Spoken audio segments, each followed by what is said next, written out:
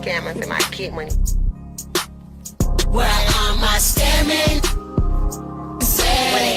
Spending that money fast. 20s, 50s, 100s cash. Boy, going that go, y'all bad. Boosting, where y'all at? Stuffing that in y'all bag. Just to flip it, pop some tag. Girl, going that go, y'all bad. Spin it, spin it, spin it, spin it, spin it, spin it, spin it, finish. I like the taste. Hey, good morning. How you doing? How you feeling? With the hitters first, girl, here, tricker calling up a trap phone. St. Thomas, St. John, St. Croix, Tortola, BVI, Puerto Rico. How you doing this morning? It's an awesome, tantalizing Thursday morning. Today is none other than July 30th. All day long. St. Thomas, St. John, St. Croix, how you doing?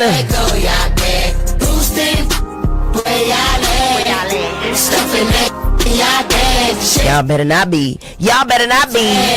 Girl, going that go. But you know what? Spin it, spin it, spin it, spin it. That's right. Finish, spin it, spin it, spin it, spin it.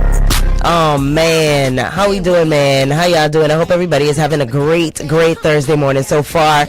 We are one day away from the weekend, and speaking of the weekend, this is going to be busy indeed. So I hope everybody is ready to get to the weekend. We got the primary day is starting up first of all right? So you already know everybody should be heading to the polls. We got a lot to do, a lot to talk about, and by the end of this weekend, we're going to have some answers in terms of who is going to be in this general election that's coming on up. So I want to say a huge thank you to our sponsors, My Lord Variety Store and Smoke Shop, as well as to the Flaming Grill STX and Liberty VI.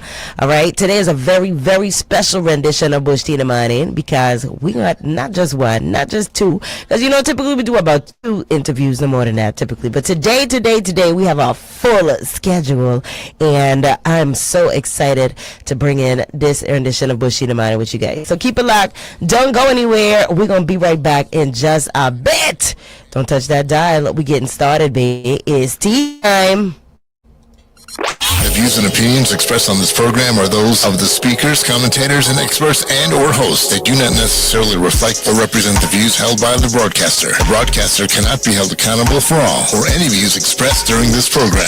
101.3 Roe FM, WEVI. You're tuned in to 101.3 Roe FM, WEVI, and Bush Tea in the Morning with your hostess with the mostest, Neka Neekes. Be sure to grab a cup and pull up. We're about to get it started. You know what time it is, baby. It's tea time. Let's go!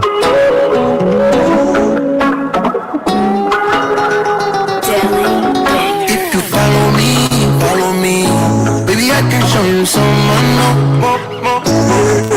If you follow me, ain't no limits on when we can go.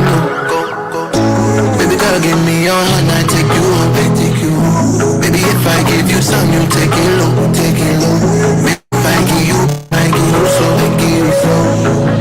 If you follow me. Go left side, go right side, go front side, go back side, go left side, go right side, go front side, go back side, go low, go high, go low, go high, go down, go sky, go down, go sky, old school, no Wi-Fi, old school, no Wi-Fi, old school, no Wi-Fi, old school, no Wi-Fi. Stand and do your dance. Don't give your crush a chance, give him a chance. Show me your moves, and you do what I do. If you follow me, baby, I can show you some more. If you follow me, ain't no limits on when we can go. Baby, girl, give me your hand, I take you home. Baby, if I give you some, you take it low. Baby, if I give you back, you so.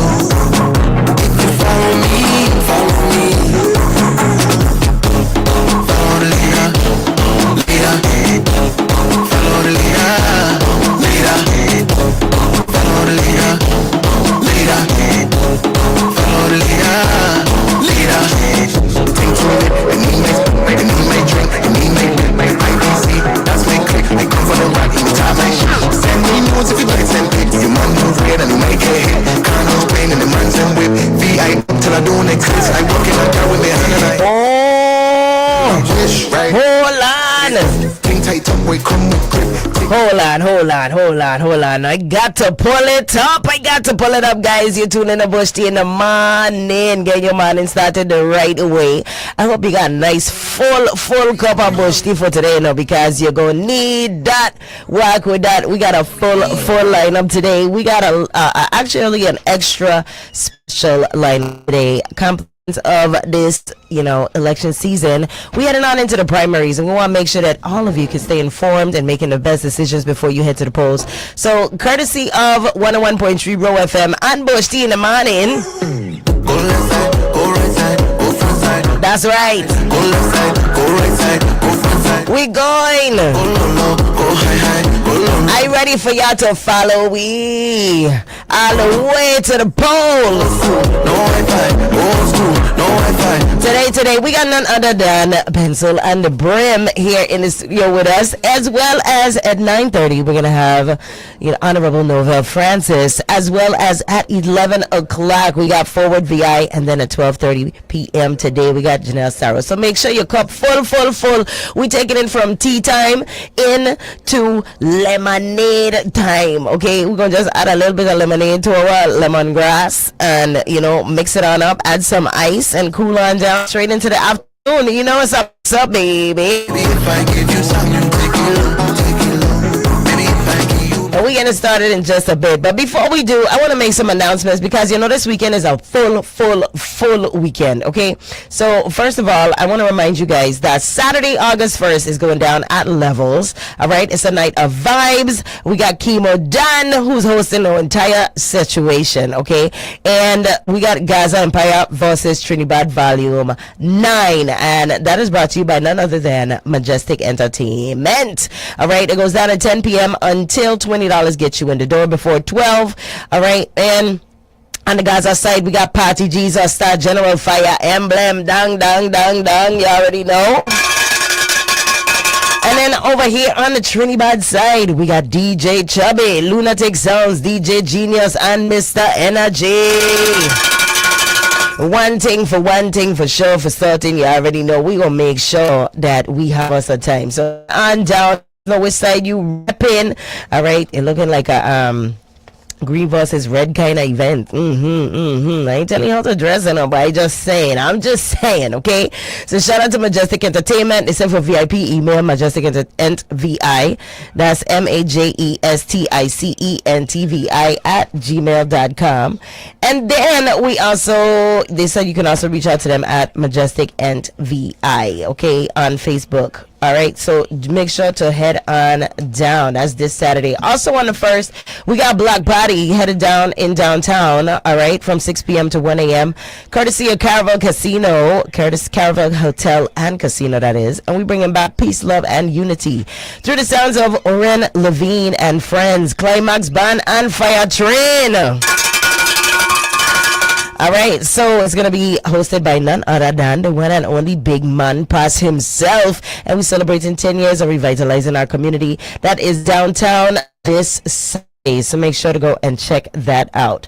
All right, we also have Rum and Rosé that's taking part. Rum and Rosé is brought to you in part by none other than, and hold on, I'll let you know right now.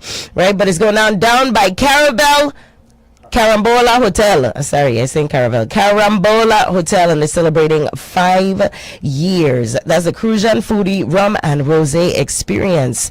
All right, Saturday, August 1st. Again, Carambola Golf Club goes down from 5 p.m. to 11 p.m. And they're asking, it's strongly recommended that you wear Island Chic pink and white summer attire. So it's pinkies up. It's looking like a very, very, superb kind of event. So come on out, have yourself an experience and get on up to get down. That's right. Okay, now listen.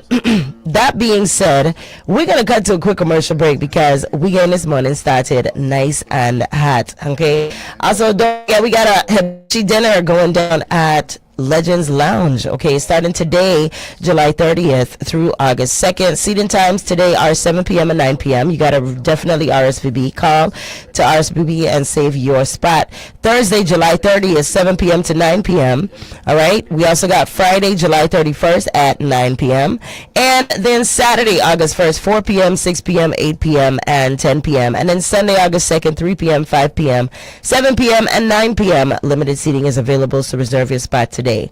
Call or text 904-356-3839. And don't miss this interactive hibachi experience featuring a live chef, real flames, big energy, delicious food, and unforgettable memories. Oh, yes. Talk to me nice. All right, guys. So without further ado, we're going to pay these bills real quick. Keep the lights on and the mics on. All right, you got some time to really fill your cup real quick. So make sure you get your honey, your lemon, your ginger, your baby, your anise, what it is you like to mix it up with. Go do that right about now. We're going to be back. It's Bush T in the morning, baby, with your girl Neeks. Keep it locked. It's 101.3, baby. Keep it locked. You're listening to Everything Virgin Islands. 101.3 Roe FM. WEVI. There's also discussion about me being ill-informed and unfit and confrontational and mature. And I want to remind you guys, July 3rd just left. Emancipation would never happen without confrontation. July 4th, America is formed as a rebuke to tyranny. We threw tea in a Boston harbor and the American Revolutionary War began. October 1st, 1878, Contract Day. 4 queens born on the town of Fredericksburg because of confrontation. Democracy is forged in fire. Democracy is a contact sport. Democracy requires confrontation. It requires good trouble. And I promise you, no one will out-prepare me. No one will outwork me. And no one will fight more than I will fight for the people of the Virgin Islands. I humbly ask for your vote and for your support. Janelle K. Soro, Delegate for Congress, number 4 on your ballot. Getting back into your routine comes with work, classes, meetings, traffic. So if you're getting back to it, now's the perfect time to switch to T-Mobile. Get the iPhone 17 Pro with no trade-in and the Apple Watch SE 3 on us. Make the most of your plans and get the iPad A16 for only $199 via bill credits plus taxes. That's everything you need to stay organized and connected. Plus, benefits others don't give you, like unlimited hotspot and streaming included. When it's time to get back into your routine, get back with more. Stay connected with T-Mobile, powered by our 5G network. Lucky Pick just leveled up now with a bigger starting pot of $4,000 and the chance to multiply your winnings up to 10 times. All for only $2 a play. Plus, try the new double play for a second chance to win for only $1. Level up your luck with the bigger jackpots, bigger excitement, and more chances to win. Grab your Lucky Pick today. Available at the Caribbean Lottery agents and the lottery vending machines island-wide. Must be 18 years and older to play. Please play responsibly. This is Kamala Harris. I am proud to endorse Stacey Plaskett for Governor of the U.S. Virgin Islands. Stacey is a proven leader who has fought tirelessly for you, and I have seen her ability to bring people together and deliver meaningful results.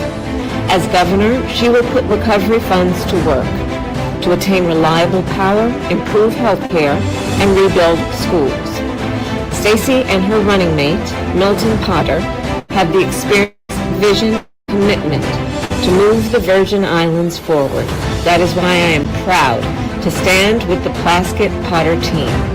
Election Day is Saturday, August 1st, and I'm asking you to vote number 2 on the ballot for Governor and Lieutenant Governor. Thank you. Sponsored by Plaskett-Potter for People. asking who is Delia Smith? Well, let me tell you. Delia is a St. Jonian wife, mother, and grandmother who has spent her entire adult life serving the people of the Virgin Islands. Her impeccable character and integrity is absolutely what we need and what earned her the historic position of U.S. Attorney. In that office, she demonstrated her courage to take on even the hardest fights and win, as well as her ability to easily form relationships and earn the respect of colleagues from both political parties. Through her work and as a lifelong resident, she knows us and the challenges we face firsthand. Her most important asset, though, is her unquestionable passion for service. To herself, donors, or special interests, but to all the people of the Virgin Islands. She is mature, competent, and deeply committed to giving us the highest quality of representation. This is Donna Christensen. Vote number 2, Delia Smith, for delegate to Congress. Vote Delia Smith. Vote your voice. Delia Smith. Deep People's Choice. Vote for Delia Smith on August 1st. Paid for by Delia Smith for Congress number 2 on the ballot. Hey, St. Croix, listen up. Your favorite spot, formerly known as Spicy Grill, is still turning up the heat as the Flaming Grill. Same flavors you love, now with more options. Located across from the Agricultural Fairgrounds on the road headed to the BMV. You can't miss it. We've got barbecue chicken, baby back ribs, pork chops, lamb chops, ribeye, and New York steak. Plus, fresh grilled salmon, mahi-mahi, and shrimp. And don't sleep on those daily specials. Kanken butter sauce, rich oxtail, Tuesday roti, and so much more. Always cooked just right. Burger lovers, you're covered. Chicken, steak, salmon, dolphin, veggie burgers with fries, wraps, wings, salads, hot sides, the whole lineup. Open Monday through Friday, 10 a.m. to 5 p.m. and Saturdays from 11 a.m. to 5 p.m. Located across from the Agricultural Fairgrounds on the road headed to the BMV. Call ahead 340-778-6270 and follow us on Facebook. Same roots, a whole new fire.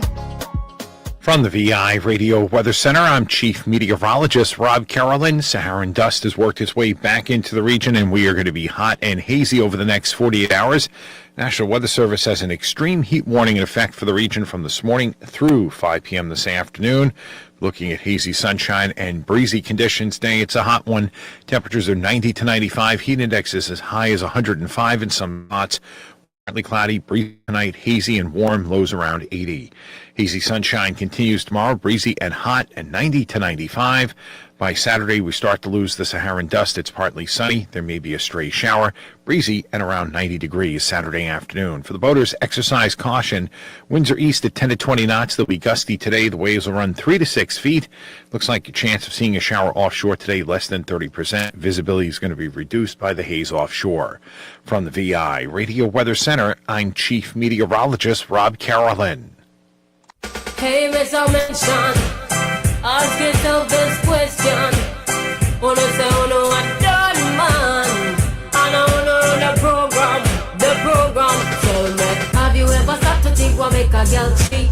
Have you ever? Hey. Like how you need to check yourself before you start kiss your cheek. She not ready for this. Yes, boy. Good morning, good morning. How's everybody doing today? It's a Tantalite Thursday, July 30th, today. Yeah, boy. And listen, I don't know if y'all ready for this, but we are gearing up to a very productive and active day today. We got more than one, not just two, not just three, but 4 different interviews that we're going to be bringing to you today. And we're starting off heavy on the right foot. They were with us just a few weeks ago, and you know, they came with some great energy, and hopefully today we can continue right where we left off. I would like to welcome back to the studio, along with another special guest. I want to welcome Kai and Andre. You might know them as the Pencil and the Brim. Good morning. Good morning to the people of the Virgin Islands. It's your boy Pencil alongside the Brim. To God be the glory, Pencil. Amen. To God be the glory. Just so happy to be here with the people of the Virgin Islands. Morning, hope you get your your cup. I was looking for some honey in here. I gotta talk to Halima, man. We need some honey in the studios, man. We got the sweetness with Neek, so thank you so much for having us again. And I'm so proud of you. I saw that full lineup and the way you marketed. I was like, oh, this is dope, man. So, you know, really feeling like we're part of history, and that's when we came up here initially, right? We told you your voice matters, go out and vote. And now we're looking at absolutely historical numbers, and it's not because of the actions of one or two people. I think the collective of the people in our generation, so your Dialogue 340s, your Fees, your Shalanas and Summer Browns, the Emanuelas, everybody that really jumped up and said, you know what, they're trying to do something. Everybody's actually trying to make a difference this go round. Yeah, and that difference is getting people out to vote, you know. Sure. The proof is in the pudding. The early voting numbers are crazy. Where we at right now?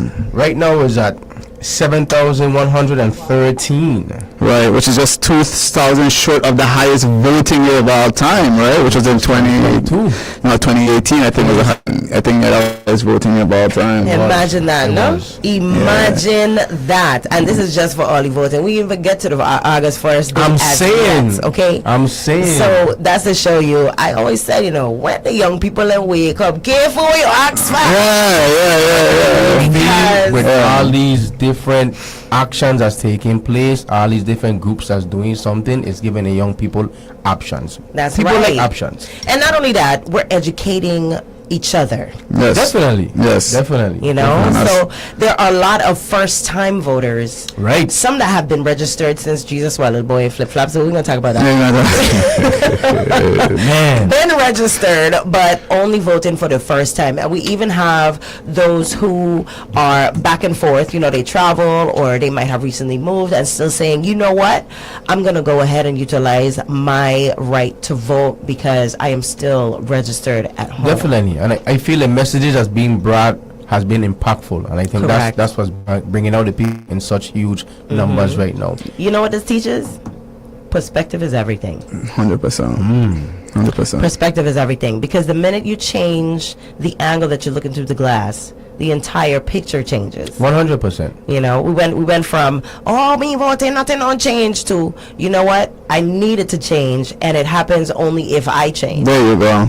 I think people realize that this is the most consequential election of all time, right? They realize that our hospitals are in absolute disrepair, our schools need rebuilding, and for the first time ever, we have the kind of funding here to make these things a reality. Correct.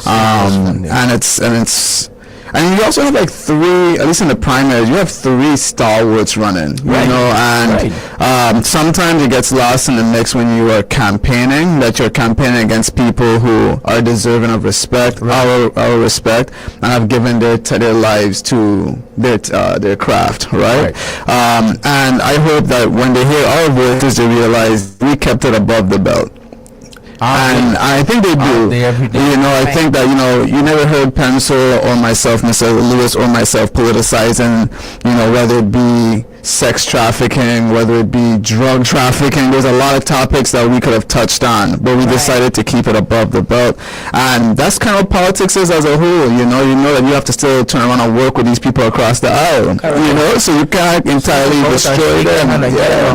Yeah, there are times you come out to the studio and the competitor's right there, right? Not a right there, right here, I'm a wrong pencil. Right there. You know, so, you know, this whole thing has been such a learning, a spiritual lesson for me, and I compare it to, you know, watching David versus Goliath. You know, we have a special guest in the studio here, and we're going to bring on in a few, and she's going to say a bunch more. I don't want to spoil the surprise, but if you know, you know. But just to know, like, when I say David and Goliath, funding-wise, you know, the Roach Francis campaign was a real grassroots funding machine. 100%. You know, we frying egg, we frying red herring, we selling breakfast. I putting up money, everybody putting up money, you know. And when you're going up against a machine that we had like 1.3 million, and then you find out just between April and today they had another 300,000. It's like cheese and bread, man. Like, this is, and I think our people realize that this election could potentially be one that's bought, right? And our Virgin Islanders, we hate stuff like that. You know, we hate going to the post office and seeing our post office just full up with flyers saying the same thing. Where the trees in Amazon are cheese and bread, you know. But the reality of the situation for me, Yeah, for me, it's one of those situations where I wanted to represent something more than just saying I'm going to stay on the sidelines. Right. When I wanted to look back at this time, I couldn't just be a person that said, I didn't say anything. I have 2 sons. I feel like they're going to hold me accountable for whatever happened. Daddy, why didn't you do this? Why didn't you say this? Why didn't you do something at this point in time? Yeah, why weren't you there? They got up and did something. Right. I'm so happy. I'm thankful for all of you. I call the flames already, but so happy for the conglomerate of us that came together in our own individual pockets, right? You know, we're working towards the same goal. We don't always have to be in the same team, right? The goal is to get people out, get people active, get them to start demonizing, stop demonizing politics, and realize that this is something that guides all of us. Right. So, you know, I want to pencil. So, how you been feeling across these last 5 months, man? My life has changed within the last 5 months. Real talk. Drastically. I think I've grown as a man. 1, 2, I've educated myself more about these Virgin Islands. Became more humble. Scary at some points. Shed some tears at some points. That's real. I'm gonna testify to that. I've been, yeah. And I bowed, bro. We've been open to the people, and it's a journey that I know I could look back 10, 15 years from now and said, yeah, Mr. Lewis, you did something. Right. You was a part of history. Because this is a historical election. It sure is from start to finish. Believe that. Believe that. And you get to see the bad and the ugly. All in one. Like, the same, you got people who high-fiving you, and then you got people who turning their nose down at you, and you have to be spiritually strong to take on something like this. And your campaign is kind of fun, man. When you see people dancing and having a good time, I want that to catch on. That's a part of it I want to catch on. Dancing for your supper. That's what they call it. You're dancing for your supper. So they're shaking their tail for that money. That's hey, well, the government's the largest employer in the territory, so yeah, dance for that supper, my people. You're wrong. On a serious note, like I said, people from my generation, and I've been seeing it for myself, I've been having conversations, they've changed their trajectory thinking on the political standpoint in the Virgin Islands. Right. And where they want to be on the other side of history. No, but it all boils down to, like, we always say, we feel like voting don't mean nothing. That was everyone's mindset. It was my mindset too. But I think, and I just speaking from my standpoint, my personal standpoint, I think a lot of my classmates who saw me in these spaces would come to me when I at work, when we all would come and ask me questions like, who made you do that video that you did? What made you do it? What made you choose this team? And we had these political conversations at big events. Like I had 3 of them at Daddy Joe's birthday bash. At a birthday bash. And I took my time and I spoke to my people in my peers. I showed them the vibes. They understood. You know, Clint Ferris said something that was, I knew it, but when he said it felt different. He says politics is extremely local. So, like, you yourself have this radius of people that you call a radius of influence, right? The sphere of influence. And they look towards you almost to be a guide or barometer even on, like, what's going on. You know, so you just showing interest is sparking that. And we live in such a small place that one person could impact dozens. And we've seen elections be lost by 7 votes, a half a dozen, right? So it's just like the power that you have in the Virgin Islands is massive. We came on to Bushti in the morning the first time saying that your matters, we were repping a team heavy. We just wanted people to go there and vote. And I think that's honorable. You know what I'm saying? I mean, we could have come up here and be like, vote Francis from day one. We said, no, man, like, go there, garner knowledge, see who you fit with, see who's filling your needs and what you need to hear in your leadership, and go with them, right? But go there and get exposure. And then we came back saying, you know what? This is the team that we feel. Right? And I think that's fair. So today, folks, you know it's Rose Francis all the way on August 1st. Push 1 on the ballot, pound for pound, the best out there. I wanted us to have a heart-to-heart with you because we're humans at the end of the day. And for man to tell you that we cried, I mean, I boo-hoo when my grandmother died, man. Stepping into these spaces is not easy. You're going against massive power structures. They sending their friends to tap on your shoulder, and you starting to create conspiracies out of nothing too, or not nothing. But like, you know, when we were supposed to have one of the largest primary motorcades of all time, and then we lose such a huge figure. I mean, this guy was literally the lieutenant governor's bodyguard. and he lost his life 29 shots outside of his home, leaving his home to go work. Wow. The day of the motorcade. Yeah. Like your mind gonna gotta tell you, well, this don't feel correct, right? You know, people telling you because you there in a campaign, hey, Kai, be careful, be careful. You know, and you gotta go back home to your wife and your 2 kids. It's something worth saying that this has been a spiritual journey. So let me get this straight. Do you guys feel like that specific incident was politically driven? I mean, I just, like I said, a lot of people, when I came to the headquarters, people were talking like that. You know, and I think that in other places, and thank God that it hasn't been that way in the Virgin Islands, but you go to Jamaica, you go down island, politics is life and death. Labor Union, the Labor Party in Jamaica, we've seen it. We've seen politicians arm their surrogates to go against the opposition. You know, you got people who live in the same house that can't talk to each other during politics. I just think that we're fortunate that's not that way. Right. But to answer your question, it's like I said, even in these spaces, because you don't know what to believe. You don't know what to believe, you know? And people want this thing worse than we do. And people are willing to go lower than we are by any means necessary to win this election, because people's livelihoods do depend on it. You know, for Penta and I, we're in the private sector. Right? And we want to influence people to do the right thing. We believe in hard work and meritocracy, and that's why we're looking at Tregenza Roach and Northwell Francis and the likes that we do. That man worked 30 plus years serving our people. You know, the values to run towards gunshots. Right. I remember the first time I bust a gun down, I was like, these things shouldn't exist.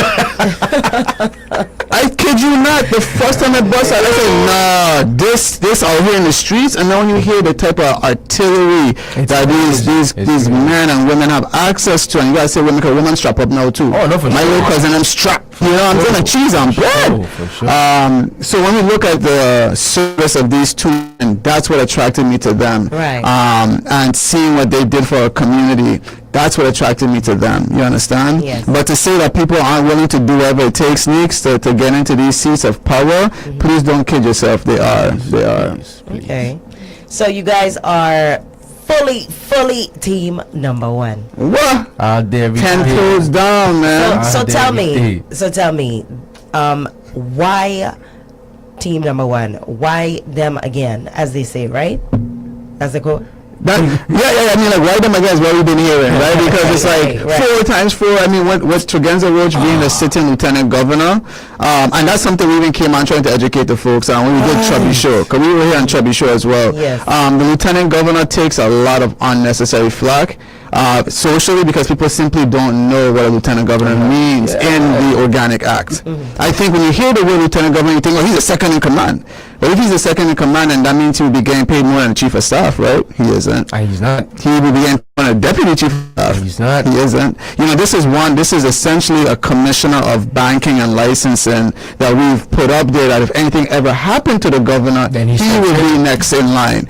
But he's not a part of I remember talking to people like Carl Knight and these other individuals, and I'm hearing Tregenza wasn't even in the room for a lot of these decisions. Come on, no. He wasn't even invited to meetings. Can he hire his own secretary? He can't hire nobody without the signature of the governor. You know, and I think that's something that we can work on now. You have the Constitution being written, and if we want to see the lieutenant governor really be second in command, and that's something we should be writing into our Constitution, which is happening right now. As we speak. As we speak, you have people like Usi Richards, Rupert Ross, Devin Carrington, Imani Daniels. Several Virgin Islanders were elected to go and write your Constitution. So that parity is what we want to see. Yes. Then we can write that in. But until then, the lieutenant governor, in my opinion, is a glorified commissioner. And I've said that to his face, and I'm saying that to the people. That's all he is. You know, we have this feeling that, he could check the governor.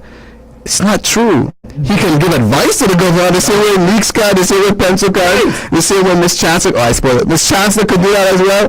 Folks, this morning we have the great Miss Karen Chancellor with us. She's a stalwart in the education space. She started off, I believe, at Alexander Henderson. You started off at Alexander Henderson? Off at Complex. At Complex? Yeah, I actually started off teaching at Complex in 1995 when they first opened. That was my first public school job. You were born in 95, Pencil? Okay, thank you for that. I'm gonna tell you. That's scary. That's scary. Listen, right? I remember in 1995 when the complex first opened, and I think that gave me such a unique perspective to be able to see what it's like to start out in a brand new building with a brand new principal, Kurt Violet. Hey. And I have to admit that he was a good principal to have as a new teacher, because I noticed that these days there's some administrators that they're not as connected as maybe they could be, you know,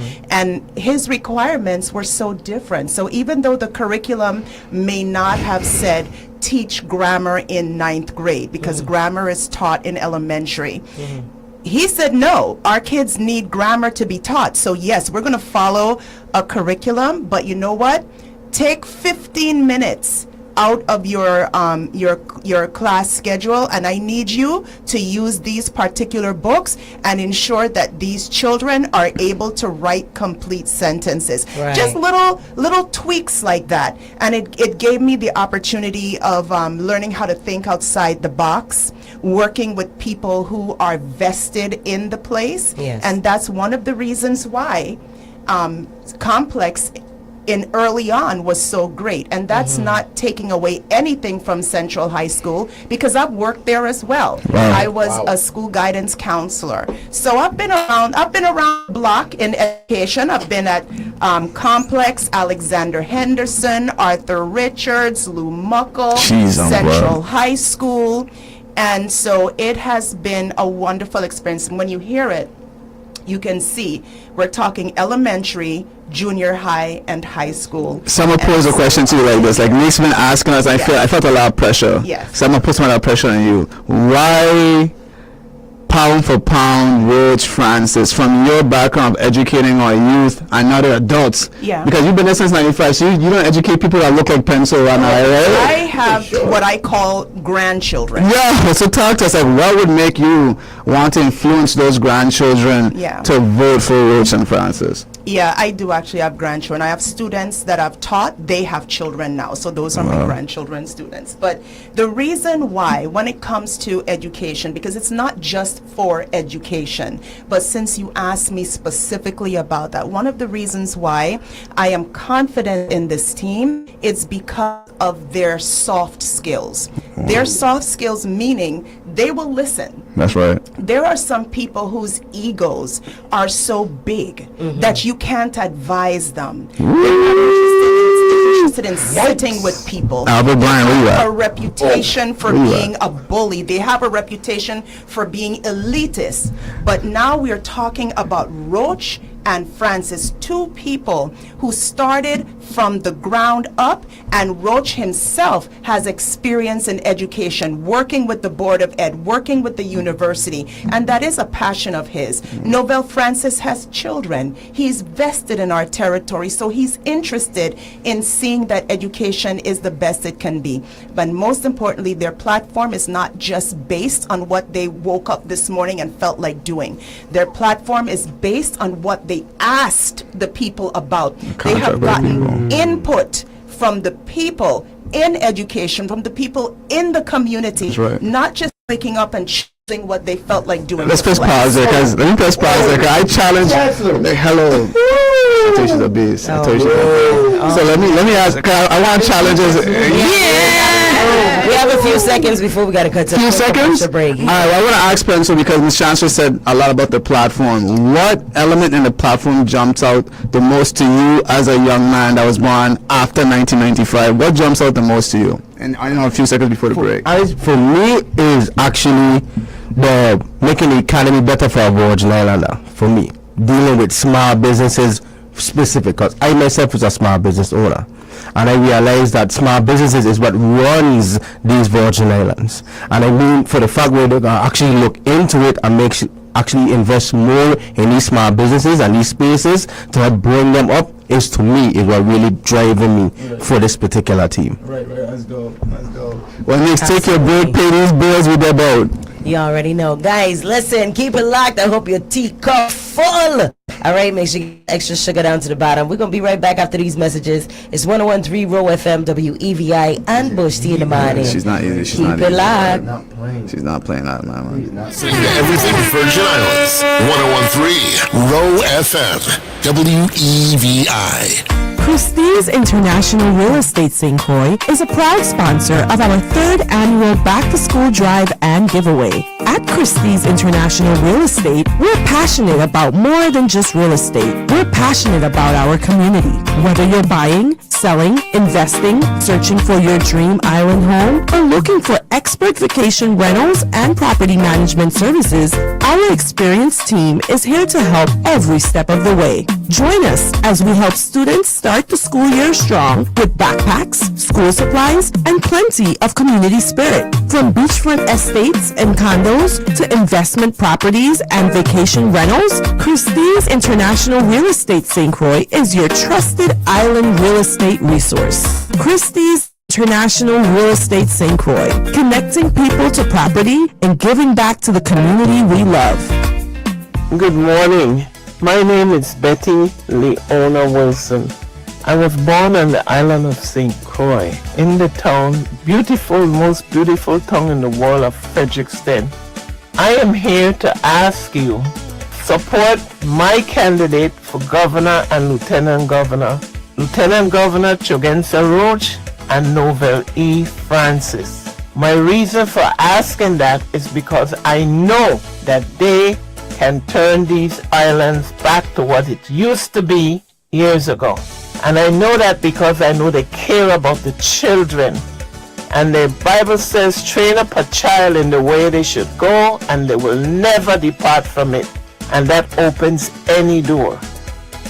When you go to the polls, I'm asking you to vote Lieutenant Governor Chugensa Roach and Novel E. Francis. Paid for by Roach Francis for Governor and Lieutenant Governor. Good day, fellow Virgin Islanders. As many of you may know, it's always been a struggle to increase voter turnout. That doesn't mean it's not a battle worth fighting. Whether you're a Democrat, Republican, ICM, or independent, you can be a champion of democracy by encouraging your family, friends, neighbors, co-workers, and colleagues to vote in the 2026 election.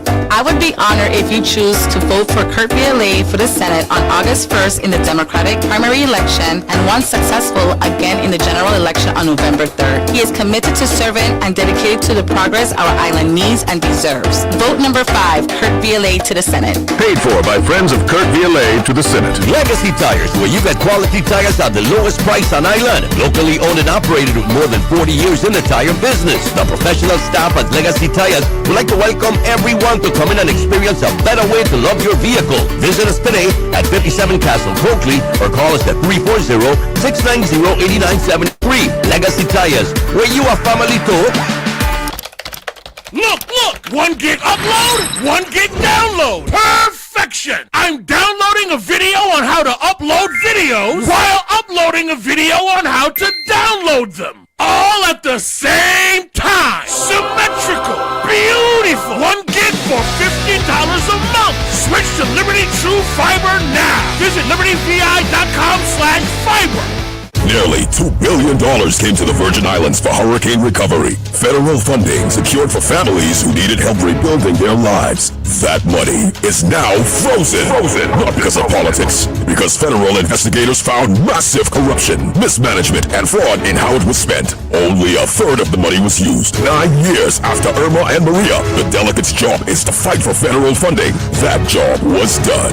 The governor's job is to manage it honestly and deliver results. That job was not done. Virgin Islanders didn't lose money because of the delegate in Washington. They lost it because the people responsible for spending it let them down. Accountability starts at home. Paid for by the Virgin Islands Advancement Coalition. Not authorized by any candidate or candidates committee. Girl, where did Jackie's Beauty Supply go? I stopped by the old location and it was empty. I almost cried. Where am I supposed to get my edge control wigs and beauty supplies now? Oh girl, calm down, boo. Jackie's didn't go far. They just moved right behind the old location. Wait, what? Yep, they're now on the first floor of the Gallows Way building. Same great products, just a brand new location. Whew, you had me worried. And it gets even better. Shop for clips, bows, ribbons, crochet hair, everything you need for gorgeous boho braids, plus clips and bubbles. Mention you heard this ad on the radio and enjoy a buy one, get one free offer on select clips and bubbles. Perfect. I'm heading there now. Visit Jackie's Beauty Supply, now conveniently located on the first floor of the Gallows Way building, right behind the location. Open Monday through Thursday, 9 a.m. to 7 p.m. Friday and Saturday, 8 a.m. to 7 p.m. And on Sundays, 11 a.m. to 5 p.m. Just call 340-778-3610. Jackie's Beauty Supply. Same great beauty essentials, exciting deals, and your new favorite shopping destination. We appreciate our teachers for back to school at Jackie's Beauty Supply. Save $10 to $50 off our entire wig selection.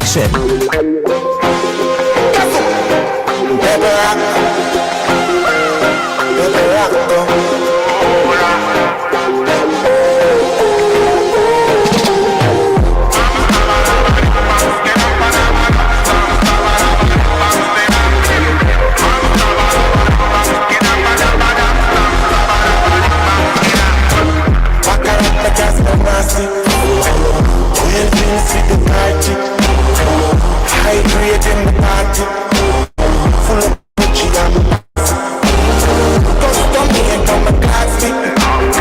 Worst me jeans are Versace. Woman is a natural party. She make me image this in the classy. So everywhere we go, we take the rapping on the stereo. I get the piece of those the hydrants. Just nice to step on the island. Oh Lord, oh yeah. Everywhere we go, sweet said you're rocking on the radio. We'll find a woman over wine pan. Just nice to step on the island. Oh Lord, oh yeah. I please, I saw you so coming like. Girl, I give me room, say she want me go me night. So me toast the curtain, I like some sunny night. Rest me burn the trees and my mind say just the vibes. Shatters off with tools, arms, don't no bother try.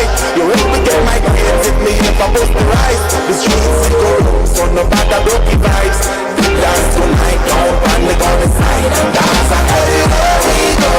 We take the records and the stage, I get the piece of those the hydrants. Just nice to step on the island. Oh Lord, oh yeah. Everywhere we go, sweet said you're rocking on the radio. We'll find a woman over wine pan. Just nice to step on the island. Oh Lord, oh yeah. Summertime sunny outside. Me and my cat dip on a boat ride. First of all, thank the most high. That me still there, I figure out life. From the land of the wild and free. Every day is fantasy. I'm living. I'm glad to be. That's all of the West Indies. Yeah, everywhere we go. Take a visit on the radio. Take a piece of us the high chance. I saw my diamond on the island. Oh, I know where. Everywhere we go. Since you get rocking to the stereo. Oh, I know what the guys go right on. I saw my diamond on the island. Roe FM.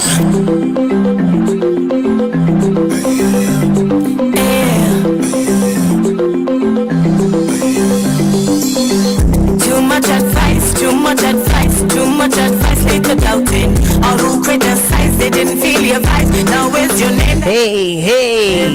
All right, and we're back. It's 101.3 Roe FM, baby, with your girl Neeks, your hostess with the mostest. That's right. Cups are filled, and we are in here giving you the spill, guys. That's right. We got none other than Pencil and the Brim. For the people, okay? So tell me, first of all, because last time we said it's for the people. Now we come back, and I loving the vibe, the montage, all the good stuff. Tell me, what initiated the little change? The Pencil on the Brim. This guy, man. Like Nick, I think I said this the last time I was here. Like, as a black man, especially, the target on your back is there already. Right. And when you start telling people like what you do, what you've done, company is, that target just keeps on getting bigger and bigger. Ooh, wow. So I just learned to kind of mind my own business and stay in the shadows, and not to forget to drink some water same way. But pencils. Hello. Yes. So the pencil, Mr. Lewis, in fact, got to see a lot of my story firsthand, and he kept on saying, "Kai, you got to tell the people about it. Right. You got this. This is pure inspiration. Shed some light. Shed some light." And he's pulled me out of my shell to say, okay, I'm willing to open up to the public. So actually, if it wasn't for him, I wouldn't be doing any radio. And that's a little sad, but that's a fact, right? So I want to say, special gratitude to you, Mr. Andrew Lewis. Shout out to all the supporters we have with the campaign, especially Mrs. Juicy, Linda Prentice, Miss Yvette, Mr. Prentice. The list just goes on and on. Hadasha. And all these people are just like out here supporting Charles D. Peters. Yeah, and I think we're the actual pencil and the brim came about was who was in the yard having these conversations how we talking right now to everybody, and we tell people we just want you guys to come on this journey with us because it's new. This is not something that was sit down and scheduled and planned and rehearsed. No, we're taking these blows as it comes to us. blows. And we're still going. And it's just to show the people it's there. It can be done. It's not easy, but if you really want to do it, you have to put your best foot forward. And for the people grew out of, that's just always been my techniques. Everything is for the people. Everything has been for the people. For ourselves. Moving back home was off air. There's a lot of great conversations that be happening off the mic, but moving back home was a self-sacrificial journey for myself. I didn't have to. I achieved the American dream. I did, right? I came straight out of college and I worked for Michael Bloomberg on the Bloomberg Law platform. I was playing around with AI long before they even called it AI. And I was making him millions because I combined Bloomberg Law with Bloomberg News, which people could hedge on the markets based on news and presidential law. And I was a little black boy from St. Croix. Some of that million. That's my point. And so when I said it's David and Goliath, it really is for me David versus Goliath, because sitting on this other side and knowing what I'm up against, I got pictures with this man. This is somebody that I just brush up on, right? And I left that situation to come back home to make this place better. I was actually challenged by Johannes Waterday, who's now the head of the Soccer Federation here in the territory. Shout out to you, Johannes. I was basically being one of them keyboard warriors, what's going on back home? Why are we doing this? And he was like, well, come on, do something about it. And that's the kind of man you was kind of challenged, because I ain't just talking to talk. I found my entry point and how I could come back home, and I took it. And even then it was filled with hardship, but we're here now and we've done well as a people, and we really want to ensure that more people know they could come back home. So if they hear these voices, know my people, you could come back home and make it. We're not saying it's going to be easy. Like the last time Nick said, sometimes based on who you know, but you know people. This is home. You know people. We have a 1 degree separation from our governor. I could guarantee that. So definitely come back home and try to make an impact the way we are, but educate yourself. And that's why I want to take this conversation next, Neeks. I think education is the great mobilizer. I come from Grove. I live in Grove to this day. Born and raised. And I used to sleep 4 to a bed in Lorraine Village. Having to fight every day in school. They know about planet. Up, down. You understand what I'm saying? Yeah, head to foot. We come from that, you know what I'm saying? And education being the great mobilizer, I was always somebody that just enjoyed school, so I wanted to support myself through education, and I came up through that. But what I realized here is that a lot of people need to start really investing in their youth at an early age. So when I see our platform speaking about pre-K engagement, that's massive, right? When I see a platform that talks about pre-K to 16, people are like, what's 16 is? Now they're including that first 4 years of college, which is undergrad. Having a master's degree is almost like par for the course now. I know people who got multiple PhDs. My sister went for a second PhD right now. Shout out to El Nelson, man. I love you, bad girl. So it's like one of those things for me where if they're not talking about education in that fundamental way, they're not for me.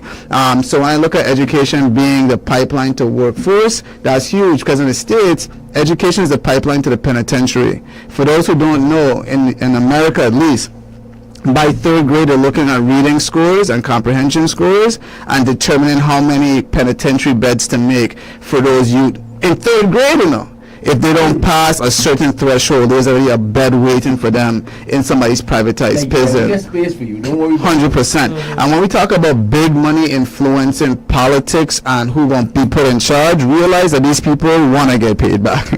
Realize these money putting up money for no reason. I've sat in these rooms.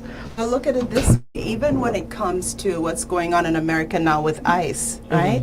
That's a way of paying back supporters. Because the people that are holding these illegal immigrants, or some of them are legal immigrants, so the people that are holding the immigrants in their containment units, so to speak, that they're making a lot of money. It would have actually just been cheaper to put them up in like Holiday Inn, you know, but they're paying a lot of money for subpar treatment, but that's a way of paying back your supporters. And so when it comes to campaigns, you have to realize with a lot of these people, you have to pay them back. Can we touch on something that I saw in the paper? Someone sent me this thing with the campaign contributions, if you don't mind. Go ahead. So, based on what I'm seeing here, and what is that? Is that the Daily News? Is that what That's that the is? Daily News. So, based on what I'm seeing here, it says that the campaign contributions from the Donna Fred Gregory and Moorhead team was $62,395, right? That's between January and June, okay? Makes sense, okay? Roach Francis, that has been working really hard, doing all the little breakfast sales, you know, doing all these little tiny donations. You're talking $79,000 between January and June. Right. $79,000. And now that's January through June, so 6 months. Right. Not even 6 months, just April, May, and June. In 3 months, the Plaskett Potter team has raked in $308,473.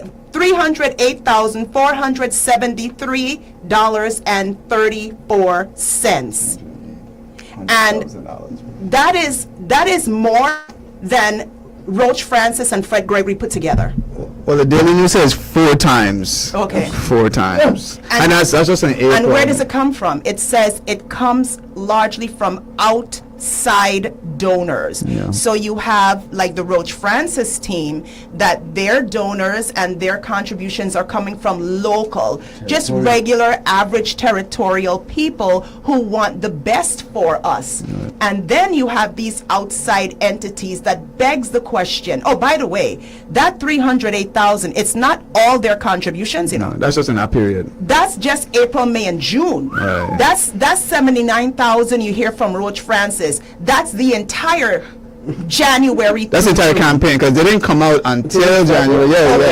That's January through June. That's 79. So how do you rake in 3 months $308,000? And that didn't she get like $150,000 from Bloomberg the other day? I spent 25 of it already. Okay, so and that's not included in this. That's wild. Okay, so this 308, I am suspecting that we're talking in the millions. Yeah, well, I remember when I first started, again, David versus Goliath, when I first came onto the campaign, I heard that they had worth just at 1.3 million. But then how do you pay it back? Because why would somebody in the mainland, like why would somebody just come and give you $200,000? It ain't happening. No, it's not happening. You know what's happening? St. John sales. Okay? That's what's happening. No beach access. St. John sales? Explain on that for me. No, when I say St. John sales. No beach access for the locals. That's what we're talking about. That's what I'm talking about. You know. Selling out the land, right? So to speak. Okay? Just like next thing you know, you can't go down to a certain beach in St. Croix. Right. Because it's the best beach and some developer wants to keep it for whatever they want to develop. And I consider that an insult to our people, because we are here. These are our beaches that we should all have access to. You know, Mr. Chancellor, your fears aren't far-fetched. I keep on using Jamaica because I think Jamaica is probably one of the largest politicized spots, right? You know that 98% of their beaches, their locals can't go to? Wow. 98% of Jamaican beaches, Jamaicans can't go to. So my question is this, because the laws are already the laws, right? And Virgin Islands beaches are accessible to the public, correct? Yes. So, question, and this is just me because I'm sitting here, you guys are giving me all this information, some of which I've heard before, some of which I haven't, right? So, unbiased, I want to know, at the end of the day, this isn't the first campaign we're experiencing. And campaign contributions are not something that's new to this campaign season. So have those things happened in the past? I personally, not started with remembering the, seeing the massive No, amounts it started, like this. it started with the young. Say that again? It started with the young. Oh, speaking of which, so you're saying aren't the laws? I think you just said that. Yeah, the laws are already the laws. Well, So why would a campaign season change that? No, those could change. What happens when you owe someone something, so they say to you, I need you, Governor. Remember, I donated to you. I need you to change these laws. I'll make up an example. Something I read online, right? For example, let's just say that a law says you need to give 72 hours notice of travel or something. I'm just making it up, right? And then that individual that has contributed thousands and thousands of dollars to your family or to your campaign or to something says, I need you to change that. You are under obligation then to come up and say, okay, no problem. So then he's going to tell you, here's the language I want you to use to bring to the legislature. I want you to bring this to the legislature and tell them I need them to change this. But that doesn't guarantee that. And I already have some them on my payroll anyway, so they're going to help me convince the rest. So now sometimes you might get some concessions, and some of the senators are innocent. They don't know that's going on. Or sometimes it's that you don't get everything you want, but you get some of what you want. The point is, it's access. And when you are contributing thousands and millions of dollars to people's campaign, you are doing it because you want access. You want access to the governor. You want access to the people. And personally, I consider that dangerous. It is dangerous. I mean, remember they just made spending in campaigns part of their freedom of speech? You know, like, this is not new. It's new to the Virgin Islands, but It's this new is to not, the Virgin Islands, you're saying? Yeah. And it was tracked because we can actually track when contributions became into the millions. The first time it ever happened was with the young, and that was largely because of the big E, right? So then that means that we have situations in the past where these things have happened, where laws have been changed to cater to a certain demographic. So can we get some examples of that? Because remember, we have a lot a lot of first-time voters, a lot of people that are now getting into the mix, right? It's getting mixed in. So for those who are new to the scene, give some of the history. Well, I'll tell you what. I can mention something that I read online, right? Allegedly. I read it in the Epstein files. I don't want to really spend too much time on that because I think, if the people want to know, I think our people still have a shame box left. And so I trust our Virgin Islands people to do their research, to go online and to look to see, what happened? Why is it that the victims of Epstein were, coming behind certain people or whatever? They can go look for that. But it was alleged in the files that there were certain laws that he wanted changed, and so he went to certain politicians and said, I need you to get this done. That happened. And now what would behoove the people of the Virgin Islands is to see who are those politicians supporting, because then you will know what they expect if that person wins, right? So now, if you don't mind, we can segue over to a question that I think a lot of people have been asking, because they're talking about, Roach's Albert and this, that, and the 2.0, yeah. And from what I heard, that is the ploy of the opponent, is they said that they will ensure that the public ties Roach to Albert because they couldn't find dirt on Roach. So they said, we're going to tie him to Albert. And it's so sad to manipulate our people. I can't support the manipulation and disrespect to our citizens in our community. So I'm glad that Kai spoke about the job of the lieutenant governor. That's like, if I were to accuse, and I, by the way, Albert did some great things. Look at the money that we have for hospitals, right? When we came on, when the team came on, right? There was a certain amount for hospitals, a few million, but it wasn't enough, because then you had to discuss, are we going to just repair the hospitals, or are we going to replace them? And if we replace the hospitals, are we going to upgrade them or leave them just the same? And so in 2017, you had the assessments. Then by 2019, you had to work on the modulars. 2022, there's something called Section 428, where they were talking about the fixed costs and the negotiations and all these shared and the match and this, that, and the other. And so now the current focus, we're at a place right now where finally we have the agreements that we are ready to build. But I think the people they deserve an answer. They deserve the answer. Why is it that the hospitals and the schools were not built before? Because I deserve that answer. And so finally, I did find out the answer, and it's online. You can go look for it. Everything is a process. The process is so lengthy, and the Albert Bryan team, they negotiated hundreds of millions of dollars more, billions of dollars more. So we are not just repairing hospitals, we are replacing hospitals, we are upgrading hospitals. It's sad that it takes time, but we're dealing with FEMA and federal funds that I don't want Trump to pull back. Yeah, I mean, I don't want you to overlook this. Go ahead, Nick. Sorry. I just want to, because as I'm listening, so on one hand, when we started the interview, you guys are pretty much saying, choose this team because we're going to be able to continue where we left off. We don't have to start over. It's not going to take us 2 years to figure out, and by continue, we don't mean keeping same individuals and following any kind of trend. By continue, the team means the rebuilding process. That's what we're talking about. No more Polly Josephs, right? Yeah. No more stopping like that. Yeah, just the projects. We're not talking about continuing any type of fraud or mismanagement or anything like that, because it's a different game we're playing here.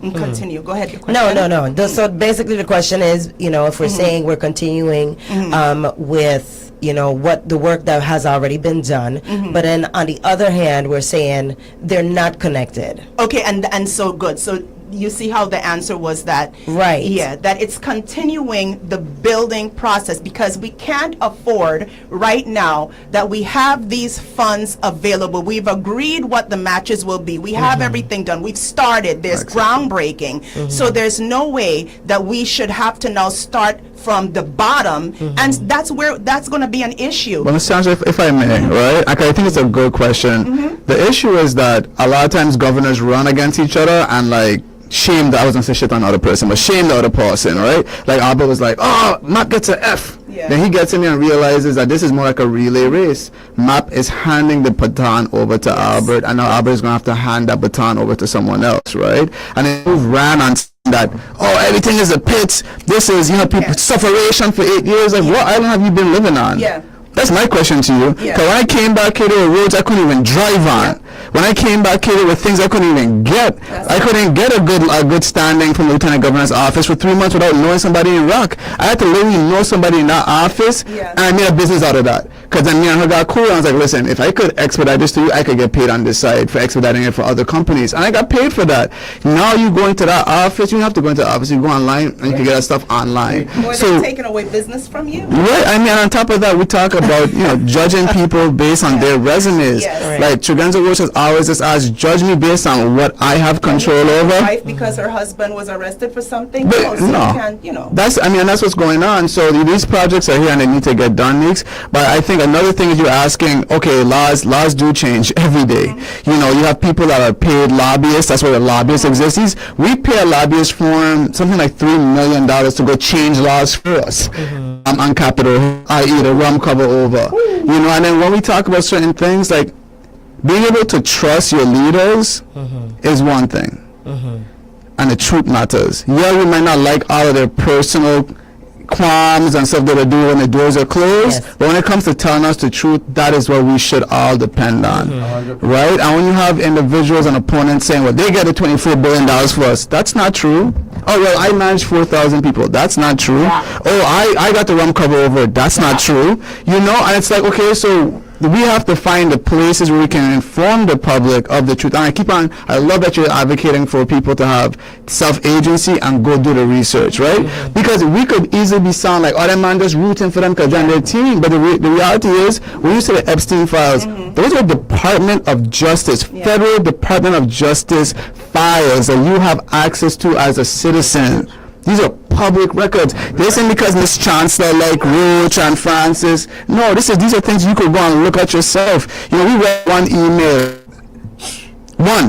Neeks, we read one email from the Epstein files and St. Clair. And I tell you the kind of calls I got for reading one email. There are hundreds. Listen, there I are read hundreds of emails. Because I didn't know. Honestly, I didn't know. And the more that I saw, the angrier and the more disappointed I got, because I felt like I've been a fool. Yeah. Like I felt like all these years I didn't know. Like I didn't know first of all, I never knew he existed. I'm in St. Croix, working in people's school, taking care of people's children. Wow. Right? I'm focused on my kids. You know, I'm focused on my grandson. I'm doing different things for my family, and I'm working. I didn't know that there was a guy named Jeffrey Epstein. I didn't know anything until it came out, but people in those circles, they knew. From but early. Money, the love of money is the root of all evil. So you maintain these relationships so that for the benefit of the funding that you can get. And there's some people that just like power and like money. So that's what it is. Can we talk about one of the major issues I don't think that the other teams are looking at in our system, in the government, and that's the way we treat people, right? And so I know that in the Department of Education and in certain other departments, they've had enough. They're fed up. And I'm not. Okay, we've politicized a lot of positions, right? And it hasn't been based on that person's skill set. It's been largely based on what that person knows, right? So I mean, when you have an administration that's openly saying, "Listen, from day one, as per code, you're going to give us your letter of resignation, and then we're going to look back at your resume and judge you based on your resume. We're going to judiciously take a look at the other talent around you and see who's better fit for that job." You know, and I think that's what you're talking about, because when you get hired and you went from being a paraprofessional to now a superintendent, it beckons the question of how the hell you got there. That happened because you have the right last name. But the thing is that, so here's the thing. What I love with this team is that they have put in policy a mandatory training for all their executive leadership. Institute, yes. And so they're talking about making sure that commissioners, directors, superintendents, managers, that all these people are trained on how to manage. They're trained on policies. Why is it that you have so many grievances in your department? So what we're doing is we are looking to put this, not we, because I didn't make it up. It was the Roach Francis team. You're part of that, though. I'm part of the team. Yeah, you're part of that. What we're doing is looking at how to have people better trained. Because if your employees are not happy, your job is not going to be done well. And ultimately, what we want is a happy community, that the needs of the people are being met, that the employees, whether it's in a school or a hospital, the employees want to go to work. Once upon a time in education, hold on, Miss Chancellor. you know. Oh, yeah. Miss Chancellor, hold on. Okay. I see it's 9:15, and you know we could go all day. But I'm so, I'm so happy we're here. We got more time. We'll be back on Saturday. You got to come with us on Saturday. I love it. Yes, Mix, thank you so much for opening this door to us. Thanks, Halima. I wish we had more time, but can we say some goodbyes first? Yes, let's say goodbye to the people. Sure, goodbye. I want to encourage the community to please vote for Roach Francis, right? Vote number 1 on the ballot. Don't fall for the propaganda that Roach is just another Albert. If that's the case, then we could look to see which governor is supporting Stacey Plaskett, right? And then say maybe that she's giving that governor a 3rd term. But that's not what we're here for. We're judging people on their individual characters, on their resumes, what we know of them. These are people who live here with us. We know them. They're accessible. You don't have to be be wealthy to access them. So I'm asking you, please, help us to change the Virgin Islands this is an opportunity for great improvement. And so vote number 1 on the ballot. Give our team a chance. You couldn't find dirt on Roach, so you try to make up stories. Number 1 on the ballot, Roach Francis. Thank you so much, Pencil. My people at the Virgin Islands, thank you so much, Neka Neekes, for having us here today. Hey, same thing that I say all the time. My generation, especially, your voice matters. Boom. 110%. Your voice matters. It means a lot. It means well. If I hear you doing it, you guys could do it too. Whoever you guys decide to vote for, I just tell you who I voting for. Number 1 on the ballot. Hey, thank you so much, Neeks. Kai Nelson. I won't keep it short. Love yourself, love the people around you, and have a beautiful day in these beautiful Virgin Islands. Thank you so much, Neeks. Absolutely, guys. Thank you so much for coming in yet again.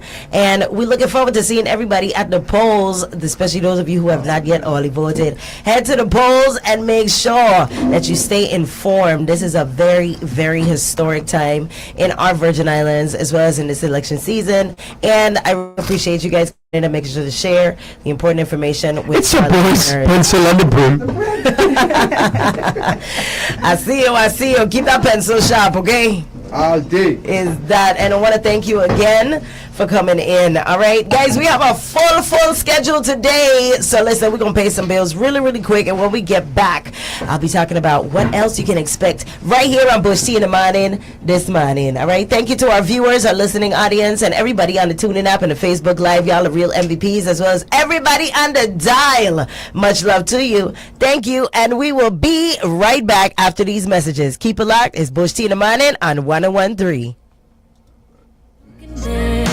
You're listening to Everything Virgin Islands. 101.3 Roe FM. WEVI. We hear the Francis team talking about honesty and integrity, but those values are proven through actions, not words. Honesty and integrity are demonstrated when no one is watching. When Donna Fred Gregory served as president of the legislature, she launched an independent audit of the legislature's finances to review contracts, strengthen internal controls, and ensure taxpayer dollars were being spent responsibly. But when Novell Francis Jr. became Senate President, he canceled that audit before it was completed. So the question is simple. Why stop an independent review of public funds? What was there to fear? Honesty and integrity aren't campaign slogans. It's about doing what's right, even when it's difficult. On August 1st, make your vote count. Choose number 3 for Donna Fred Gregory for governor and Rodney Moorhead for lieutenant governor. Choose transparency. Choose accountability. Choose results. Paid for by VI Now for DFG. Look! 1 gig upload, 1 gig download. Perfection! I'm downloading a video on how to upload videos while uploading a video on how to download them. All at the same time. Symmetrical. Beautiful. 1 gig for $15 a month. Switch to Liberty True Fiber now. Visit libertyvi.com/fiber.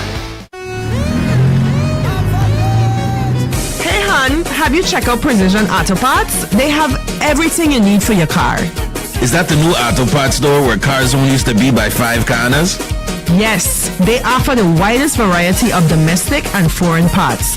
From oil to batteries, filters to lawnmowers and trimmer accessories, they have it all. Wow, that's amazing. I heard they had the lowest prices in town too.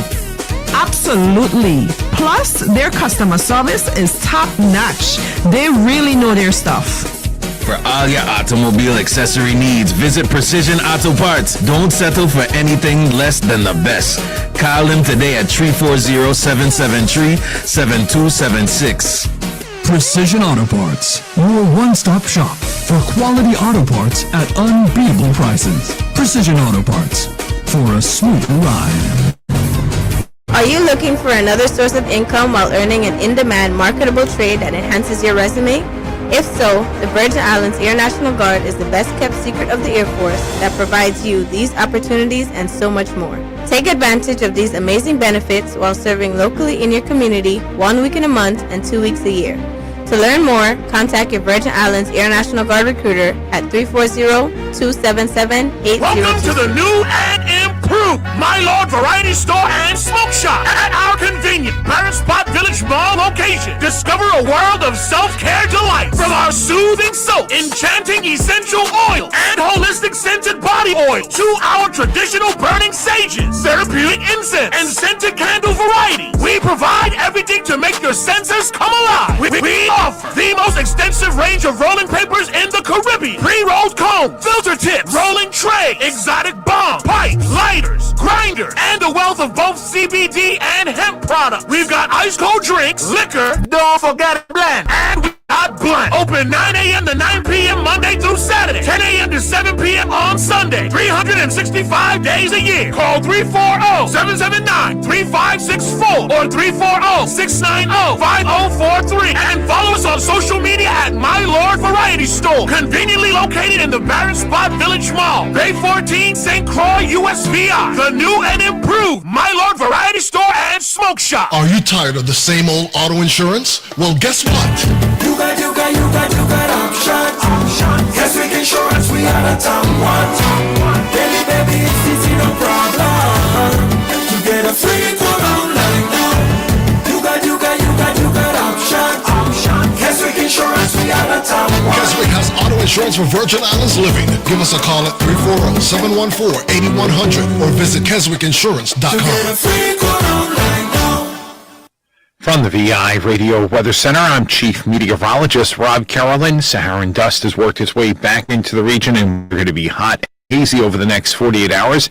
National Weather Service has an extreme heat warning in effect for the region from this morning through 5 p.m. this afternoon. Looking at hazy sunshine and breezy conditions today, it's a hot one. Temperatures are 90 to 95. Heat index is as high as 105 in some spots. We're partly cloudy, breezy tonight, hazy and warm, lows around 80. Hazy sunshine continues tomorrow, breezy and hot, and 90 to 95. By Saturday, we start to lose the Saharan dust. It's partly sunny. There may be a stray shower, breezy, and around 90 degrees Saturday afternoon. For the boaters, exercise caution. Winds are east at 10 to 20 knots. They'll be gusty today. The waves will run 3 to 6 feet. Looks like a chance of seeing a shower offshore today, less than 30%. Visibility is going to be reduced by the haze offshore.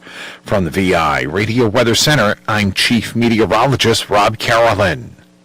It's one of two things you can do. Either fight up yourself on how to find the hottest music out right now, or tune in to 101.3 Roe FM WEVI and discover music from yours truly. Just like Adam on time, Roe FM they ballin', oh Lord. Roe FM they never love a station so bad. Roe FM.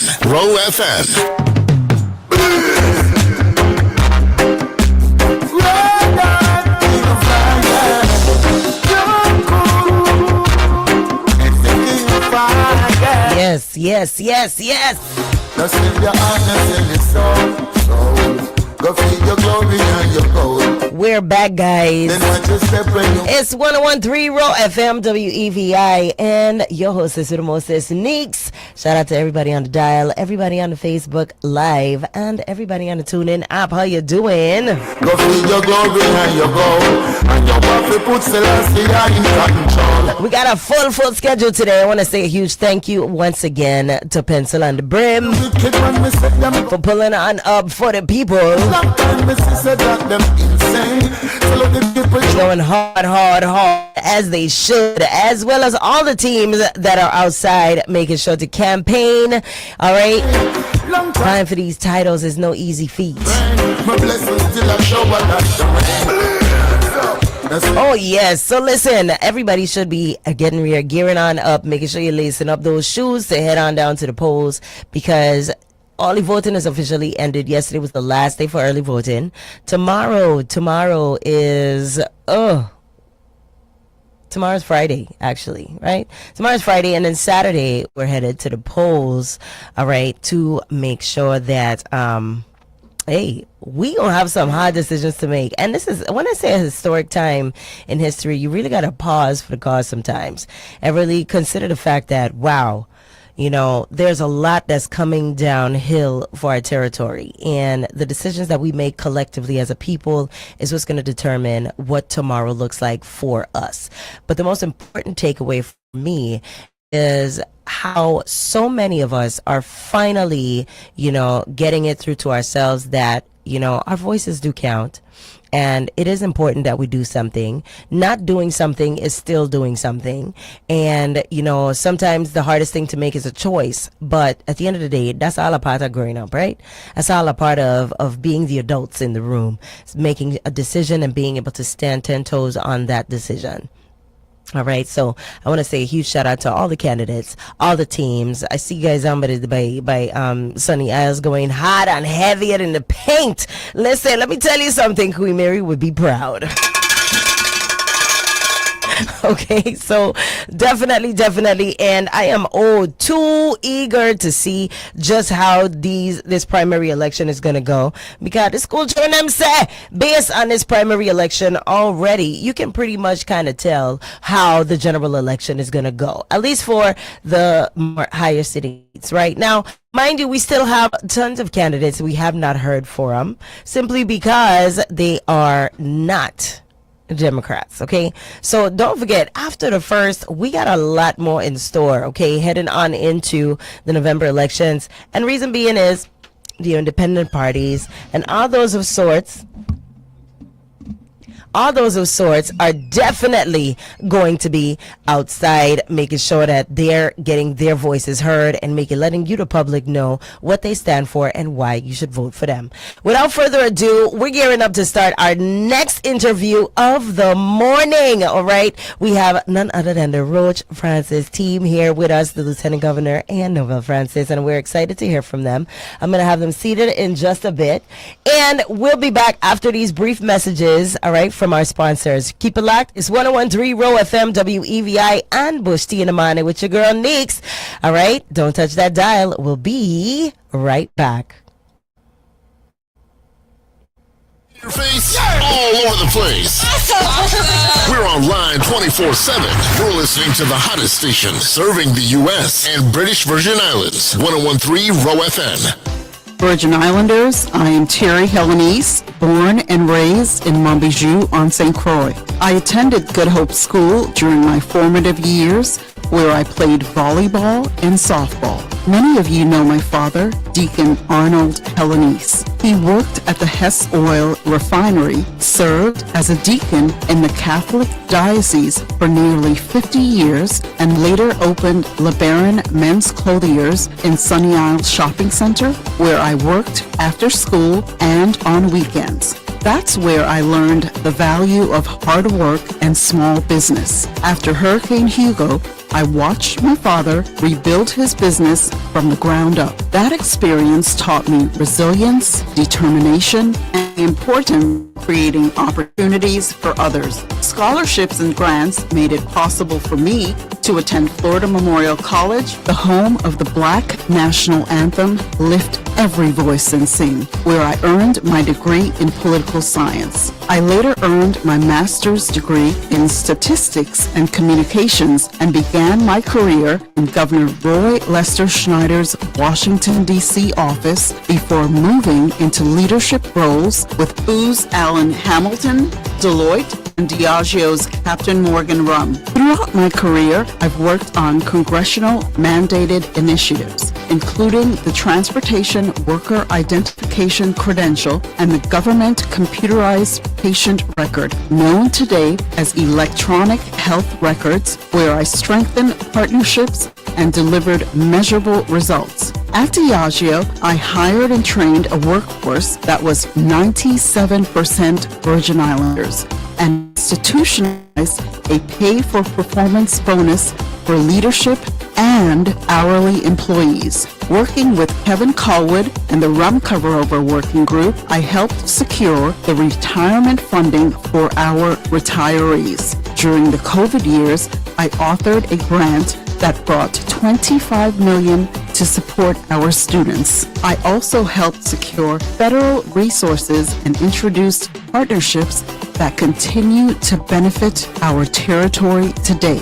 Now, I'm ready to put that experience to work for you in Congress. As your delegate, I'll work across the aisle to strike Section 1108 in the Social Security Act, which will put the Virgin Islands on par with the states and move from a capped $20 million to at least 128 million returned to the Virgin Islands every single year. I will work to rebase PEFRA, strengthen healthcare, establish a feed mill on St. Croix that will help farmers and enable food security. I will advocate for a veterans wing at the Wang F. Louis and Schneider Regional Hospitals and serve as a strong watchdog over WAPA. I'll work with FEMA, HUD, the Department of Energy, and our federal partners to protect funding that's already been awarded and to secure new investments for the Virgin Islands. You can call me the Queen of Pork, because if federal dollars are available for the Virgin Islands, I'll find them and bring them home. I spent my career building relationships, solving problems, and delivering results. On day one, I won't need a learning curve because I've already done the work. I am Terry Helenice, and I respectfully ask for your vote. Together, let's move the Virgin Islands forward with proven leadership, real results, and a delegate who's ready from day one. I'm number 3 on the ballot. Vote number 3 for Congress.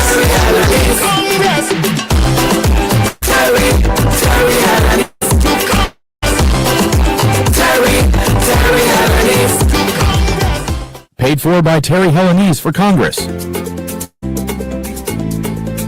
Now at churches, buy one, get one free Tuesdays.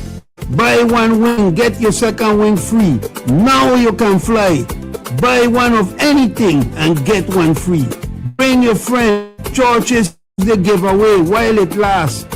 Fly with 2 wings. Only pay for one. Now at churches in Sunny Elmerson. Our harbors, bays, and shorelines are part of the beauty and lifeblood of the Virgin Islands, and we have a responsibility to protect them. This is your Democratic Senator, Kenneth Kenny Gittens. After major storms, too many damaged and abandoned boats were left deteriorating in our waters, creating environmental hazards, threatening navigation, and leaving taxpayers responsible for costly claims. That's why I introduced legislation requiring vessels anchored or moored in our territorial waters to carry basic insurance coverage. This common sense measure helps ensure that when emergencies and or disasters happen, resources are already available for removal and cleanup, instead of shifting the burden onto the people of the Virgin Islands. It's about accountability, protecting our environment, preserving our coastlines, and keeping our islands clean and safe for future generations. I respectfully ask for your continued support so I can continue fighting for practical solutions that protect our community and our future. Paid for by the supporters of Kenneth Kenny Gittens. Hey, St. Croix, listen up. Our favorite spot, formerly known as Spicy Grill, is still turning up the heat as the Flaming Grill. Same flavors you love, now with more options. Located across from the Agricultural Fairgrounds on the road headed to the BMV. You can't miss it. We've got barbecue chicken, baby back ribs, pork chops, lamb chops, ribeye, and New York steak. Plus, fresh grilled salmon, mahi-mahi, and shrimp. And don't sleep on those daily specials. Kankin butter sauce, rich oxtail, Tuesday roti, and so much more. Always cooked just right. Burger lovers, you're covered. Chicken, steak, salmon, dolphin, veggie burgers with fries, wraps, wings, salads, hot sides, the whole lineup. Open Monday through Friday, 10 a.m. to 5 p.m. and Saturdays from 11 a.m. to 5 p.m. Located across from the Agricultural Fairgrounds on the road headed to the BMV. Call ahead 340-778-6070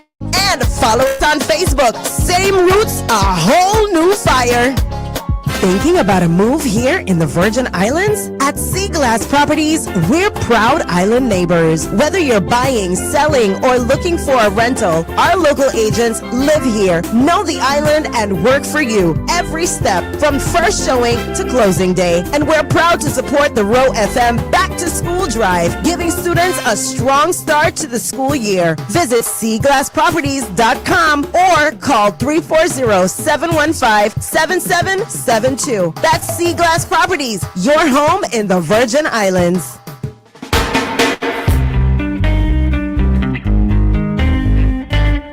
Girl, my love for you is overwhelming, yeah. It's pressure bus.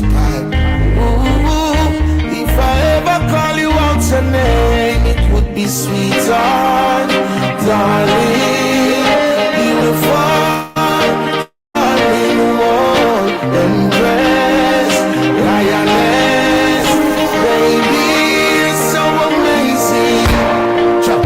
Well deserving, girl, you are my person. Take you by your hands and share my world with you, that's the first thing. You're really worth it, let me ease your burden. Every day I spend with you is like our anniversary. You know I got it for you, and just the way you lie. You know see just and I ask that man to stay right. I'll be alone to see you wear your tight. No woman of the eye, but them no sight that. Hey, all right, and good morning. We are back, ladies and gentlemen. That's right, I gotta say a huge shout out to our sponsors, My Loud Variety Store and Smoke Shop, the Flaming Grill STX, and Liberty VI. Shout out to you. Oh yes, guys, you already know they're making sure that we have this hot bush tea right here in the morning for you each every weekday morning. Gotta say a huge thank you to them, and as well as the entire 101.3 Roe FM team. So guys, without further ado, as promised, you know we got full lineup today. We're pushing it heavy, and I want to say good morning, because we have none other than Senator Novell E. Francis Jr., the Democratic candidate for Lieutenant Governor of the United States Virgin Islands, running alongside gubernatorial candidate Tregenza Roach. Senator Francis has represented the St. Croix District in the legislature since 2015 and has served in several leadership roles, to include, and not limited to, President of the 35th Legislature. Before entering elected office, he built a career in public service through leadership positions in both the Virgin Islands Police Department and the Department of Education, bringing decades of experience in public safety, education, and government administration. Welcome to Bush Tea in the morning, Senator Novell E. Francis. How are you? Good morning. I'm happy to be here. Thank you very much. And by the way, I had my Bush Tea this morning. That's right. Make sure I'm coming to the Bush Tea, so I wanted to make sure I have my Bush Tea. So when you asked that question, I could tell you I had some lemongrass. That's right. Yes. See, I gotta ring the bell for that. Queen Mary is very, very proud. Absolutely. So talk to me. What brings you in the studio with us today? You know, good morning. Today is certainly a good day. As I woke up this morning and said my prayers, I just really wanted to come out again. We have had the end of early voting yesterday. I want to take this opportunity to thank all of those individuals that voted for the Roach Francis team. We had over 7,000 individuals territory-wide that came out to vote. Oh, man. Imagine that. Yeah. Historic, huh? Historic. Wow. Definitely those numbers are getting up. Mm-hmm. And to thank them, we want to make sure that people come out to vote, regardless of who you're voting for. We want to make sure your voice is heard through your vote. So we want to thank them for coming out to vote. And I especially want to thank, and a special thank you to those individuals that voted for Roach Francis. And to just encourage and implore you that on those that have not been able to vote thus far, that you certainly have an opportunity on August 1st to vote. The polls open at 7 a.m. and close at 7 p.m. So please take the time out to go vote. And if you need a ride, I'll be giving some numbers that you could call in the St. Thomas, St. John district, as well as St. Croix. If you need a ride to the polls, we want to make that available to you, with the Roach Francis team. And not just go out to vote, right? We want to take you to vote, and even if you want to have breakfast or lunch, we're prepared to do that as well while you're going out there. So we're looking forward to that discussion. But I really wanted to start off by once again offering my condolences to the family, friends, and colleagues of Agent Eustace Charles that we lost on Sunday morning. Yes. As a result of a hail of gunfire. The Virgin Islands Police Department have done a good job in at least bringing someone for that particular crime under arrest and continue to investigate the matter. I want to continue to implore and encourage my brothers and sisters in blue to keep their head up and go out there, because being a law enforcement officer, a law enforcement professional for over 25 years, I know the response, the emotional response that's associated with having lost a colleague. Just 24 hours before that, we spent time and was in the company of Agent Charles, so his last words, "We'll see you tomorrow," Wow. and, so we really, oh my goodness, especially the lieutenant governor who has he has provided security for the last 5 years or so. Again, this is an individual that had taken the oath of office, but he went above and beyond that to say that he'll protect and take a bullet on the behalf of the lieutenant governor and protect his life with his own. So he had paid the ultimate sacrifice. Wow. And we really want to continue to just pray for the family during this difficult time of bereavement, and just ask for the community to do the same. Encouraging anyone that may have information in regards to that crime or any other crime, feel free to get that information to the police department via Crime Stoppers, anonymous call-in, your pastor, friend, your favorite police officer. Just try to get that information on, because it's so important that we're not able to just solve that particular homicide, but any other homicide that continue to impact this community is important. That bring some resolution to the family, because just being able to resolve that one is one thing, but we still have a lot of grieving members in our community that's struggling as a result of the loss of a loved one. Yes. Now, we just concluded one interview. Today we have a very, very special show, because typically we're done by 10 o'clock. 10 a.m. we usually wrapping up the bush tea, throwing away the cup. It's time to get into the day. But today we're taking it a little extra further, and it's because it's important for our listeners to hear, what our candidates have to say. A lot of people are having a hard time making this decision when they're heading to the polls. Some people want to head to the polls, but they don't know who to vote for or why. We have a lot of first-time voters, people that are only now really starting to pay attention to the political temperament in our territory. And with that, comes with a lack of understanding sometimes, or the lack of the history, right? That being said, we just wrapped up one interview, and one of the things that kind of stood out with me is this tragic loss and how it took place. Are there truly people that are of the belief and understanding that this may have been politically inclined? I struggle with that often. We have seen a lot of bad omen that have been associated with our campaign of recently. Even when we made our announcement, we had a total power outage on St. Thomas. We went to church the following day. We had another situation there with power outage. It just seems that and I don't want to be a conspiracy theorist or correct, but I'm also mindful of some of the what we are seeing here. But nonetheless, we're prayed up.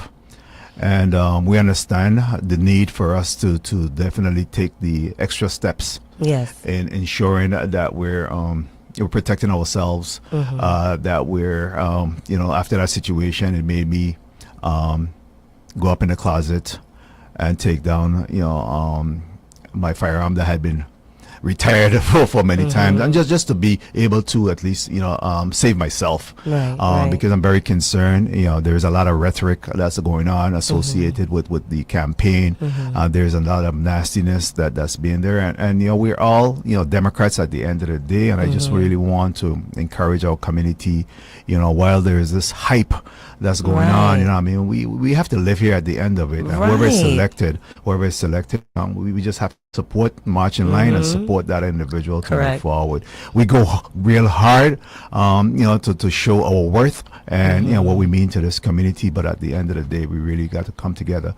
But it troubles me that the type of money that you see at play in this particular election cycle, and the dominance and the outside forces that's involved in this, the Washington lobbyists and those individuals that's really going hard to sell the case. We have to break that cycle. People often ask, well, what is the establishment, or who is the establishment? But when you see the lineup of individuals that's really continuing to fund some of these campaigns, it makes me wonder. There's a Daily News article that says that the amount of money that's at play at this particular election cycle, and donation is fine. We know that the election costs money. You have to get donation. You have to buy ads. Yes. You have to really publicize your intent for this community, but you have to follow the money as well. Yeah, you have to follow the money and be concerned. And the money that's at play here, I'm concerned about it because it even seems like individuals are willing to go above and beyond to make sure that certain individuals are elected. Hence why I see the need for my surveillance cameras to be turned on, that the extra lights at the house need to be protected. I tell my family to watch their whereabouts and not to remain alone or by themselves and just really understand. And I've lived through those dark moments in me as a police commissioner, as a police chief, where I've had to take that type of action against certain individuals within this community. So you want to step it up, and we have done that. We're making sure that we do get our prayer warriors to work, but no one is going to derail this train. Right. We have myself and Lieutenant Governor Roach have really worked in this community as public servants between both of us for over 60 years. 37 years for myself as a police professional, law enforcement professional, and then 12 years at the legislature. Yes. So I'm not going to let anyone create any fear in my heart and mind that I can't go out and continue to do work on the behalf of the people. So I'm resolute. I'm prepared for this task, and I intend to continue to send the message of facts. Yes. I'm not getting into the mudslinging and the nastiness or whatever. I'm going to talk about the fact that 100% of my attendance record during session. My 25 years at the Virgin Islands Police Department. Working my way up the ladder from a cadet all the way to the police commissioner. Yes. Those things are critical. The fact that the legislative building over at Golden Rock was built out under my watch. I want to talk about those things. Those are the facts. So you're staying mission-based. Mission-based. That's what I'm talking about. Factual, and stay grounded in the work that we have done, and ask individuals to not just hear what we are saying, but really just to look at the body of work that we have provided here in this community. We have worked hard to get us to the point, when we first talk about this disaster recovery efforts, under Governor Mapp, we got $8-point-something billion to recover from the hurricanes. That number is up to $24 billion today.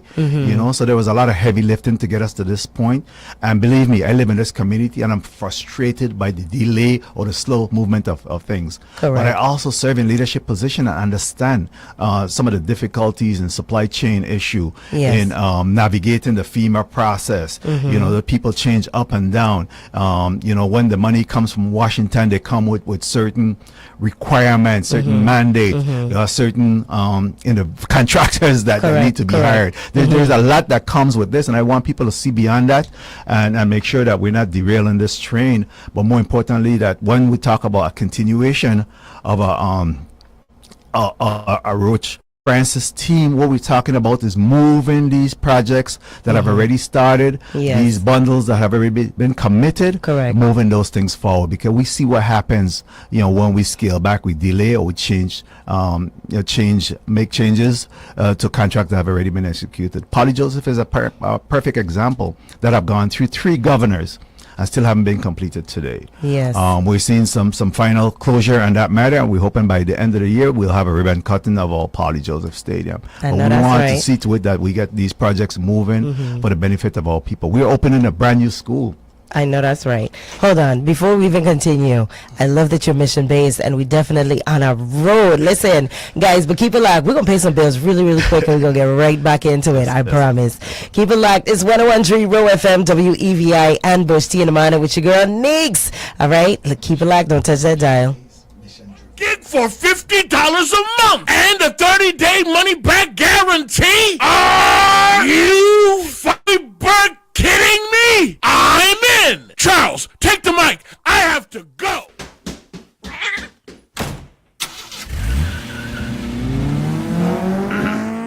Oh, all right. Visit libertyvi.com/fiber and switch to Liberty True Fiber now. Greetings, Virgin Islanders. This is Tregenzo Roach. And I'm Nobel E. Francis Jr. For generations, Virgils have understood a simple truth. Change doesn't come from the top down. It comes from the bottom up. It comes from us. Now in these final days, you're going to hear a lot of campaign noise, a barrage of negative ads, attacks designed to distract you, to discourage you, to make you forget what's at stake. Remember what this election is about. Selecting leadership that you can trust with your family's well-being and who will protect your children's future, not their own personal ambitions. Early voting begins July 20th to July 29th. On Saturday, August 1st, Nobel E. Francis Jr. and I ask that you please vote number 1 on your ballot. So make a plan to get to the polls, because when we show up, we win. Always serving you with purpose. Now let's go vote. Paid for by Roach Francis for Governor and Lieutenant Governor. Hey hon, have you checked out Precision Auto Parts? They have everything you need for your car. Is that the new auto parts store where cars only used to be by 5 corners? Yes, they offer the widest variety of domestic and foreign parts. From oil to batteries, filters to lawnmowers and trimmer accessories, they have it all. Wow, that's amazing. I heard they had the lowest prices in town too. Absolutely. Plus, their customer service is top notch. They really know their stuff.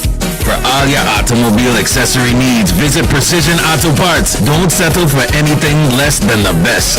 Call them today at 340-773-7276. Precision Auto Parts, your one-stop shop for quality auto parts at unbeatable prices. Precision Auto Parts, for a smoother ride. I know, you know, we all know. WAPA, healthcare, education, and infrastructure are problems facing all of we in this territory.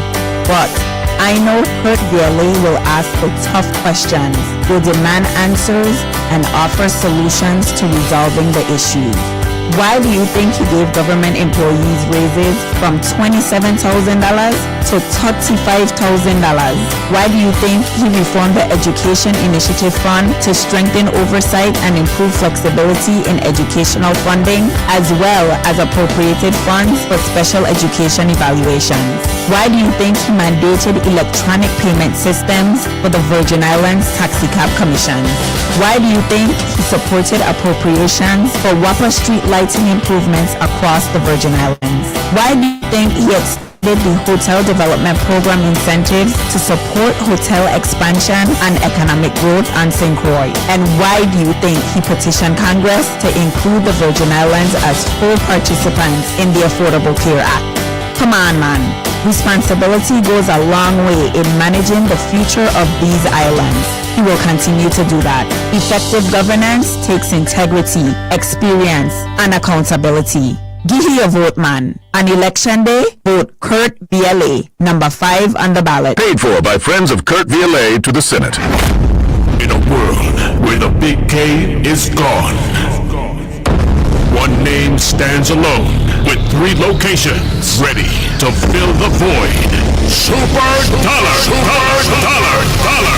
This is how it should be done. Super Dollar is St. Croix's #1 department store with aisles fully stocked with everything you need. Home appliances, car accessories, clothing, toys, electronics, and much, much more. Just visit one of our 3 locations in Princess, Sunny Island, Frederickstead, and see why Virgin Islanders shop at Super Dollar. Department store quality, dollar store prices. Armstrong Ice Cream St. Croix, serving up sweetness family style in Frederickstead. Come cool on down with island ice cream flavors you love. Pumpkin and Bailey's for Thanksgiving vibes. Sweet guava berry for Christmas time. And all year round we're serving up lemongrass, soursop, gooseberry, guava, passion fruit, and so much more. Amazing and refreshing taste in every scoop. Hungry? You'll love the deli. Veggie beef burgers, hot off the grill. Cheesy quesadillas, done just right.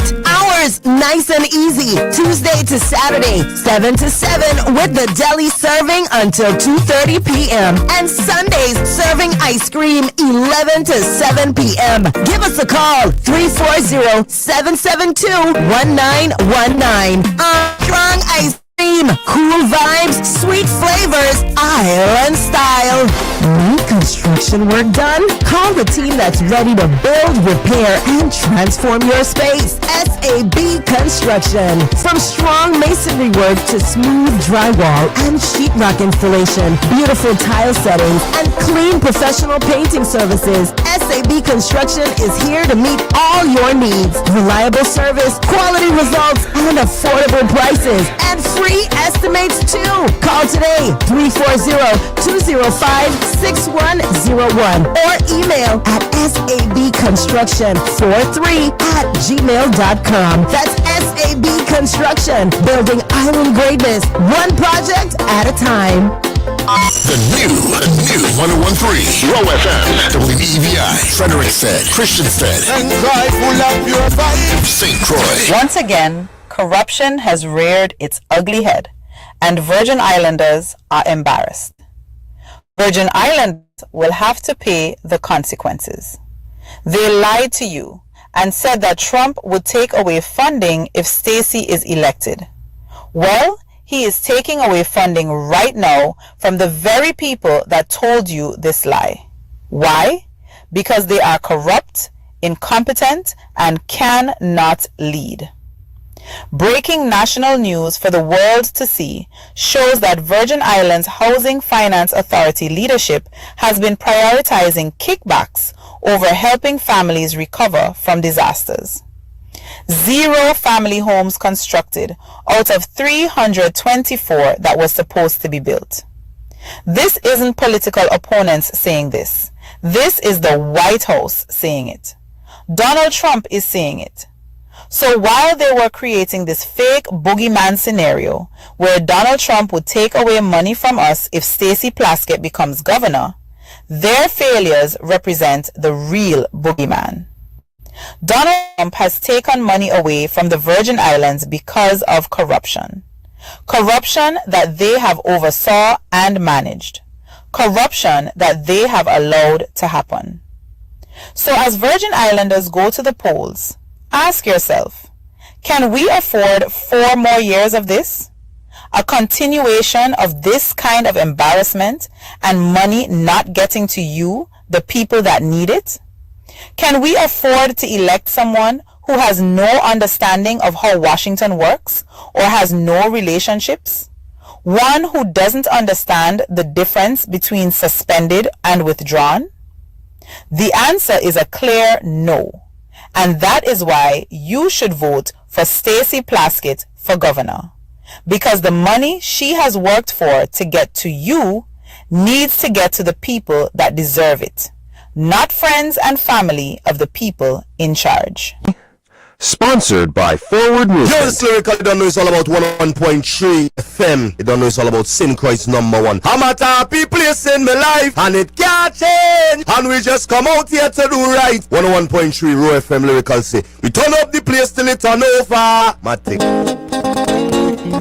Hello.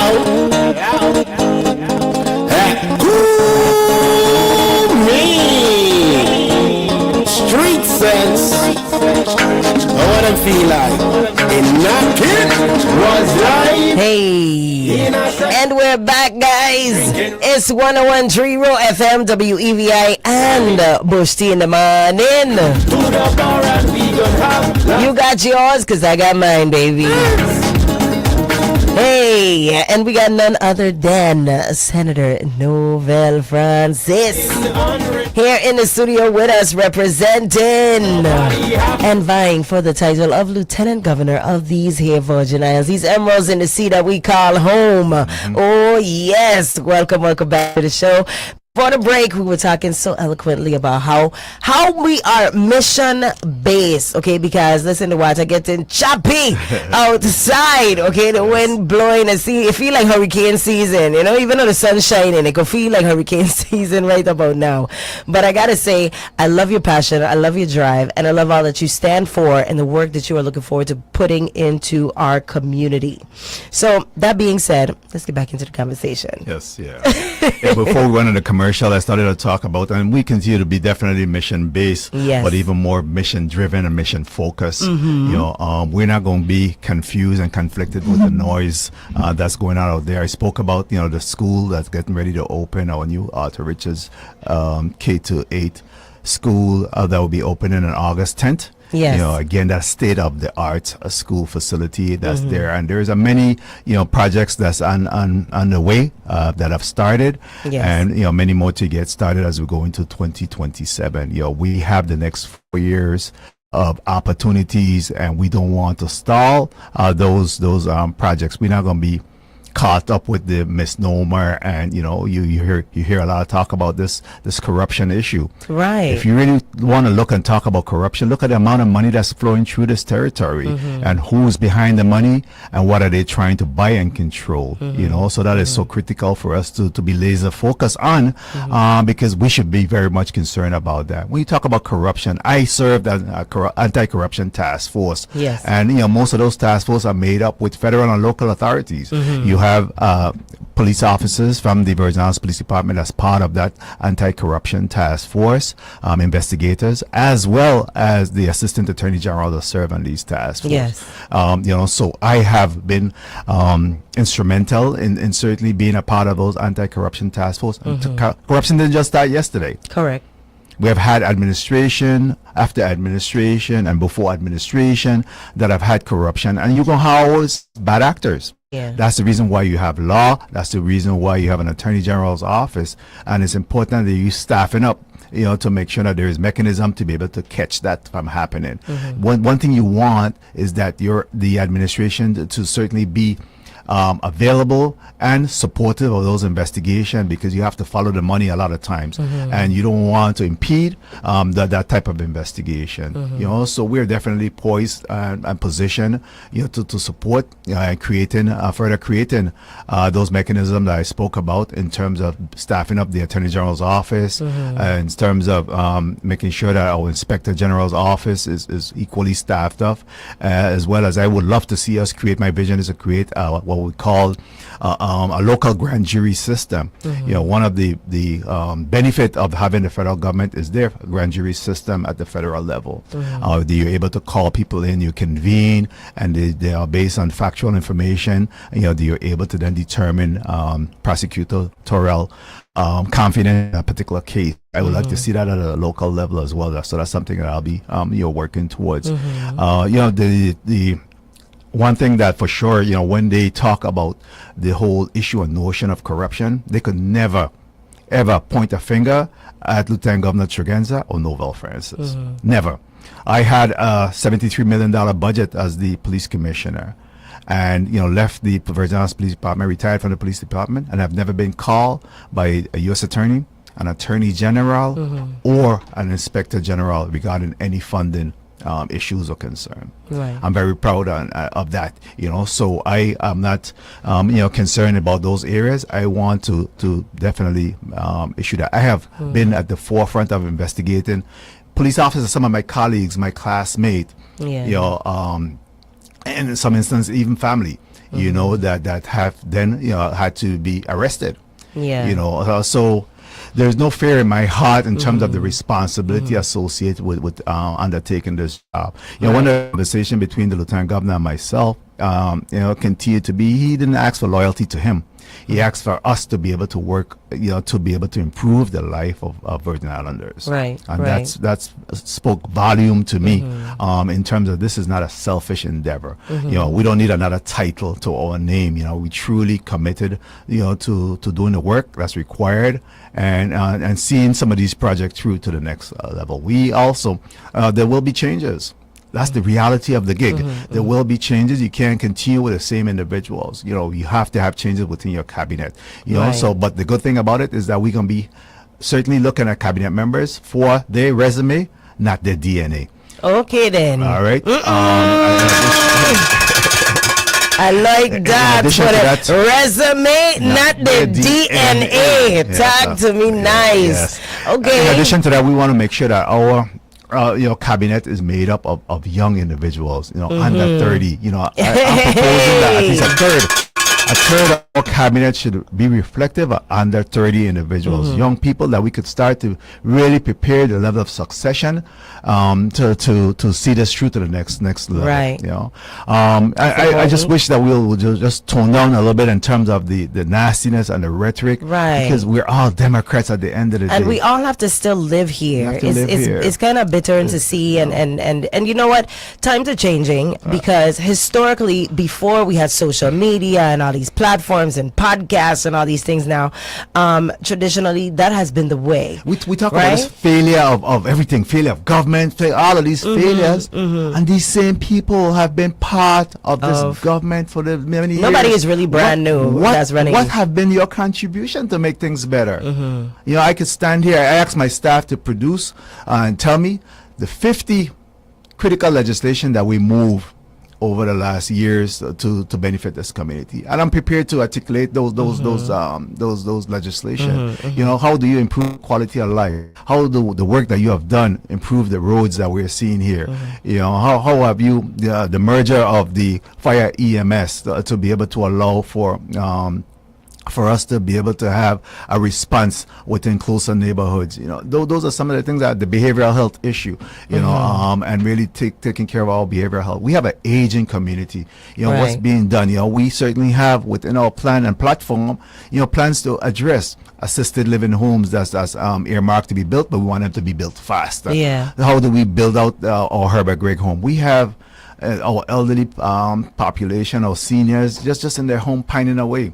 You know, how do we support them aging in place? You know, by being able to provide, you know, home health to these individuals. But how do we do that? Because we talk about what needs to be done, but a lot of times we're kind of not really hitting the meat of how we intend to make these things happen. So let me share with you the how. I mean, we have a lot of people that's out there that have been trained as CNAs, CMAs, you know, first responders, home health care. We need to hire up these people, get them at Human Services, make sure that they have the funding to be able to go into these homes and support and assist them. You know, go through the background process to make sure that they're suitable and they're trained. But we have to get some people in these communities. It pains me that you know, just 5 years ago you see vibrant individuals that was moving around this territory, you know, and 5 years later I'm seeing them walking with cane. I'm seeing them walking with amputations. You know, diabetes, you know, and high blood pressure, renal failure, and all these type of things. How do we get back? Loss of vision. A significant amount of our population, aging community. And how do we address that and make sure that we're taking care? The community is judged on your ability to take care of these individuals. How you treat your young and how you treat your elderly. Correct. You know, that's what a community is judged upon. You know, and for the life of me, my commitment have been and will continue to a body of work that's consistent to make sure that we're looking after these individuals. You know, so you know, those are the fine points that I surely want to share and talk about my commitment. You know, Lieutenant Governor is as well. You know, he has gone to all of these senior events. Every time someone turns 100. In this territory, regardless you're in St. Thomas, St. John, or St. Croix, the Lieutenant Governor is there with a bouquet of fruits and flowers to celebrate our centenarians.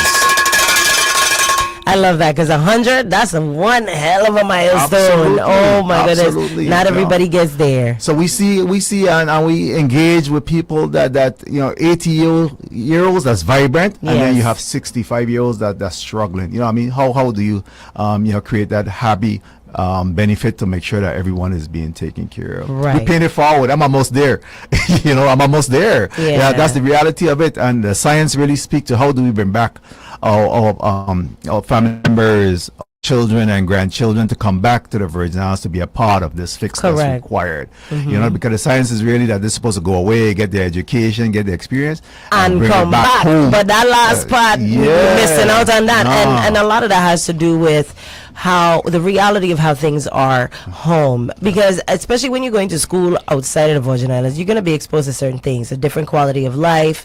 You're going to be exposed to different opportunities, a different lifestyle, different like everything's more fast moving. So to acclimate to that is a feat in itself. Absolutely. And then to reacclimate, coming back home and knowing that you just don't have access to the things that you are now comfortable with is part of the reasons why we're seeing less and less young people coming back home. We have a diversified support network here at Yes. the Roach Francis camp, and I'll tell you that they have a voice. I have never seen the level of young people engaged. I've ran 6 times for office, and this time around it's just like a different level. How does it feel? It feels great. I just don't want to point these people. I just feel great about their contribution and their voice. They sit at the table and talk about what's impacting them. Right. Why should they?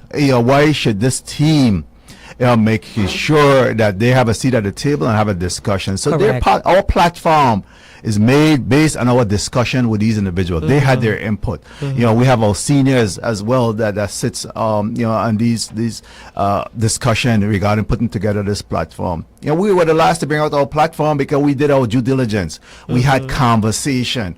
We went out, met with people. We had 10-10s, met with people in the community, have these conversations with them, what they want to see their government look like, what they want to see their leaders do on their behalf. And we sat, we listen, and then transcribe that into an action plan.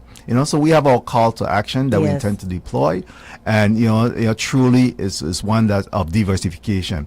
Right. We didn't talk a lot about the economy today. Even as a business owner, I have real life experience. I mean, in terms as a business owner, as a person that just recently built a house, the struggle, the time it took, the hardship. So, people probably need to hear that as well, because a lot of us might be of the opinion that the higher you are in office, you don't necessarily experience the same hardships that everyday individuals in our community experience. Yes, it's a misnomer. Right. It's a misnomer. The higher you go in those things is the more you as a business owner myself, I sit back and I was one who got extremely discouraged. Yes. It's like, oh my goodness. And we want build. I mean, I've already started a catalyst fund, which is $5 million to support our local businesses. Okay. To be able to get funding to support them. That has been working wonderfully. The RT Park, champion that particular issue. They even used some of that funding recently for the Carnival Village on St. Thomas, as well as the festival on St. Croix. Right. To be able to at least front end some of the vendors, booth owners there with some funding. So there's mechanism that we have in the government. We got to do a better job in marketing the services that's available to this community. They're not doing a very good job in being able to provide that information to the community. We need more town halls. We need more public service commission information out there. So that people really understand. We have a government access channel. We need to make sure that we're promoting all of the information that's available to you, because I think a lot of time is the high criticism is because people don't know. You're right. They don't know what's happening in government, and if it's a secret and people don't know, then it serves no good purpose. True. Well, listen, we're going to cut to a quick commercial break, ladies and gentlemen, and when we get back, we're going to talk about what the role of the Lieutenant Governor actually is. Because, listen, everybody has a different opinion, and we tired of what the school children have to say, so we're going to hear the facts. Agreed? Agreed. Guys, keep it locked. We're going to be right back. All right, you still got a little sugar down in the bottom of that cup. Stir it up. We're going to be right back. It's 101.3 Roe FM, WEVI, and Bush T in the morning with your girl, Neeks. Good luck. The same old auto insurance? Well, guess what? You got options. Keswick Insurance, we are the top one. Baby, it's easy, no problem. You get a free quote online. You got options. Keswick Insurance, we are the top one. Keswick has auto insurance for Virgin Islands living. Give us a call at 340-714-8100 or visit keswickinsurance.com. You get a free quote online now. Girl, have you heard? Heard what? Jackie's Beauty Supply is having their end of summer savings event. End of summer savings? Tell me more. When you mention you heard this ad on the radio, you receive 20% off your purchase. 20% off? Where are they located? Jackie's Beauty Supply is now on the first floor of the Galloway's building, right behind their old location. same great products, now with even better deals. That's amazing! Plus, you'll receive a free gift with every purchase. Shop all your beauty favorites, including hair care products, wigs, lashes, braiding hair, accessories, and so much more, all for less. I'm on my way! Visit Jackie's Beauty Supply today. Open Monday through Thursday from 9 a.m. to 7 p.m. Friday and Saturday from 8 a.m. to 7 p.m. And Sundays from 11 a.m. to 5 p.m. Call 340-778-3610. Jackie's Beauty Supply, where beauty begins. Vote number 3 for Congress. People want to know where you come from. Terry Halanis. I'm a born crucial. Terry Halanis. What I'm saying is true. Terry Halanis. I come from a visual. Terry Halanis. I am very cool. Terry Halanis. Educating good folk school. Terry Halanis. I find that he can believe it not. Terry Halanis. St. Anne Church in Barron's Party. Terry Halanis. This is some of my accomplishments. Terry Halanis. In black and white is proven. Terry Halanis. Got 1 billion for rum cover over. Terry Halanis. 97% Virgin Islander. Terry Halanis. And Captain Morgan Diageo. Terry Halanis. I want you all to know it. Terry Halanis. Terry Halanis. Terry Halanis. Number 3 on the ballot. Greetings, Virgin Islanders. This is Tregenzo Roach. And I'm Nobel E. Francis Jr. For generations, Virgins have understood a simple truth. Change doesn't come from the top down. It comes from the bottom up. It comes from us.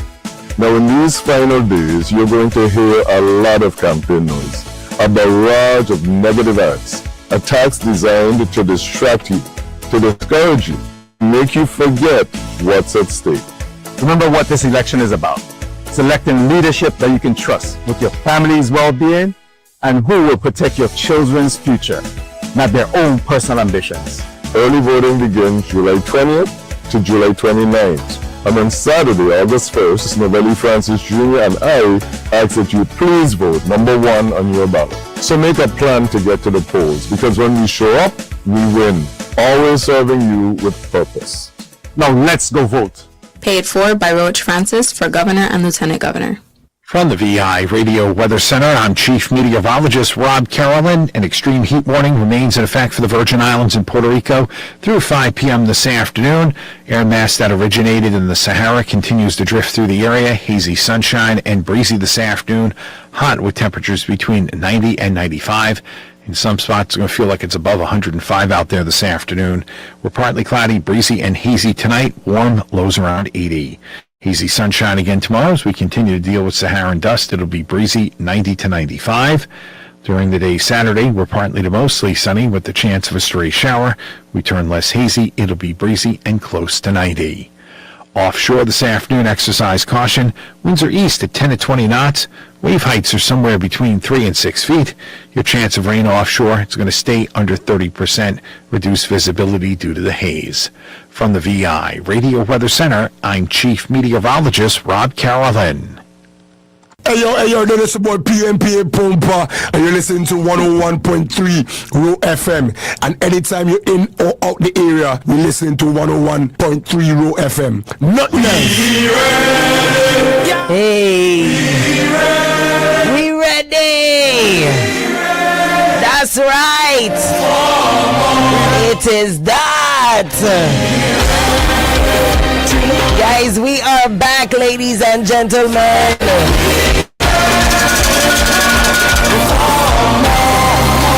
Ay, what a campaign season, guys. And we're back. It's 101.3 Roe FM, WEVI, and Bush Tinamana with your girl, Neeks. We have none other than the Honorable Senator Novell Francis here in the studio with me. And we've been having quite the conversation. I'm loving it. All right. The water nice and hot. So before the break, we were talking about, you mentioned information and how it's passed among the community and getting the information out there, seeing more platforms, being available and whatnot. So one thing I wanted to tap in on that is here at 101.3, we pride ourselves in reaching out to agencies to say, hey, utilize your local platforms more. Every government agency is allotted funds for advertising, marketing, as well as to push their, whether it be, Department of Health, which they do have, they do reach out a lot. I gotta say, I love the team. They come out and they make it happen. Also, the Office of the Lieutenant Governor, we gotta shout out to you guys one time, as well as the Department of Education. But all of the different agencies have marketing funds that are available. And we're in a time right now where we're kind of leaning heavily on the algorithm to get the messages out. So we might want to spend a little bit on a flyer and hope that, the information is passed. I remember, and this is not to say any one agency or entity is doing anything specifically, but I'm just going to use an example. Recently, a young lady was in WAPA, and she was really voicing her opinions in terms of her not being informed about certain things. And the response was, well, it was posted online. The problem with algorithm is, though, however, you don't get to choose what comes up on your timeline or when, right? Right. And that's from both sides, you as a consumer or you as the person now or the individual or entity that's putting the information out. So what we're saying is we got to make sure that we are utilizing all of our platforms to get information out, and not just during campaign season, but also all throughout the year, making sure that we're staying connected with our elderly, our young, business owners, you name it. Everybody should be able to have information in real time across any platform that they choose to use. Right? Correct. Yes. So I'm guilty of that a little bit in terms of, I have always kept my head down and just do the work that's required. And I believe that was a misstep. I should have been selling a lot more of my work, and I wouldn't have to go back now because, individuals, we have short-term memory here. Yeah, we move on to the next thing.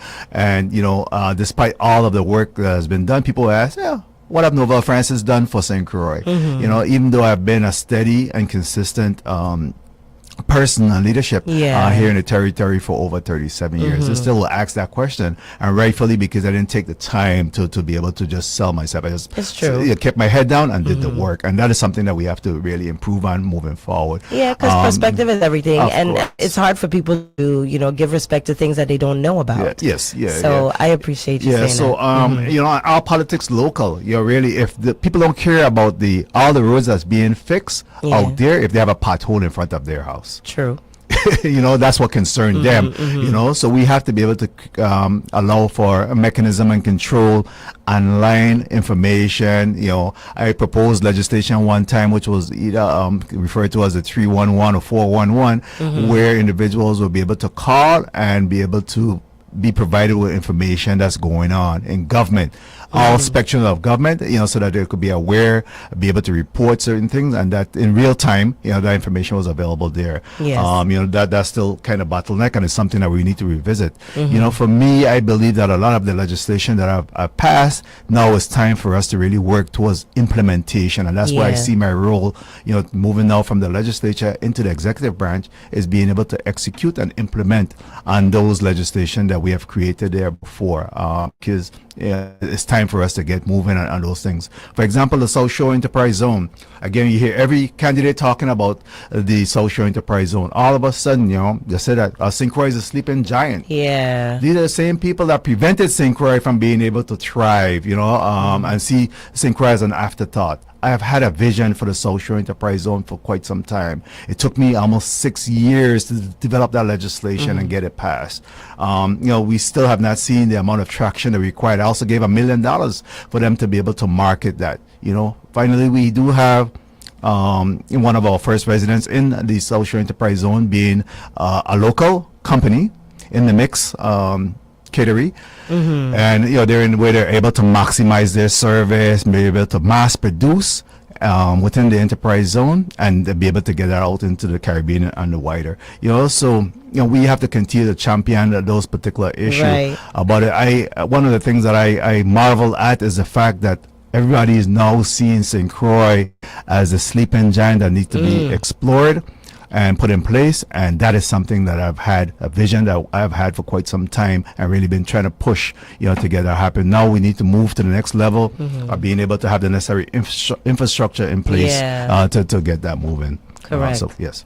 So before the break, we touched a little bit about what the duties and responsibilities are of a lieutenant governor, because some people may believe, outside of what it is and what is stipulated to be within the Organic Act. Sometimes that information is not clear among all of us in the community. So I want you to talk to me about that a little bit, because we want to make sure that people go into this election season as well as this next term, regardless of who's elected, understanding what the duties and responsibilities are of a lieutenant governor in our territory. Yeah, that is so important. And at a time, because the lieutenant governor is not running for governor, you see that highlighted. Nobody's asking what the delegate is responsible for, what have not been done, what if commissioners or other people responsible for because they have not done, and it's a fair question. Correct.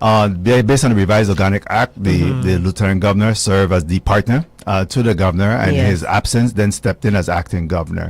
He's also tasked with the responsibility of fulfilling any assignment or tasking that the governor may have for him. But in addition to that, he's very specific in terms of his responsibility and he has 9 divisions under the office of the lieutenant governor. Correct. The lieutenant governor has done a complete transformation of the office of the lieutenant governor, totally automate and transform that office. The street addressing system, for example, that has been put in place is a monumental task that have gotten us. Every time you pick up your phone now, you got GPS and GIS information is as a result of the work that was done by the lieutenant governor's office. And how does that really benefit the community? Again, you're able to get your mails delivered in a timely fashion at a particular location. You get to find the utility companies are able to find your home in a reasonable time. Public safety, a call for a response for the police, fire, or EMS. Again, you have response as a result of that. But in the 9th division that comes under the lieutenant governor's office, of course, is the office of tax collector, the office of the tax assessor, the banking, insurance, and financial regulation, corporations and trademark, the GIS program, notary publics, there, as well as the passport division, and the recorder of deeds, as well as VI ship and Medicare. Those are the specific tasks that comes under the lieutenant governor's office. Correct. And there is almost 145 employees within the lieutenant governor's office. At the conclusion of the lieutenant governor's role there, this current lieutenant governor, he would have collected $1 billion in the coffers of the government of the Virgin Islands. Wow. The importance of the lieutenant governor's office, they're the number 2 largest revenue generator in the government of the Virgin Islands. I don't think a lot of people. I see the numbers. I'm the chair of budget appropriations and finance. I see the numbers. Yes. The number 2 revenue generator. It is that. Shout out. And despite we still have a lot of property taxes and those type of things that's owed. Over $100 million in property taxes that's owed. So even if they're able to make some inroads in that collection, they could even improve significantly. And one of the offices that I love to see us create as we move forward, and I've had discussion with the with Tregenza Roach on, is a office of government accountability. Just really looking at government, how it's functioning, and making sure people are doing what they're supposed to do, and really holding people accountable.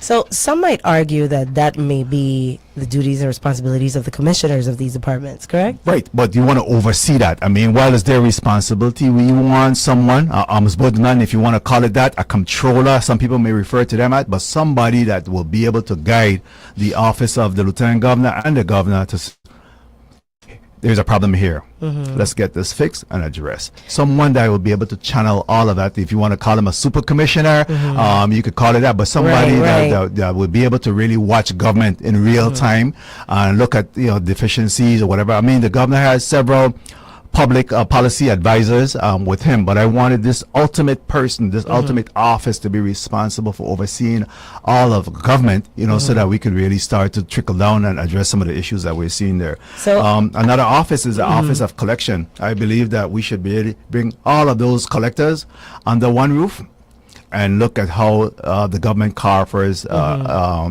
government funds are being collected in the government coffers. Additionally, all of these will be housed under there. They can make payment plans, work with individuals to make sure that they're paying their debt to this community, because that will transcend into better service for our community. Roads will be that's fixed. Definitely a deficit. Hospital will be fixed. Right. You as a business owner, if there's a need, we could be able to support that endeavor. You know what I mean? So we'll have better services, and eventually what we'll be able to do is to trickle down and address our gross receipt taxes. Gross receipt taxes is regressive. We need to start to really make some inroads in reducing that. But in order for us to do that, we have to be able to collect for the government of the Virgin Islands. I have often, in looking at these numbers, I see where central government do good in terms of their revenue collections. Where we fall short is a lot of times where we have to support our semi-autonomous agencies. Our Virgin Islands Water and Power Authority, our Virgin Islands Waste Management Authority, the two hospitals, JFL and Roy Lester Snyder Hospital, the Port Authority in some instances. We find ourselves having to support these entities, and then as a result of that, vendors are impacted. We're not able to pay vendors in a timely fashion. Right. So I'll yield to you to ask any questions, but I get passionate about these things. I love that. There's work that needs to be done, and certainly we're up to the task to get it done. Now, I strongly believe that perspective is the doorway to understanding, right? Because you have to be able to see the entirety of what you're looking at in order to even really come up with true fixes. Now, some individuals in our community are of the opinion, and you see the conversations happening online all the time, right? Social media could be a blessing and a curse where that's concerned. Yeah. But you see where people are saying, coming up with these additional offices. We have the Office of Gun Violence Prevention. We have the Office of School Maintenance, and every time we open a new office, there's more money that needs to be generated or identified to put towards these offices. Then there's other roles and positions that, now granted, it opens opportunities for jobs and positions, but then these very departments that are being created for oversight need oversight themselves. Yes. So are you of the opinion that that is genuinely the way that we can go about creating change and bridging the gaps with the issues that we have?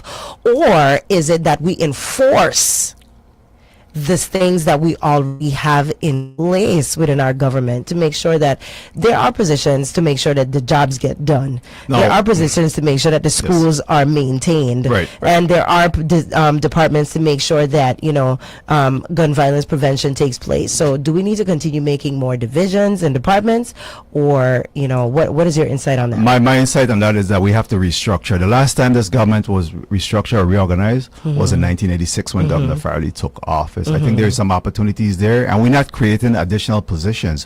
What we're doing is bringing all of these responsibilities under one roof. You take them from these various agencies and bring it under one roof so that they can have a laser focus on what needs to be done. We have too many silos responsibility where everybody just want to handle their domain, and then other areas are falling short. If you bring them all under one roof, consolidation and compression, then we're able to really address the problem holistically rather than everybody just being tasked with the. So I believe that government is really siloed in many instances and just all over the place. So I see there's some opportunity for us to be able to do some restructuring and reorganizing, bring people and positions where they're most impactful in this community, especially in the areas of revenue generation. What I refer to as the wheels on the bus, right? Correct. You want to be able to bring them. Yes. So you want to bring those under, so that you could be able to account more in a more narrow margin rather than this siloed impact that we're seeing in our community. Right. And I agree with you on that. I do believe that, we could be a little laser focused in terms of what's in front of us and not seeing the whole picture. So I agree fully. Yes. But a lot of in my opinion, and I say my opinion heavily because this is how I feel, right? I believe that the same issues that we see in those silos, where it's like I just focused on mine and I'm laser focused on mine, a lot of the issues that we face with that as well too is the nepotism that takes place, right? I find it hard to tell you, I find it hard to tell you about you not fulfilling your duties or responsibilities because of the relationships that we have outside of the workplace, or the fact that I know your mother, your father, your auntie, your uncle. We see that a lot of times, and I don't feel like creating more divisions and departments eliminates that factor. Well, but you can't hide. still, you know? What I see is that you can't hide under those. When you have such a broad spectrum to look at, you can you can hide it. Yeah, but when you're laser focused in terms of your responsibility, then you'll be able to see. You'll be able to see in real time where there's deficiencies within those respective areas. So I can understand what you're saying, but truly I believe that you're and I have one that I've been advocating for performance-based budgeting, where you have key performance indicators, and you could really develop those indicators and hold people accountable for what they say they're going to do, and you're able to measure the impact of these agencies and entities, so we'll be able to see this in real time and be able to take corrective action. So you can't hide under that silo effect. Definitely you will be able to see this a lot sooner, based on auditing work performance, evaluations, and then be able to address that in real time. Absolutely. Oh man. So I think, do you feel like your leadership in throughout your experiences thus far have geared you or prepared you to be ready to take on a task such as office of lieutenant governor and all that comes with it? Absolutely. I believe that my experience over the years definitely has positioned me to see government and to work with people, to manage individuals, to understand what makes government move. There's no real learning curve here. I will be taking on additional responsibility. I've been acting lieutenant governor on several occasions. Right. I have watched the lieutenant governor's budget. I have sat a seat that allowed for move legislation to allow for accreditation of the lieutenant governor's office. So I truly believe that I'm one of the best prepared individuals to step into that role, and to be a real supporting cast for the governor as well, because I bring a wealth of experience, a public safety experience, and will be able to guide him. And I have the benefit, unlike any other candidate, I have the benefit of a person that I've sat in the lieutenant governor's office for the last 8 years. I know the lieutenant governor's office like the back of his hand. So I have that benefit as well to be able to tap into there, and will be respected accordingly, because he know in sitting in the seat, what needs to be done, how he felt in that seat, and now would have a different respect level for a person that now assumed that position. So I'm looking forward to the job there. I feel good about the next step, and the people will decide. But I'm prepared, and definitely with experience, knowledge, and training and education to undertake the task. You spoke heavily about your relationship with the current lieutenant governor. Some of our community may be of the opinion that during these last two terms, the governor and lieutenant governor have been at odds in terms of certain decisions that have been made, or maybe didn't see eye to eye while serving in the territory with certain topics. So tell me, how would you or are you prepared in the event that you guys do not agree on any, whether it be a bill, the way we decide to tackle an issue in our community, whatever the case may be? Are you prepared, and have you guys had talks about how you would go about, topics that you don't necessarily see eye to eye on? Yes, I have a level of respect for working with people, and the lieutenant governor and I didn't come together because of convenience or comfort or even money. Right. We came together, and we're not asking if we could work together. We have worked together for over a decade. And even prior to that, I have served with the lieutenant governor in the 31st and 32nd legislature. I've over the last 8 years, I've had many interactions with the lieutenant governor. So we're not here asking if we could work together. We have worked together, and we'll continue to work together. In instances where we don't agree on something, certainly I will voice my strong opposition, my advice on certain matters, but I'm also respectful that when the dust clear and the door open, that there's only one governor. And I'm very respectful to that. I've been a deputy chief. I've been an assistant commissioner. I understand. I've been a vice president. I understand my role and responsibility, to the organization. large in part, but however, I also have a responsibility to the leader of those organizations to be respectful. So yes, I'll voice my concern. I'll take my position with him, privately, and I believe truly with the person that I've known in Tregenza Roach, that he'll definitely value what I bring to the table. Is there any one misconception that voters have about Novelle Francis? What would you like to clear up today if you had the opportunity? I think a lot of the misconception is because of my ability to be calm, cool, and collective. Yes. That a lot of times that they don't realize that I have a turbo button, right? Right? Yes. But I'm a Gemini by nature, one. And two, I could go from 0 to 100 real quick. I like that. But because of my discipline, because of the work that I've done, because of the fact that I've been shot at, because of the fact that I've been a cancer survivor. Oh, wow. I understand that I live a purposeful life. Yes. One. Two, that it takes more to control yourself than to anger. So I have modeled and disciplined myself to be able to create happy balance. But believe me, I have fired people, I've arrested people, so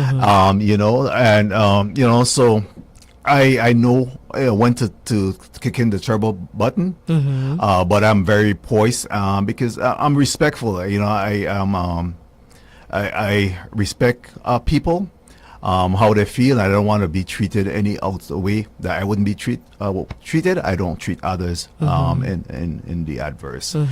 So I give them that respect. I've arrested individuals, and they know that they're going to jail, and take them to McDonald's, get them a Happy Meals on the way down. But unfortunately, you're going to jail, right? Yes, and I'll tell you that those same individuals have come out of jail, and most of them that have gone now for 20, 25 years are now starting to come out. I had a confrontation recently, right? But, wow. But the thing is that I know how to be compassionate. I don't ever take away people's dignity, from them, despite having to take action. Right. You're going to jail for sure, but it's nothing wrong with me making sure that we do it in a dignified way. Treating you like a human being. Beating up people and all that kind of stuff, you know what I mean? So I have individuals that have come out from jail.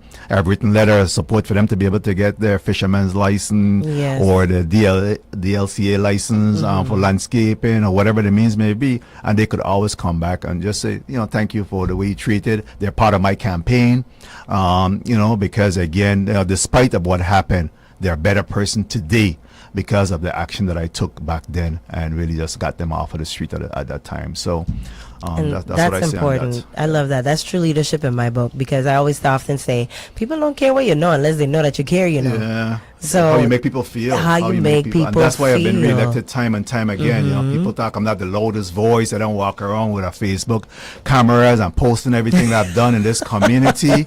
Right. You know what I mean? Right. But, people have showed up and showed out for me many times because I've made their life different. I've made impact.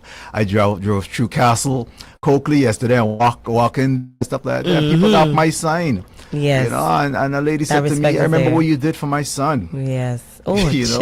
Yes. And there's so much that I've done throughout this life. I forget a lot of those things, but when I'm reminded, I realize that that's the reason why I continue to be successful, because I've shown up for people and not expecting any pat on the back and not expecting anything as a result of it. Just being a real human being, right? Move on, so. I love that.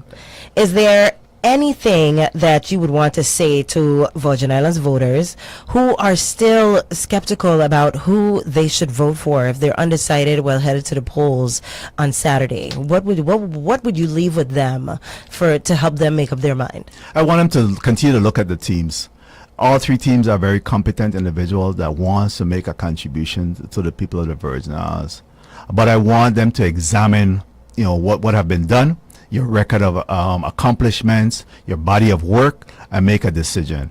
At the conclusion of that, there's no doubt in my mind that pound for pound, when you look at the contribution of a Tregenza Roach Esquire and Novelle E. Francis Jr., that you will finalize that in fact this is the best prepared team for the undertaking of moving this territory forward. Look at our body of work, and just not take my word for it, but also look at our body of work of consistency. Of consistency. We didn't just wake up one day and decide that we modeled our life over the years to arrive at this final. And it was not planned.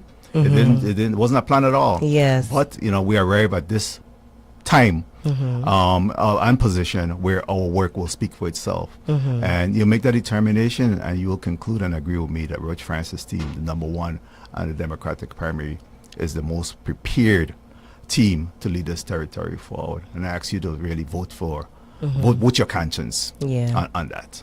And I love that you said prepared, because it's not just about having the right words to say.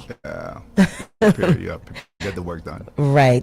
Two things I wanted to touch on before we close, right? We're getting into that moment real fast, right? Time flies when we're in here having fun. But healthcare and public safety, two of the really crisis issues, real prevalent issues in our territory right now, with the cost of the rising cost of living here in the territory. We're seeing a rise in crime, and with crime, we're seeing our emergency rooms are truly in a crisis, because as crimes go up, more people enter the emergency room, and we're having an issue with feeling safe when we have to lean on those individuals that are there to care for our safety as well as for our well-being when these things happen. Can you give us a little insight on that? Let's start off with public safety, because that trickles right into healthcare, right? Right. But public safety is near and dear to my heart. As I said, I've worn the badge for 25 years. I've seen people at their best, and I've seen people at their worst. The Virgin Islands Police Department right now, the manpower levels are really low. Yeah. And they really need to build a reservoir of police officers coming forward. And I made a recommendation to the governor most recently, and again I want to say that when you look at 513 peace officers in this territory wide, a little over 250 plus is at the Virgin Islands Police Department. Yeah. The rest is within all the other law enforcement agencies. Let's bring that together. And deploy them out into the Virgin Islands Police Department for a time certain, for the next 30, 45, or 90 days, so that we could stabilize the crime situation that we're experiencing. So you're saying like the marshals, they were trained by the police academy. Correct. They're peace officers. Let's bring them out. And we have the police department then focus on the criminal element that we're seeing. Let's take the fight to the criminal. We know who they are. They're very small bandits. Let's take the fight to them and be able to resolve that. Let's have increased traffic ports and traffic stops.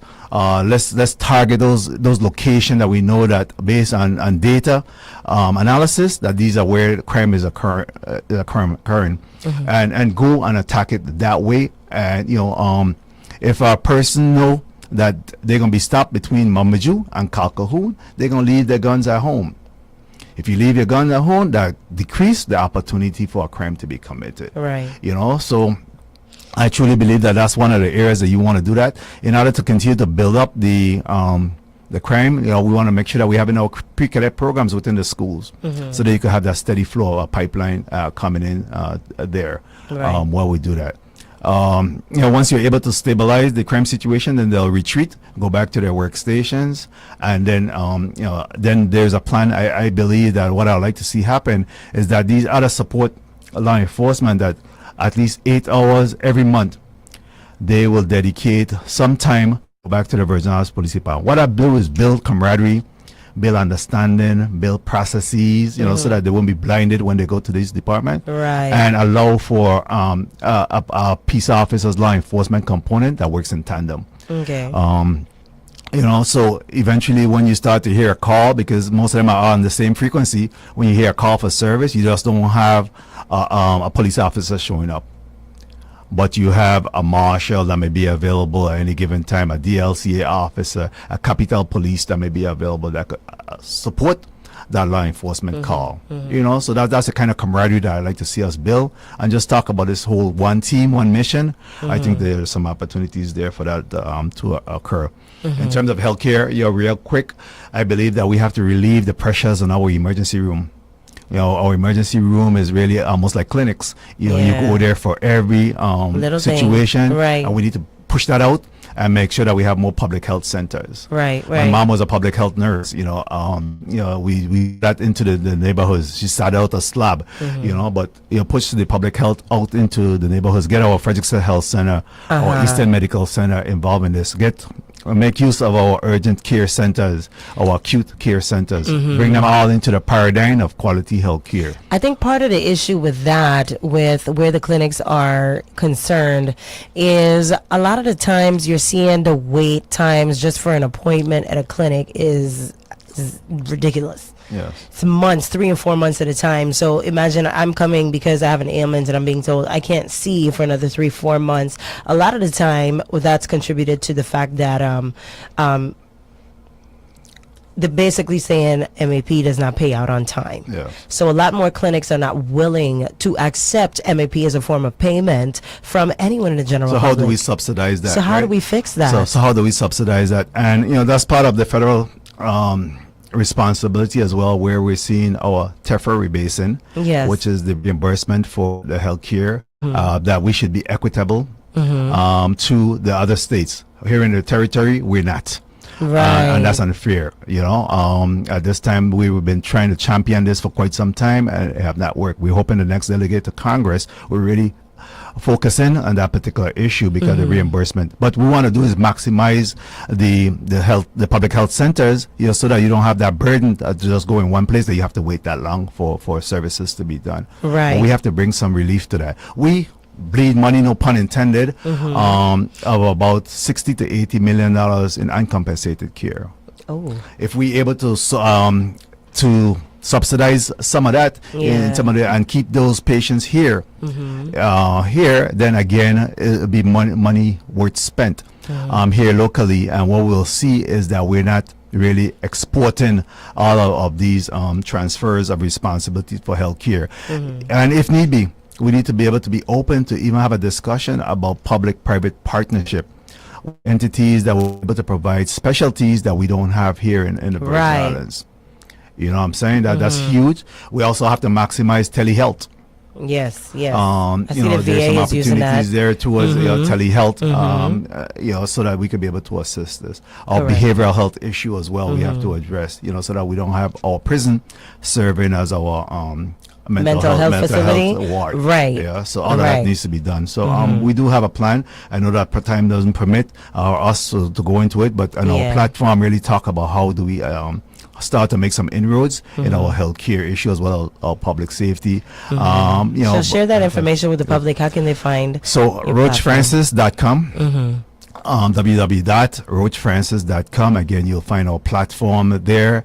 Our first 100 days plan of those priority items that we'll be able to tackle, one of which is our health care. We also want to address our assisted living homes with our seniors and being able to provide more of that home health and increasing our home health opportunities so that people be able to age within their place and be treated within their respective place as well. We know some of the difficulties in being able to get to the hospital in some instances, and as people remain there and it gets to a state where they're in a crisis mode rather than being able to do. And the bottom line of this is that people got to start taking care of themselves. Do the exercise that's required. Make sure that they're eating the right food, recognizing what is contributing to this diabetes, the high blood pressure, and take care of yourself. We know that during mango season, right? We have more patients that end up in the emergency room during the mango season.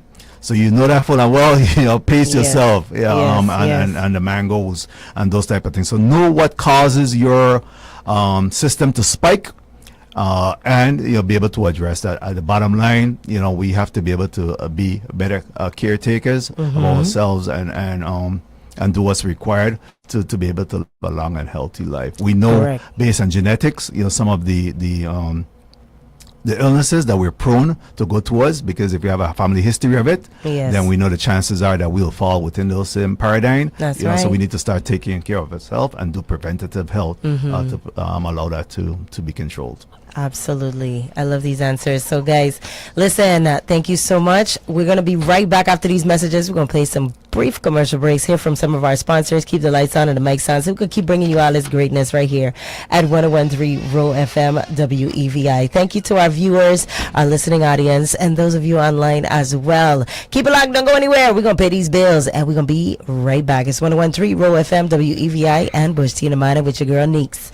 Ay, ay, ay. Asking who is Delia Smith? Well, let me tell you. Delia is a St. Jonian wife, mother, and grandmother who has spent her entire adult life serving the people of the Virgin Islands. Her impeccable character and integrity is absolutely what we need and what earned her the historic position of U.S. Attorney. In that office, she demonstrated her courage to take on even the hardest fights and win, as well as her ability to easily form relationships and earn the respect of colleagues from both political parties. Through her work and as a lifelong resident, she knows us and the challenges we face firsthand. Her most important asset, though, is her unquestionable passion for service, not to herself, donors, or special interests, but to all of the people of the Virgin Islands. She is mature, competent, and deeply committed to giving us the highest quality of representation. This is Donna Christensen. Vote number 2, Delia Smith, for Delegate to Congress. Vote Delia Smith. Vote your voice. Delia Smith. The people's choice. Vote for Delia Smith on August 1st. Paid for by Delia Smith for Congress number 2 on the ballot. Hey, St. Croix, real quick.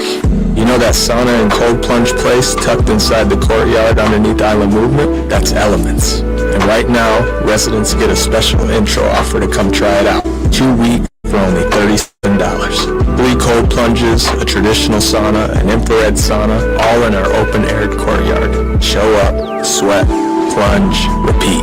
Grab the resident intro offer at elementsstx.com. Island life hits different when your body feels right. People often ask me what I look for when deciding who should lead the Virgin Islands. My answer is simple. I look for character, because every important decision a leader makes is a reflection of their values. I look for judgment when the decisions are difficult. I look for courage when doing the right thing isn't the easy thing. I look for compassion, the understanding that every policy, every budget decision, and every government action affects the lives of real people. I found those qualities in Donna Fred Gregory. Serving with Donna in the legislature gave me the opportunity to see her up close. I saw a leader who came prepared, a leader who understood the issues, a leader who rolled up her sleeves and did the work necessary to get results. I trust Donna's judgment because I've seen it in action. I respect her integrity because I've watched her decisions based on what's right, not what's politically convenient. That's why I am proud to endorse Donna Fred Gregory for governor. She has earned my trust, my respect, and my vote. Greetings. I am a volunteer with the Ready for VLA Senate 2026 committee. It is election season and I am encouraging you to go out and vote on election day. The right to vote is a powerful one. If you have not yet registered to vote, please do so now. I know that many of us feel that it doesn't really matter whether we vote or not, but our local elections are important because they will determine how our individual and collective needs are met. Every aspect of our lives will be affected by the voting decisions we make. I am respectfully asking for your vote for a qualified, competent, and decisive individual whose focus has always been and will continue to be on the future of our Virgin Islands. Kurt is always ready to serve. He's committed to this community and is passionately dedicated to the progress of St. Croix. I humbly ask that on August 1st, 2026, you vote Kurt to the Senate. Kurt is number 5 on the ballot. Thank you. Paid for by friends of Kurt VLA to the Senate. It's the only one worth keeping set to preset. 101.3 Roe FM. Now broadcasting from the Napa Auto and Truck Parts Studio. They have bulk oil filters in stock now. Keep your fleet on the road. I wanna hear them show dead. I wanna hear them sing it. I just like that. Circumstances. That's right, we're back. It's Bush Tea in the morning. What you got in that cup? I got a little Vaio International to add to that little sugar in the bottom. That's right, because listen, no matter where you are in the world, once you got Virgin Islands true and true in your heart, in your soul, you know what? I know you want to. No matter where you are, we want to be right here in these Virgin Islands. Ah, yes, guys. And listen, we've been doing exactly that. And we're talking about why you should want to be back here in these Virgin Islands, because we got a lot of work to do first and foremost, okay? So I have here in the studio with me, for those of you who might just be tuning in or jumping on the live, none other than Senator Novell Francis vying for the title of Lieutenant Governor for these here Virgin Islands. And it's a duty he has definitely made it absolutely clear he does not take lightly. All right? So welcome back. And we definitely covered a whole lot here on the show today. It's been an honor being able to sit with you and hear your thought processes on some of the most pressing issues here in our territory. Thank you very much, and thank you for this interview, Neeks. My phone has been blowing up. People are very impressed with the interview, and I really want to thank them for listening in. Thank you, and just really, again, I want to thank Roe FM, my sister peeps, Roe, and certainly the work that you do here is in providing the community service out there. We want to thank you for that. But I want to once again to my people here on St. Croix and in the Virgin Islands. I'm Novell E. Francis Jr. I don't need another title, right? I've had so many titles. I know, right? There. I truly, really just want to ask you to continue to consider voting for the Roach Francis team. Not just listen to me, but look at our record of accomplishment, our body of work, and just certainly make your decision based on that. I also really want to take this opportunity to recognize, because I'm vacating the legislature, win, lose, or draw, and I want you to consider my replacement, Senator Maurice James Esquire, is also will not be seeking re-election. So we have 2 spaces that's available at the legislature. Wow. All 7 is really available, but 2 for sure, based on our departure. And just really want to encourage the committee to look at and see. We do have a slate of Democratic candidates that's running, and consider who will replace myself and Senator Maurice James, and whatever other seats that you want to consider. I also want to big up my young brothers, Mo and Christopher. Yay! These guys are running for the board of education, and please give them a look over. I believe that we have some bright young individuals with innovative new ideas that certainly need to be considered in your decision making. But really, thank you for this opportunity. Our body of work speaks for itself, and I continue to say, pound for pound, when we look at the Roach Francis team, what does that mean? Pound for pound, when you weigh the other sides with our side, that you'll see that the scale tip. When you say pound for pound, the scale tip because of the body of work that we have contributed to this community. Okay. Almost like the scale of justice, right? Right. That's what it is, pound for pound. But our workers have been really consistent and constant throughout this community. I've been a part of this community, and all the pain that have been felt by everyone in this community, I have felt it as well, because I've lived here. I have the high WAPA bills. I've had to build a house. I've had to run a business. I've had to drive on these roads, and I work every day to improve that. You've had to dodge the bullets. Had to dodge the bullets. You know what I mean? So I put my life on the line, and it's worth it. I'll tell you, it's worth it for my cruising. It's worth it for this territory, and I'll continue to do that. I will continue to fight every single day. My 100% attendance record at the legislature second. Again, it's important that you show up and do the work. So that wasn't done for any pat on the back. Right. And I'm not expecting any no. I just ask you to weigh our body of work and make your decision. Thank you very much for this day. I'm hoping that on August 3rd or sometime we could come back in here and thank the community. Absolutely. And I truly believe that we will see a victory based on the level of support that we have seen and heard, and I look forward to that. Thank you very much. Absolutely. It's been such a pleasure having you here with me this morning. And I definitely love that you had your cup of bush tea before you come. It worked. That shows you don't just lead, but you also follow very well. Yes, that's the only way you can lead. You have to be able to follow.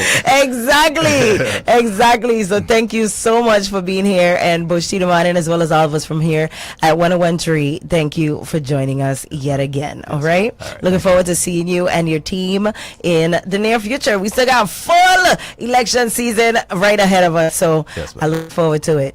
Thank you. Have a good day. Absolutely. Bye-bye. You too as well. Thank you, Senator. All right, ladies and gentlemen, as you heard, that was Senator Novell Francis. All right, he came in here. He's vying for the title of Lieutenant Governor.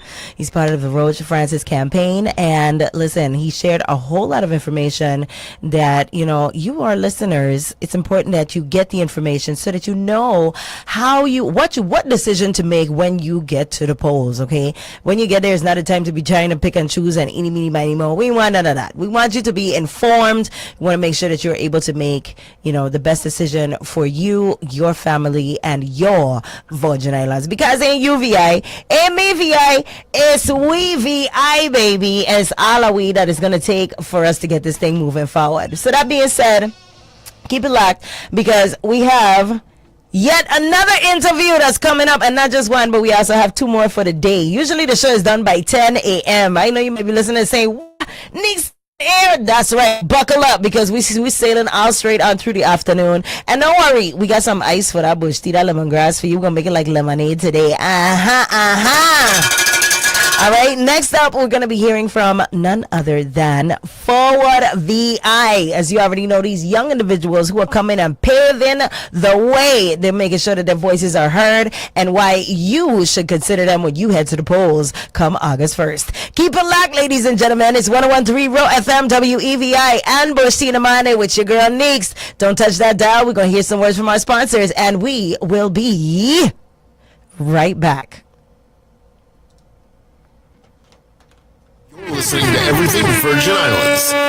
101.3 Roe FM. WEVI. As the cost of housing continues to rise, owning a home should never be compromised. I am Senator Marvin Blyden. Building or expanding a home is attainable and affordable. With the Virgin Islands Territorial Association of Realtors, we found modern technologies and smarter strategies that cut building costs by at least 40% while maintaining quality. Join us at the second Innovative Housing Construction Summit, Thursday, August 13 on St. Thomas at the UVI Innovation Center, and Saturday, August 15 on St. Croix at the UVI Great Hall from 8 a.m. to 5 p.m. Contractors and tradesmen stay ahead of the trends. Homeowners and future homeowners meet the experts who can make your plan a reality at the Innovative Housing Construction Summit. Discover how to lower your cost and lead with a real plan to build your home. Register to attend at usvinnovativeconstruction.com or call 857-575-2865. Brought to you by the Virgin Islands Territorial Association of Realtors. Asking who is Delia Smith? Well, let me tell you. Delia is a St. Jonian wife, mother, and grandmother who has spent her entire adult life serving the people of the Virgin Islands. Her impeccable character and integrity is absolutely what we need, and what earned her the historic position of U.S. Attorney. In that office, she demonstrated her courage to take on even the hardest fights and win, as well as her ability to easily form relationships and earn the respect of colleagues from both political parties. Through her work and as a lifelong resident, she knows us and the challenges we face firsthand. Her most important asset, though, is her unquenchable passion for service, not to herself, donors, or special interests, but to all of we, the people of the Virgin Islands. She is mature, competent, and deeply committed to giving us the highest quality of representation. This is Donna Christensen. Vote number 2, Delia Smith, for Delegate to Congress. Vote Delia Smith. Vote your voice. Delia Smith. The people's choice. Vote for Delia Smith on August 1st. Paid for by Delia Smith for Congress number 2 on the ballot. Hey fellas, kings, VI men, yes you, I'm talking to you. Please put down the guns. We need you. Grandson, I need you. Babe, need you. Son, I need you. Daddy, I need you. Every time you kill a brother in this community, we all suffer. VI men, we need you. Walk away and live to see another day.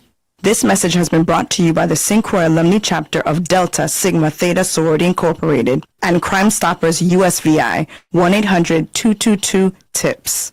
Are you tired of being stuck on the road with a flat or needing a battery jump and no one's there to reach you? Napa understands. So Napa Auto and Truck Parts St. Croix is announcing their Roadside Independence Tool giveaway. And here are the details. Napa is giving away one Napa 1000 peak battery amps jump starter with 120 PSI air compressor, 3.1 amp USB power, and LED light. All you have to do to enter is fill out an entry form in store. Then purchase any item from the clearance shelf or manager special shelf by July 9th for additional entries and place your entry in the designated box with the cashier. You can earn one additional entry for every item purchased from the manager's special shelf or clearance shelf. See our Facebook page for more details, and the giveaway is all year long. A special congratulations goes to our last winner of the Father's Day promotion package valued at over $1,000. Congratulations, Ferdinand Abraham. No purchase necessary. See store for details. St. Croix on Saturday, August 1st at Levels Downtown Christian Center. Majestic Entertainment presents A Night of Vibes, Volume 9. Gaza Empire. We say life over there. Trinidad. Representing the Trinidad will be Lunatic Sound, DJ Trouble, and DJ Genius with Mr. Energy. On the Gaza side will be Party Jesus, Star General of Y2K Sounds, and the West Side Defenders, Fire Emblem.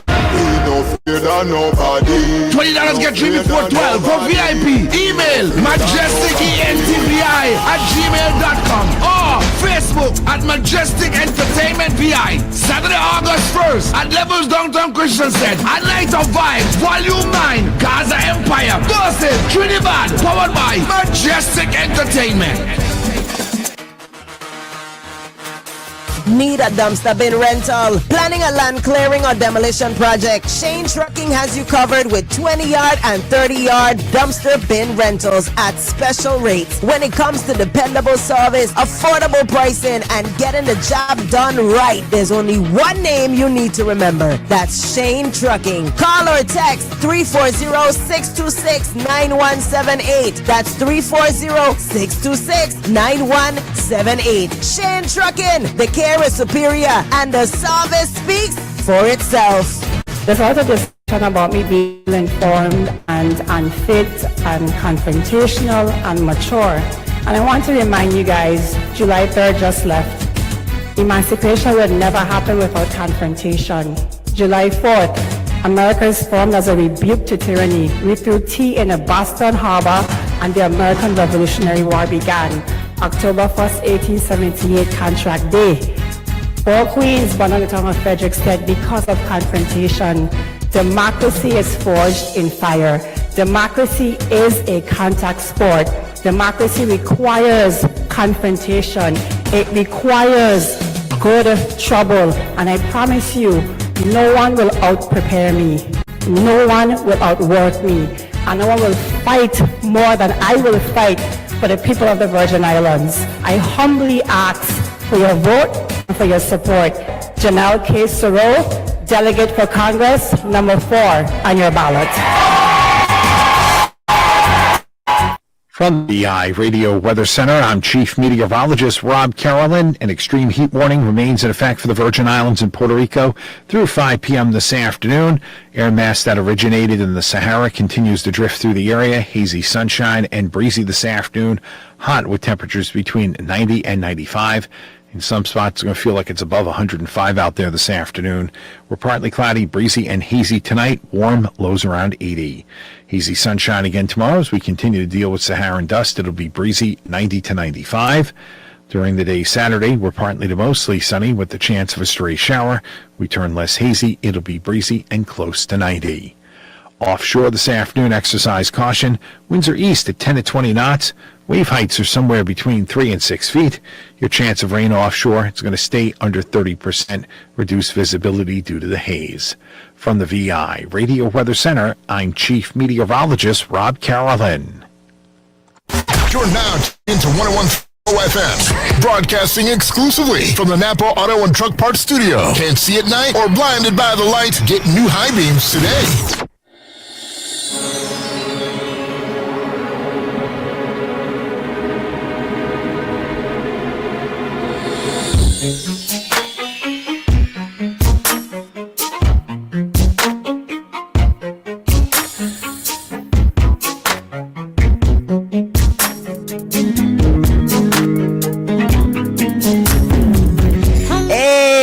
And we're back, ladies and gentlemen. It's 101.3 Roe FM, WEVI, and Bush T in the morning with your hostess, Neeks, right here on 101.3 Roe FM, WEVI. Guys, we have yet another interview this morning. I got Ring the Bell, Queen Mary style. It is that. You already know, man. Welcome back. Who it is in the studio, Neeks? Let me tell you. Let me hear this one, yeah. Hear them boys. Them boys outside. Making it more big.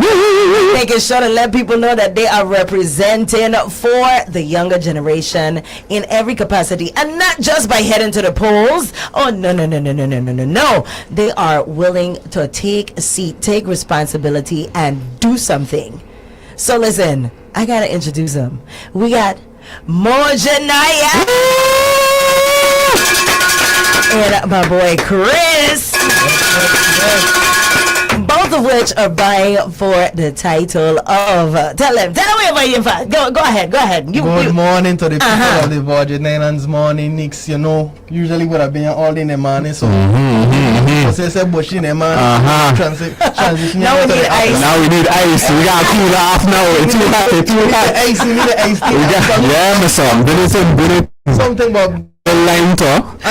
something, but good morning to the people of the Virgin Islands. My name is Christopher Jacob Jr., your candidate for Board of Education, number 3 on the ballot in the upcoming Democratic primary, representing alongside the trio called Forward VA, a movement started by myself, Shamari Haynes, and Mo Dennis. All 3 of us are running for public office this year. Myself and Mo running for the Board of Education, and Shamari running for the Board of Elections.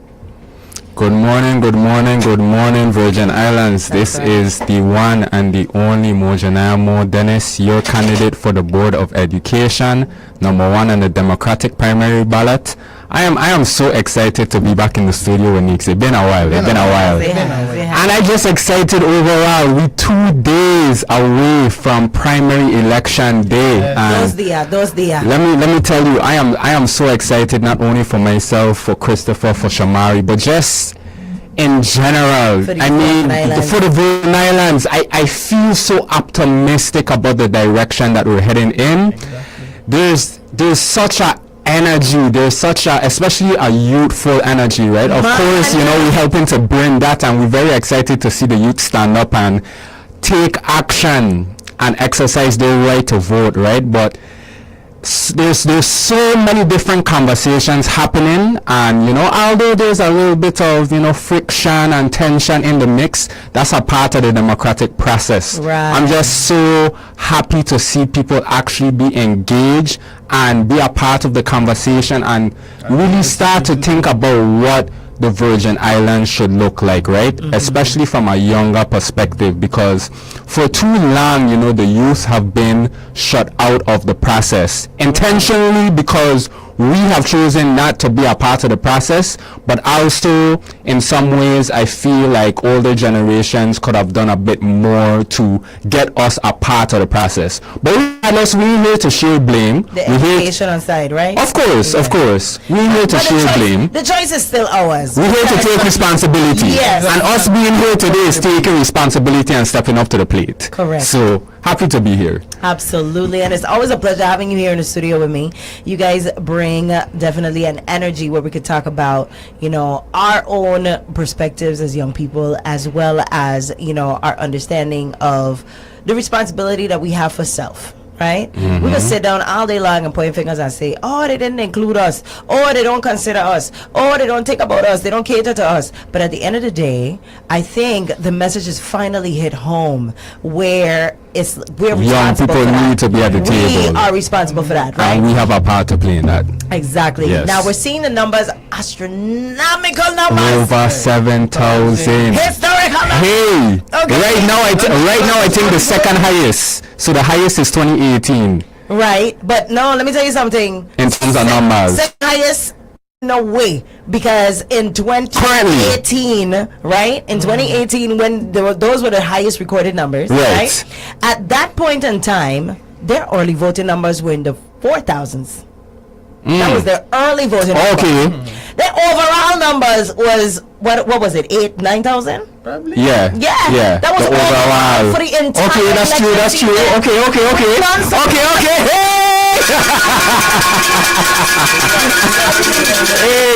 Okay. So the momentum there. Okay, We then. are we unfair. We earn the money. Okay, listen. Come Saturday, I promise you, we done surpass that. And we ain't even reached November yet. So what does that say? The young people them outside. Yes. We outside. Yes. And we sipping lemonade. About time. We get on the sunscreen. Shades. Wait, what my shades there? Pull it out. Jeez. We outside. Hey, the future too bright. You gotta protect the eyes. The future too bright. We outside. Like breeze. Okay. Yes. Yes. I was just saying, you see that wind that go phew. Hey, don't get left behind, you know. Keep up. I'm telling you. I'm telling But you. no, I'm really excited. And I'm grateful for the support that we have been getting. Not only from, of course, our younger generation, but the seasoned individuals too. Exactly. Their support and their vote of confidence in us, and we just want to say we continue to thank the people of the Virgin Islands. Yes. And if you haven't voted yet and you haven't made a decision, we humbly ask for your support in and the Board of vote. Education in this upcoming primary, because it's time. Enough times we have heard people say that young people aren't stepping up to the plate. We just continue to let the world pass us by. But myself and Modena and Shamari, especially for me, I have told Mike Circle and they have expressed to me that they don't really care for politics and don't care. But I tell them, don't worry about that. I'll defend you on the front line, because it's me. I'll do this. I'll just ask you to do your civic duty and not only support me, but support more as well. When you vote for me, and vice versa, I vote for more as well. Right. And if everybody brings somebody, I gotta say, Big Roy, I got shout out last week. We had a whole belly laugh. You know that kind of laugh where you bend over here. Whole belly laugh. Why? Belly hurting. Listen, because she didn't just go vote.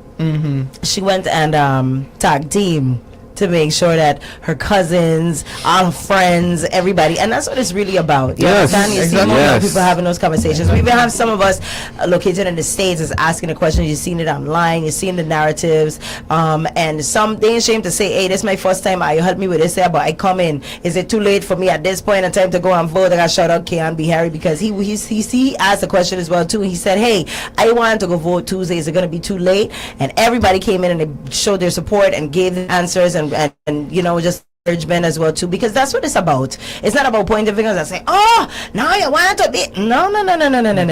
But let me tell you, it doesn't end there, because at the end of the day, come next election season, they're gonna say, I bet you they don't show up again this time. So young people, listen, let me tell you we get something to prove. We have more than just something to prove, and not to anybody else, more so to self, because the most important thing we can learn from this is not making a decision is still a decision. Making a decision. Correct. Right. Something still has to happen in place of your decision being made, right? And at the end of the day, nobody wants anybody to speak up for them, because you are always I gonna have my best interest at heart, you gonna have your best interest at heart. So we can't look at the older generations and say to them, woe is you, because you had your best intentions at heart. And naturally, when I speak from my perspective. Correct. So who gonna understand from our perspective? There's no first and foremost, there's no generation prior to us, especially millennials, who has experienced life in the way that we have. right? Gen Z, especially, same thing goes for them. There's no generation before them because we're in a turning of the tide. So much has changed in our lives. So much has changed. So much. Our parents and grandparents cannot relate to us. So how can they advocate for us? How can they speak on what our needs are in this era at this time? They can speak on their experiences and what things were like for them when they were this age. Yes, and that's where wisdom and discernment and all that stuff comes in. But at the end of the day, they cannot relate to what we have had to deal with or grow up in. The Virgin Islands were different. Even for my age bracket, Hello? nobody can compare, and you can't tell me about going high school in a global pandemic and get to experience a full 4 years of high school. There is nobody walking the earth right now who has had that experience outside of your generation, and that is the truth. Whether we standing on Virgin Island soil or we standing in Australia, Alaska, wherever it is, that is the truth worldwide. So there are different factors that contribute that we have to make sure we are paying attention to, and that's where representation counts and matters. Call back. I just saw you call. Good morning. You're on the air. It's 101.3 Roe FM. Hey, you guys know this voice, right? I know it's supposed to be in the studio, but duty calls. So I just kind of want to call in quickly and shout out Mojanai and Chris. You guys are having very good conversation. I'm extremely proud of those guys. They're doing really good work. Want to shout out the community who have supported the campaign so far. And later is always great. We on to victory on Saturday. Oh yes, that's right. Yes, sir. Shout out to you. Always. Any words you want to say to our listeners right now, Shamari? The future is now. I know it sounds very generic and cliche, but if you guys aren't reading the room, pay attention. Young people stepping up to the plate in various capacities, different applications. The time is now. I think that we're serious about wanting to be a part of the change that we've been talking about for such a long period of time. And I think that, in the same breath, aside from showing up, the commitment is there, and we're doing our research, we're playing our part. I mean, I can't even begin to tell you guys the amount of young people that we were able to get registered to vote, but also ensure that they early voted. I have a next group of friends who I have lined up to go to the polls on Saturday. So, I mean, we talk about the future all the time. We talk about, how hopeful we are about the direction of the Virgin Islands, direction it can head. I think that we're definitely on a fast track there. So, support the movement, support the young people. I said on the radio on Tuesday, I'm not too sure if I'm allowed to still refer to myself as young. I'm 34, but, I'm just glad to see Gen Z age Virgin Islanders and millennials stepping up to the plate. We're doing the thing, we've been putting in the work, but we need the support of you guys, the community, our registered voters, so to get us elected to these offices.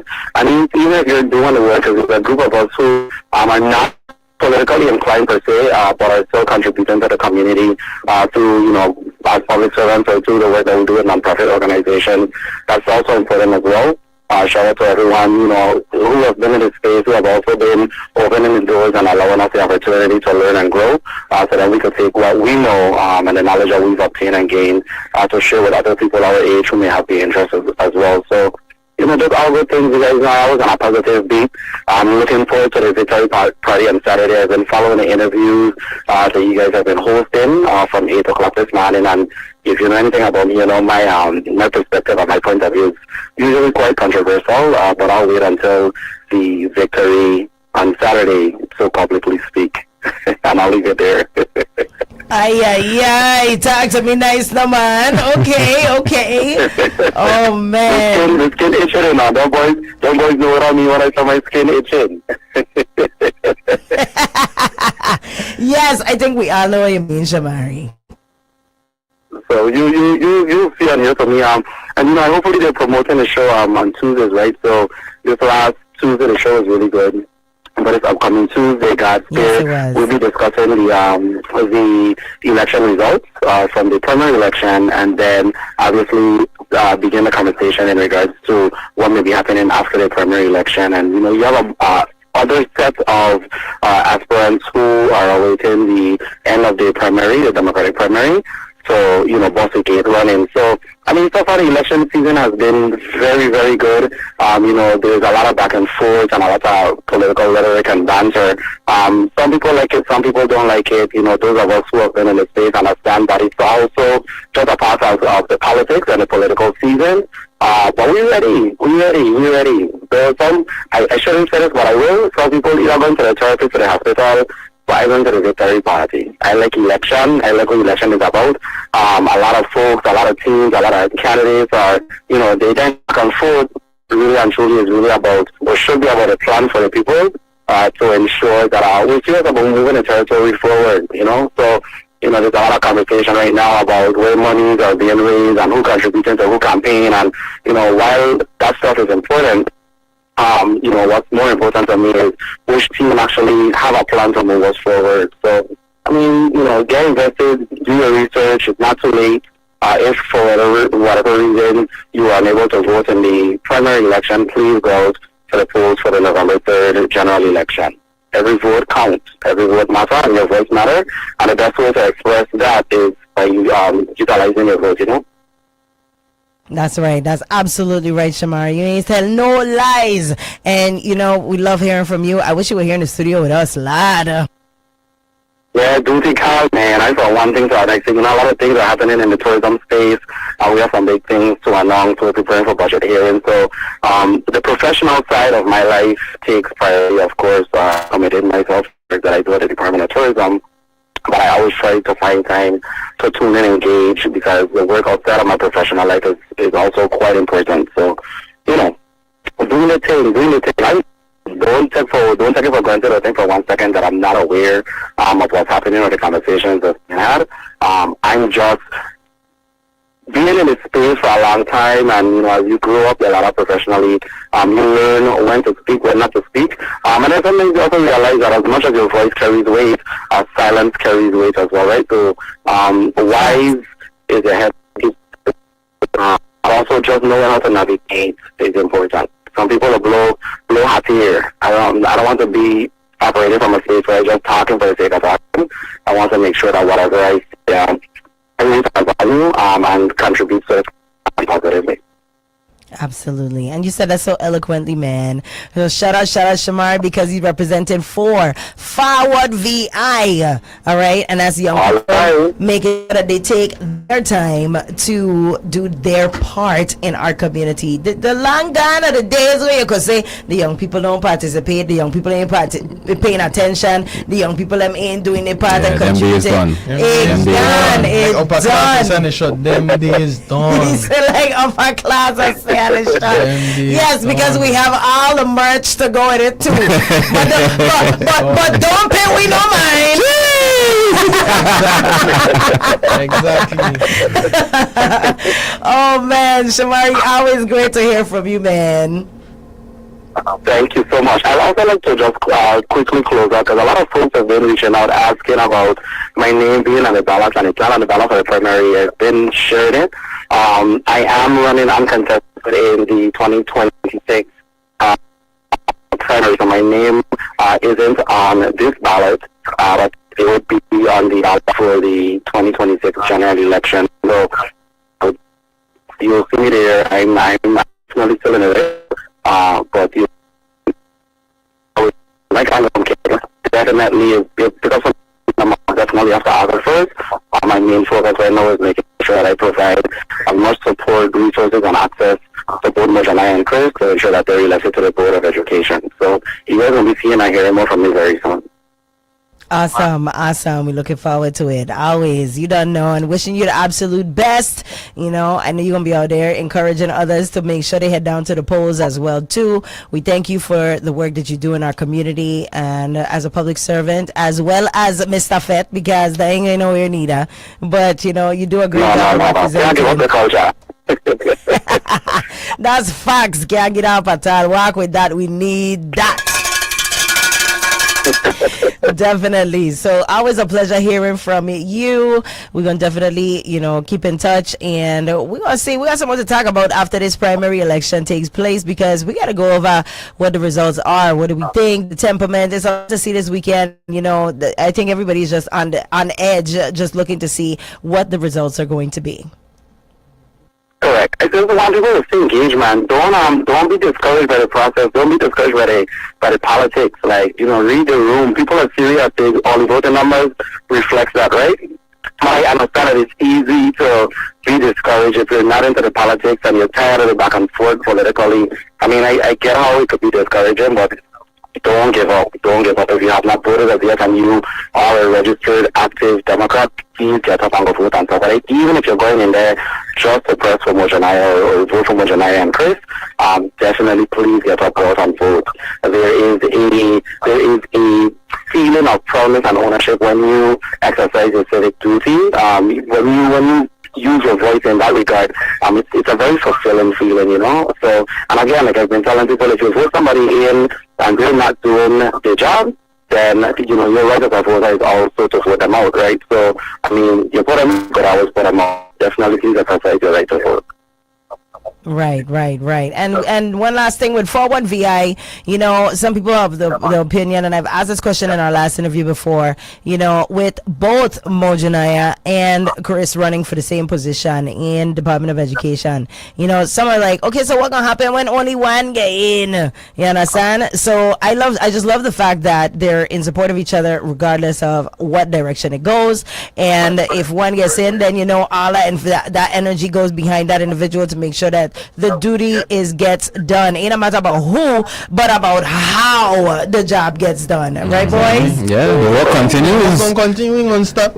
Absolutely. Regardless of what happened, the work continues. But we just definitely want to big up Shamari for providing a mentorship and being that foundation and laying down this pathway for us, because coming into this, when you were talking to us, you tell us, listen, right, you're gonna get tired, the work. Let's let me talk about that for a second. Being younger candidates and coming into the campaign trail and being on this part with this journey, right? There is really a formula and a strategy when it comes to campaigning, Myself and Mo, we telling Shamari tell us, I'm gonna get tired, We're telling him, no man. Boy, Nika. Tired. What? There's a lot of work that goes behind the scenes. And imagine we're just running for the board. So imagine, a gubernatorial candidate or senatorial, or delegate, or congressional. Imagine how they does feel. Jumping from island to island to island, and you have to engage with the community. And people don't understand there's a strategy, because you have to talk about okay, you have the campaign trail, and you talk about what happens if you don't win, and you talk about what happens if you win. So there's three things you have to talk about. Regular, every day. And you have to sit down with your team and you strategize and you plan and you say, and there's a formula events you even attend. You have to be strategic. That's when you see all the gubernatorial candidates and all of them attending, or delegates senatorial, all of them attending the fair. You shaking hands, you engaging with the community. But I also want to take a special time to shout out my support system as well, behind the scenes.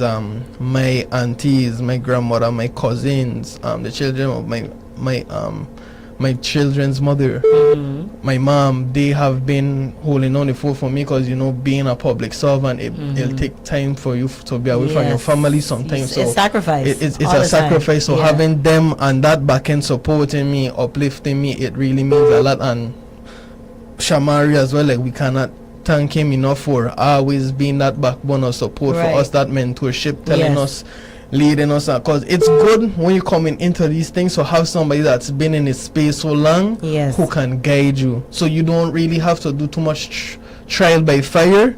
You will make your little bumps and bruises, but it's not going to be that detrimental, Right. So we just want to take that time to express. It's kind of like when you're bowling and you get a bumper guard. Exactly. Ain't nobody you ain't gonna get hot that bad. Yes, exactly. And I always have to give Shamari his flowers. I always have to. There's many sides to Shamari that the public does not see, and Shamari is really a living, true national, like Virgin Islands national hero. people may not recognize it right now, but in the future, like I can see him being honored. Like there's so much that Shamari does that the public doesn't see, and the we're public does not see. fortunate and we're grateful to see those sides, because it makes you understand there's many layers of Shamari. That man that invests everything when he believes in something. Exactly. Shamari is a passionate individual, and you have to respect it. We love and we appreciate him, because he tells us all the time he doesn't invest in things that he don't truly believe in. He don't believe in. Correct, right. So that's why we don't take him for granted, and we always continue to show up. Shamari, roses, sunflowers, lilies, any flower you could think of. And I'm glad that you guys got to witness that side of him, because as you step now into your own role, regardless whether you get in this position or not, you have taken on the civic duty of being a public servant. And as such, there will always be opportunities for you to look back and pass the baton. Correct. You understand? Correct. We have grown so much over the past few months. I mean, like significantly in many aspects, right? So that's understated. Yes, absolutely. So definitely, Shamari, much love and thanks to you. We got another caller trying to get in, so let me hear what this caller has to say. And hopefully next time we have you in here in the studio with us. We know civic duty comes first, but that's all right. We miss you anyways. I get out. See you guys. Thank you so much. All right, for sure. Oh yes, call back. That phone beep. Call back. Tune in. We're here for you. Definitely. Okay, but before that, listen, we're going to a brief commercial break, and we're going to come right back, because time flies when you're having fun. All right, we'll be right back. It's 101.3 Roe FM, WEVI, and Bush T in the morning. That we here with Forward VI. Keep it locked, guys. We're going to be right back. You're listening to Everything Virgin Islands. 101.3 Roe FM. WEVI. Hey, have you checked the cistern lately? Yeah, and don't worry, I already called Julian's Trucking. Julian's Trucking for cisterns and pool fills? Exactly! They handle cistern fills and pool fills. Fast, reliable, and hassle-free. That's a relief. Last time we waited forever. Not with Julian's. They show up when they say they will, and they get the job done right the first time. All right. What's the number? Just call Julian's Trucking today at 340-277-8510 or 340-277-9093. Cistern full, pool ready, stress gone. Julian's Trucking, your trusted choice for cistern and pool fills.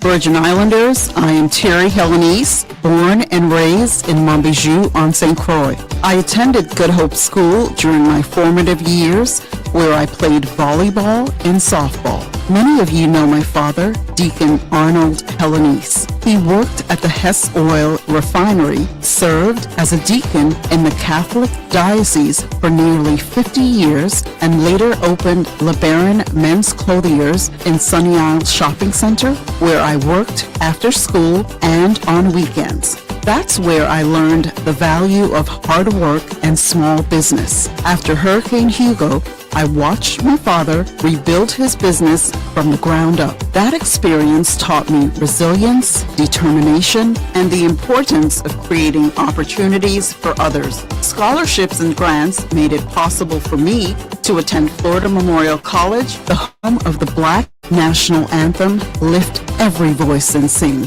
where I earned my degree in political science. I later earned my master's degree in statistics and communications and began my career in Governor Roy Lester Schneider's Washington, D.C. office before moving into leadership roles with Booz Allen Hamilton, Deloitte, and Diageo's Captain Morgan Rum. Throughout my career, I've worked on congressional mandated initiatives, including the Transportation Worker Identification Credential and the Government Computerized Patient Record, known today as Electronic Health Records, where I strengthened partnerships and delivered measurable results. At Diageo, I hired and trained a workforce that was 97% Virgin Islanders and institutionalized a pay-for-performance bonus for leadership and hourly employees. Working with Kevin Colwood and the Rum Cover Over Working Group, I helped secure the retirement funding for our retirees. During the COVID years,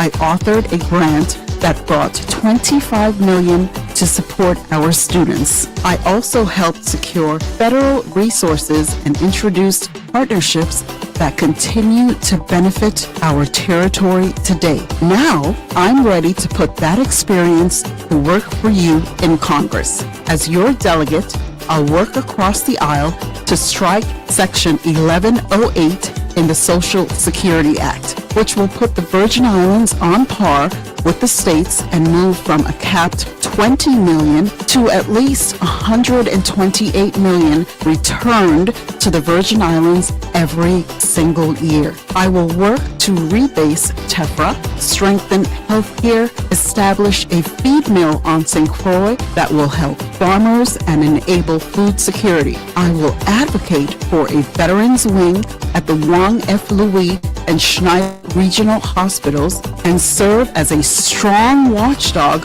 over WAPA. I'll work with FEMA, HUD, the Department of Energy, and our federal partners to protect funding that's already been awarded and to secure new investments for the Virgin Islands. You can call me the Queen of Pork, because if federal dollars are available for the Virgin Islands, I'll find them and bring them home. I spent my career building relationships, solving problems, and delivering results. On day one, I won't need a learning curve because I've already done the work. I am Terry Helenice, and I respectfully ask for your vote. Together, let's move the Virgin Islands forward with proven leadership, real results, and a delegate who's ready from day one. I'm number 3 on the ballot. Vote number 3, Congress.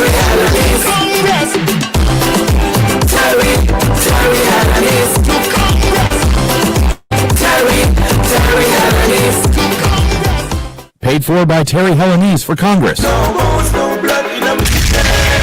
Welcome to the newly renovated Vegetarian Creation Restaurant. They're located in the courtyard at the Barrel Spot Village Mall in St. Croix. Go and check out their spread of tasty, mouth-watering vegan dishes like red beans and coconut rice, vegetable stir-fried quinoa with mushroom, collard greens and asparagus, vegan protein, tofu, bean meat, just to name a few. They have lasagna and kalaloo too. Veggie burgers, Rasta chicken sandwiches made on our in-house bun, pastries, cake, cookies, and more. Snack on our seasoned and spicy popcorn. Vegetarian Creation have local drinks, passion fruit, cruise punch, golden apple, and more. Ask about their special power drinks. Let Veggie Creation tantalize your taste buds with smoothies from our liquid lab juice bar, all infused with our special ingredients. Love, they are the original home of the famous fried cauliflower Rasta chicken. Vegetarian Creation cater for your special needs. Come, let us tantalize your taste buds. Open Monday through Saturdays from 11:30 a.m. to 5:30 p.m. Give them a call today and make your order. 340-773-4772. Are you tired of being stuck on the road with a flat or needing a battery jump and no one's there to reach you? Napa understands. So Napa Auto and Truck Parts St. Croix is announcing their Roadside Independence Tool giveaway. And here are the details. Napa is giving away one Napa 1000 peak battery amps jump starter with 120 PSI air compressor, 3.1 amp USB power, and LED light. All you have to do to enter is fill out an entry form in store. Then purchase any item from the clearance shelf or manager special shelf by July 9th for additional entries and place your entry form in the designated box with the cashier. You can earn one additional entry for every item purchased from the manager special shelf or clearance shelf. See our Facebook page for more details, and the giveaway is all year long. A special congratulations goes to our last winner of the Father's Day promotion package valued at over $1,000. Congratulations, Ferdinand Abraham. No purchase necessary. See store for details. Man, I need some concrete work done, but these prices out here are crazy. Then you clearly haven't called Chitoli Services LLC. Chitoli? What they got different? Different? They got the best prices in the entire Virgin Islands. Nobody beats them. Nobody. Really? Even with concrete and pumping? Everything. Concrete pump services, heavy equipment rental, even demolition. All at the lowest prices around. Say less. I need that number. Just call 340-332-9872 or 340-772-7000 today. Chitoli Services LLC. Built on strength, driven by service, and the best price in the Virgin Islands.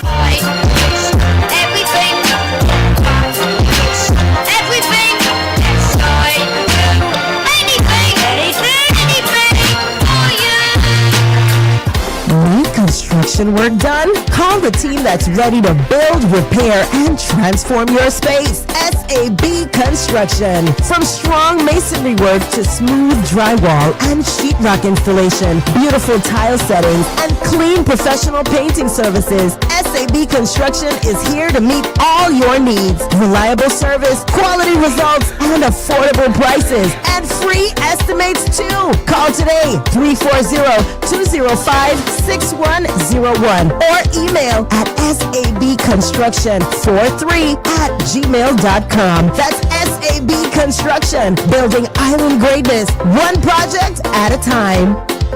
The new 101.3 Roe FM, WEVI, Frederickstead, Christiansted, and full of your fight. St. Croix. Virgin Islanders, this is your gubernatorial candidate, Donna Fred Gregory. We must raise the standards of government service. Our people are tired of outdated processes and neglect. They deserve better. We'll cut waste and make every dollar work for you. Our seniors deserve dignity and care. Government employees deserve safe and healthy workspaces. Our historic towns deserve real investment, and taxpayers deserve accountability. Lieutenant Governor Roach cannot distance himself from this administration's failures. For nearly 8 years, he has been the second highest elected official. Leadership means taking responsibility and delivering solutions. Rodney Moorhead and I will govern as one team. It's time to return government to the people with accountability, hard work, and results. It's time to get to work. On election day, vote number 3. Donna Fred Gregory and Rodney Moorhead for governor and lieutenant governor. On August 1, vote number 3. Virgin Island people, they tell me they set and ready for this. Paid for by VI Now for DFG. Capture the vibe between me and you, girl. You don't know, so right now you make me feel hard. Ain't no jive, take the deep dive. Baby girl, you know, so that the love must survive. Telling you, feel the love connection from beginning, you know, so it will never end. Telling you this, my friend, baby girl, you are my world. Maxi Priest, come sing the anthem. Feel so alive. Yes, I feel alive. Right away. Is that? And we are back, ladies and gentlemen. All right, guys, we have none other than Forward VI taking us forward. Indeed, we have none other than Chris and Mo in here in the studio. And again, you know, I like that guy, you know, Forward, taking us forward. Indeed, I love that. Yes, gas. Forward driver, mash that, is that, okay? Hey, those patal. So listen, we were talking before the break, and I gotta say huge shout out to Shamari again for being a huge advocate for this Forward VI movement and all the work that you guys are doing. But before, you know, time flies when we're having fun, and you know, by the time the ads and play is like Lord. So listen, tell the people, I want to know, what is the benefit of having young people seated at the table where education is concerned? I think the benefit of having young people seated at the table is we bring that fresh perspective. Myself, I'm aware the closest in age to the current generation that's currently in school. Especially myself, I've been in the class I graduated 2025 was when I was in 12th grade. They were in 9th grade. 2025, right? 2025 class when they were not 2026. 2026. And so, yeah, you see, 2026. When I'm telling you, when I was in 12th grade, they were in 9th grade. So we're able to relate to the students and understand their needs, their wants, and their concerns, and where can we best support them, and bringing that perspective, it isn't really necessarily about pair replacing the season with the new, but we want to pair wisdom with innovation, and I think that's the crossroad that we're currently in to push the territory forward. And yeah, that's a line that Mo could tell you that I said at my introduction that we had at the Democratic Party Senator Forum, where they allow the board candidates to introduce themselves, and that's why I always reiterate that fact that we don't want to replace the season with the new, but we need to pair wisdom with innovation. People that have the institutional knowledge and those who have a newer, fresher perspective, how can we pair those two to fully push our territory forward and for us to flourish? We have to stop trying to pit one side against the next, because we all live here. It's about representation. We're not, like somebody on the other interview said, I can't remember, but they said that you're not far from the governor, you know. You could walk 1 degree. One degree. Exactly. Yes. I said that this morning. You could walk on the street and 1 degree of separation. Yeah, and you could randomly just see the governor one day. First of all, speaking of the governor, I just see the governor ringing my cowbell, right? That just goes to show. Like, we live in a small community. Everybody is accessible, right? And not only that, along with perspective, continuity, because we talked about how everyone brings different perspectives, right? But even, for example, you mentioned the governor. When the new administration comes in, it's more like passing the baton, which you spoke about earlier on your shows this morning, right? It's not just come in and start from scratch and erase everything that's happened before. You have to consider what has happened before, and that's why knowing your history is so important. So like Chris said, you bring in the history and the foundation that was set, but then you look at the current context of what's happening today, the current gaps that students experience, the struggles that they face, you know, the different technologies. The world is constantly changing. So if you don't constantly bring in those perspectives that are aligned with what's going on, you know, in the midst right now, then you're missing a big gap. There's a big gap that you're missing. And so that's what we're bringing. That gap. That's what we're bringing. And that's what we're bringing. You know, my 3 platform points that I stand on is modernizing our standardized testing and student evaluation, creating more career trade readiness programs, and expanding real life literacy courses and real life work courses to the curriculum, trying to bring those courses. So when we talk about modernizing standardized testing and student evaluation, we're not necessarily only talking about technology, but finding new innovative, resourceful ideas that how can we properly analyze and place our students, like how you talked about, Neka. To your question, how do myself and Mojanai are running for the board, how do we bring that fresh perspective in an educational standpoint? I bring that perspective of taking the smarter balance test. I know your data to take the smarter balance test. I can't stand that time of year. And I could tell you, you're using that testing, right, to say that this is where our students are. In reality, that's not really where they are. Some of them just don't take the test serious because they don't see the need to. And by federal requirement, correct me if I'm wrong, Mo, that we need to test our students, standardize test them to understand where they are. So we need to come together. The next administration, the board, Department of Education, the legislature, upcoming legislation, and we all need to sit to the table and say, okay, what is something that we can use to fully analyze and test our students and evaluate them? But we already testing them. My thing is, what are we doing with the test results? What are we doing with the information that we're getting? As the test isn't there because we want to apply pressure to the children. The test is there for us to gain insight, information, and utilize the data in order to make a change. Exactly. Find what works and what doesn't, and hurry up, get rid of what doesn't. That's how I see it, right? And that's where my platform comes in, because one of my first points is enhancing our curriculum and providing student-centered resources based on the data and the feedback that we're getting from our tests, from our students, from our teachers. Secondly, I think we really need to strengthen our school to workforce pipeline. Skills is very important, and we really need to provide more resources, more attention, and a greater focus on trades and vocational. And then one of our biggest problems from my perspective, not only within education but within the Virgin Islands in general, we have great people doing great work, but the collaboration and the shared communication is not there.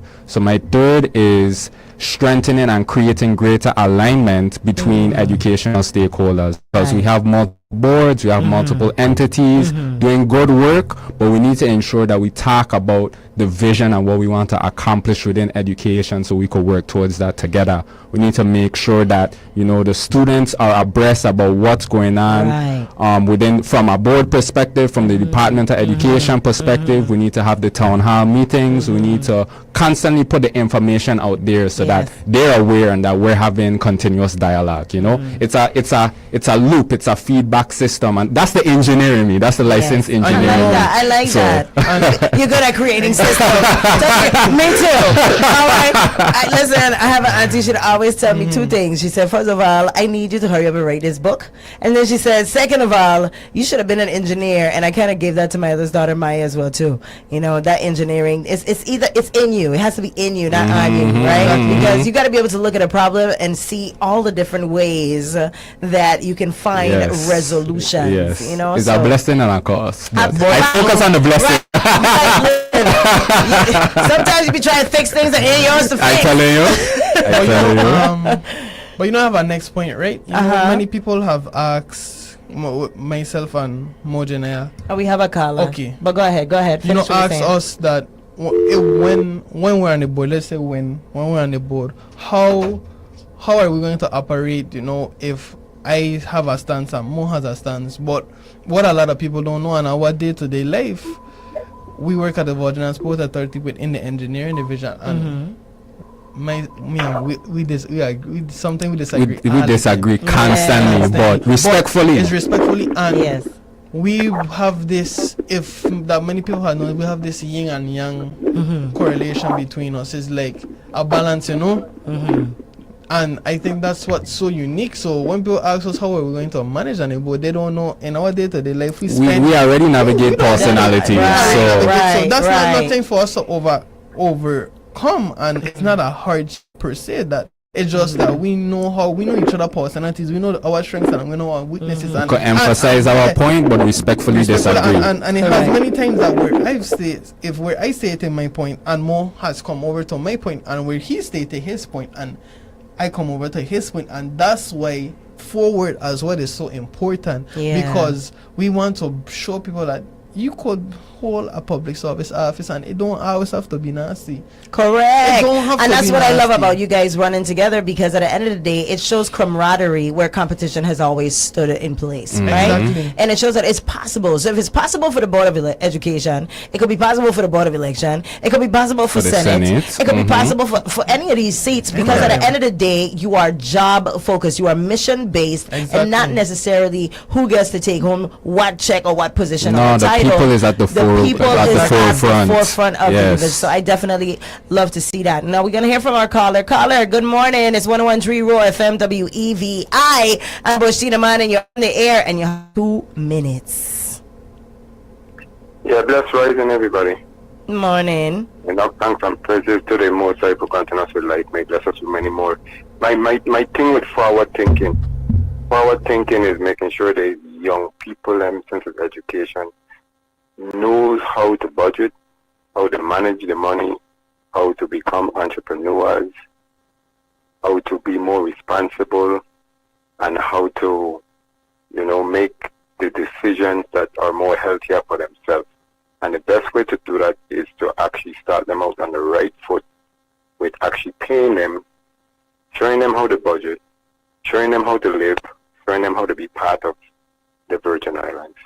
Now, if you do that, the crime will go down, and you'll see more proud adults rather than we breeding children just to go to army, carry a gun, go to prison, or become just another working person, just working for 30 odd years or more. Because when you see your check stub and you're seeing deductions, and you see what's going on, you realize you'll be working for a long time if you want to have house. You want to have car. You want to have these stuff. So you have to make them now part of the Virgin Islands and part of the working force. That's my take on it. Awesome. Thank you, Reggie. We'll hear from the boys right now. Thank you always for calling and contributing. That's up. All right. Yes. So tell me, what do you think about them? I definitely agree. I mean, a lot of times education can be focused on, where we're just focused on like getting students through the system, but not necessarily providing them with thinking about if they have the skills that are needed to be an adult. He talked about the financial side, and he talked about like the real world life skills, like taxes and stuff like that. Like platforms. Exactly. There's a lot of things that are so important in being a young adult, and education is the greatest place to make sure that they are prepared to be a young adult. So I definitely agree. Absolutely. And it's that integration, and at the end of the day, what is education if not getting them prepared for real world experiences, right? Exactly. Right, and exposure, like right. You told us the story about your daughter when your daughter had the summer camp, and she come to you and said, "Mommy," and she just okay. Exposure, it all it is is to exposure. What are you exposing them to? Influence, all of that, right? Now, I have a personal request when it comes to you guys going into the Department of Education, right? Board. Board. Absolutely right. Thank you for my correction. So that's to show you that's the passion. That's charge it to my mind and not my heart. But listen, so for me personally, I really want to see it mandated, not just it being an opportunity. I personally want to see it mandatory that all Virgin Islands children before 6th grade have to touch all Virgin Islands soil. They have to, through the curriculum, visit St. Thomas if they're from St. Croix, visit St. John, visit Water Island, same for St. John. They have to. The first time I come to St. Croix, I was done over 80. Wow. Okay? And I could tell you, even now, I only been St. John just the other day, You see for the first time. And I literally come off the boat and walk to where I had to go. Ain't like I hop in a car and drive around. I tell you.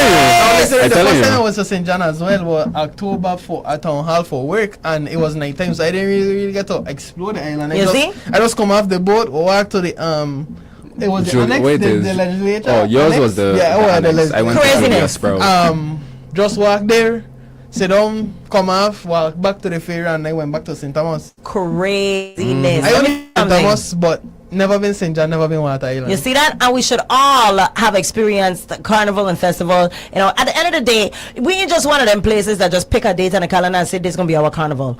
All of our carnivals and festivals represent one of the most important parts of our history. How do you revere that and you never experience it? How do you revere something? Let me ask you something. When you growing up here in these Virgin Islands, we hearing about what going on in the States and, even down to police brutality and those things. And we feel a way about it, right? Definitely. But we don't feel connected to it. That's not our reality. So how is it that we're expecting these up-and-coming ambassadors, because tourism is still our number one in industry, right? Yes. So how is it we're expecting these up-and-coming ambassadors, which straight out of One Louis or Schneider Hospital, that's what it be, right? Regardless of what neighborhood they're going and lay down in, sit down in, what schools they're going to, they are born ambassadors first. Correct. You want them to go wherever they are in the world, whether it's through basketball, baseball, boxing, track, you name it, scholarships, academics, whatever, radio, you name it, okay? And we expect them to speak highly about places that they know nothing about. We expect them to hold into their heart, regardless of, imagine, we're having these conversations now about governor, lieutenant governor, delegate to Congress, this and that, and now people are concerned about, but they don't care about St. Croix, they don't care about St. Thomas. No, we worried about that. How you expect them to care about it when they came up their entire lives, not knowing much about any one part of these Virgin Islands? It has a direct effect on our economy, our infrastructure, and us as a people. So why is it not a part of our curriculum? Why is it not mandated that all of our children experience these Virgin Islands first, before tourists come here and we telling them, you have 3 reasons to fet? Well, a lot of we don't know that. And that could be through different avenues. That could be through Absolutely. sports. It could be through clubs. You know? It can be through aquaponics. It can be through agriculture. It can be through. We're trying to find the new renewable ways of creating energy. You know, there's so many different ways. We're talking about wind turbines and all these stuff. How do we expect them to be the new minds of tomorrow if they are not even getting outside to touch grass? Get them on these field trips, because learning is not just through reading and hearing and auditory and seeing videos and stuff. They have to get out there and touch and feel. And what that does is it creates a connection to their community, It makes it feel one that real. you cannot break so easily. Yeah. You understand? We have to get back to that. And then secondly, can we please mandate that all of our children have to go through cultural education as well too, directly, so the cultural arts, right? Everybody should be able to touch a steel pan before they graduate. Everybody should be able to see dance quadrille, do the maple. Those things need to be mandated in our culture. That's a part of who we are. I hope a lot of that is still going on, because where please don't get me started. Hey, that was one of the best experiences for me attending elementary school. Like, I had the honor of being mentored by Miss Patricia Brown. If you know, you know. That's who taught me quadrille. That's who taught me everything Virgin Islands culture. So I mean, hey. Listen, the last time I saw Maypole was in Joseph Gomez Elementary School. That was also the last place I saw Bambula dancing. Shout out to Miss Christopher. All right, she was my third grade teacher, and she was the one that was teaching so many of us how to do Bambula. People are still Maypole?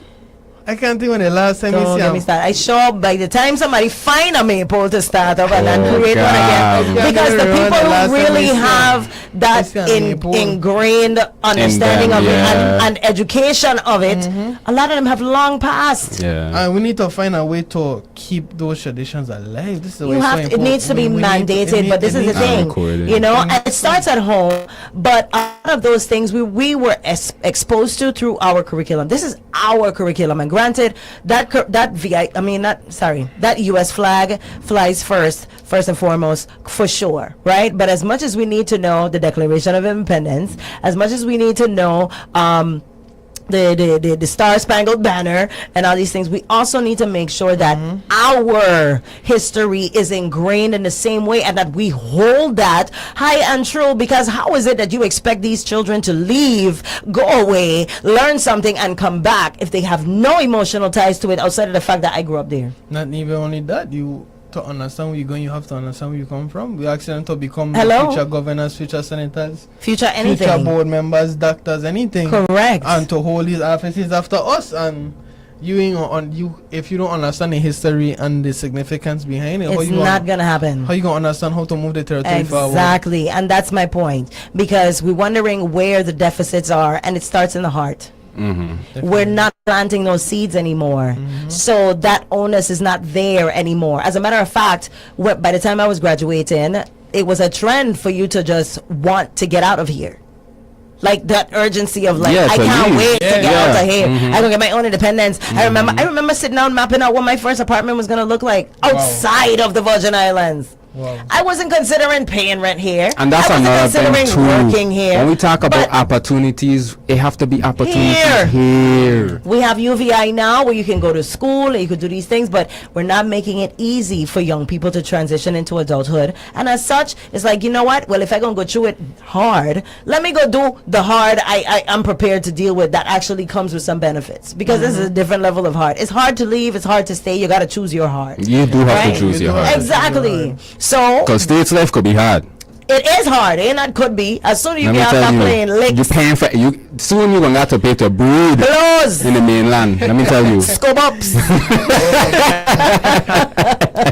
Okay, so and we got to be real about these things, and at the end of the day, we have to continue to infuse those things, and all children learn through repetition. Unfortunately, because I hate repeating myself. And they matter what they see. They matter what they see. They matter what they experience. And they matter what is revealed to them. I don't have this fire inside of me because I just wake up a man and like, yes, Virgin Islands. No.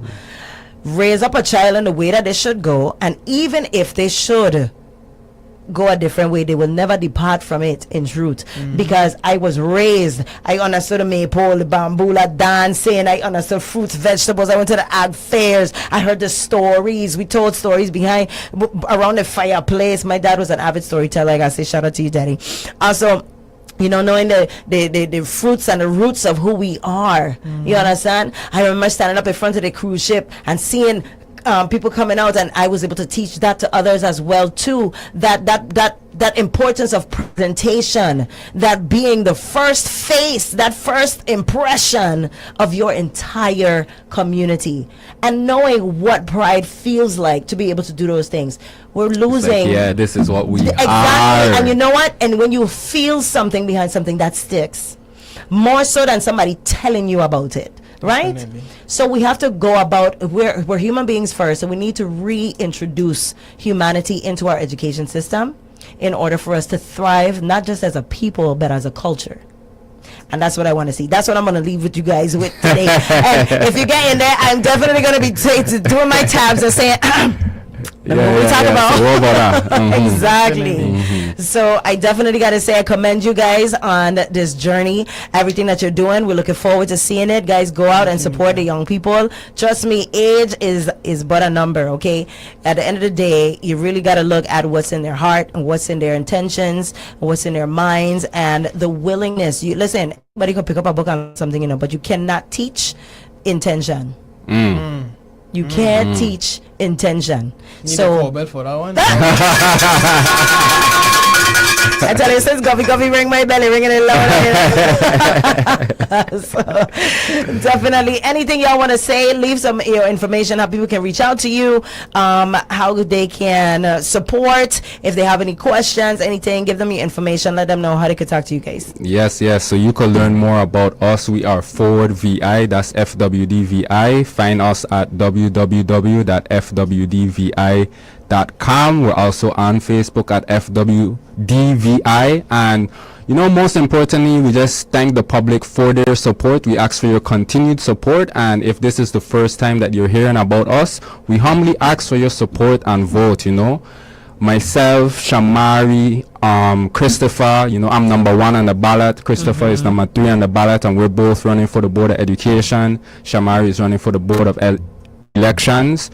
We're stepping up to the plate. We want to be a model and a representation of what's possible, especially within the younger generations. And we want to encourage younger people and just people in general to show up and take pride in our home. Yes, we have a lot of, this irregularities and things that need to fix, but we have such an opportunity here. We live in African American paradise, and right. You look around, most people look like us, like our leaders look like us. We have such a unique opportunity here to just live in such a transformative community and time, So again, from me, Mojanaya Dennis, number 1 on the ballot. Thank you for your support. Asking that you support Christopher Jacobs Jr. as well, number 3 on the ballot, and Shamari Haynes. Yeah, guys, just Nika, thank you for having us. We always love being here with you. We'll come back after primary. We're gonna be on it. Now we gotta talk about the primaries. I need somebody else to not talk about the primaries with me. We won't be here with you, so we won't book this appointment after we come after here. But no, guys, listen, really and truly, myself, Mojanaya, Shamari, thank you guys for believing in us, supporting us. If you haven't voted as yet, please don't forget, primary is August 1st. The polls open at 7 o'clock in the morning, so wake up, get your bush tea, get your breakfast ready to head down, everything ready to go down to the polls. They close 7 o'clock. You have BC, Canigata, Claudio, Marco, and St. Chris Central High Gymnasium. Go out, vote, do your civic duty. And we also will be out there. We'll be out there as well, but we have something called Vibe and Vote. So you could go on our Facebook page, the Forward page. Or contact us at 340-209-2823 if you need a ride to the polls.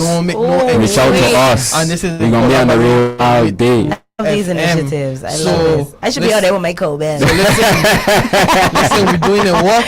We thank you guys. I'm humbly asking for your support again. Christopher Jacob Jr. number 3 on your ballot for the Board of Education. Mojanea Modanis number 1 on your ballot for the Board of Education. Nika, thank you so much. We love being here with you. We love your body. Lima, thank you so much for the opportunity as well. Yes. Big girl. She was doing a big Thank you guys. That's right. Absolutely. Thank you for coming and looking forward to the next one as always, guys. If you don't know, it'll be on the show every Tuesday evening. 6 to 8. For the 340 exchange. So if you want to hear from them, make sure to tune in. And you can also find the recorded shows anywhere on our platform. You could go back, just scroll back a little bit. I promise you don't take that long. Right? So, and you can hear more what they have to say. So again, thank you guys. Thank you, Shamari, for calling in, even though you couldn't be here. Always make sure that he's still present in some way, shape, or form. That's dedication. Flowers. And thank you, Nika. Love you. Absolutely. Always a love return. Definitely. Guys, we have yet another interview coming in. So without further ado, we're going to pay these bills. All right. We're going to be right back. It's 101.3 Roe FM, WEVI, and Bush T in the afternoon. Is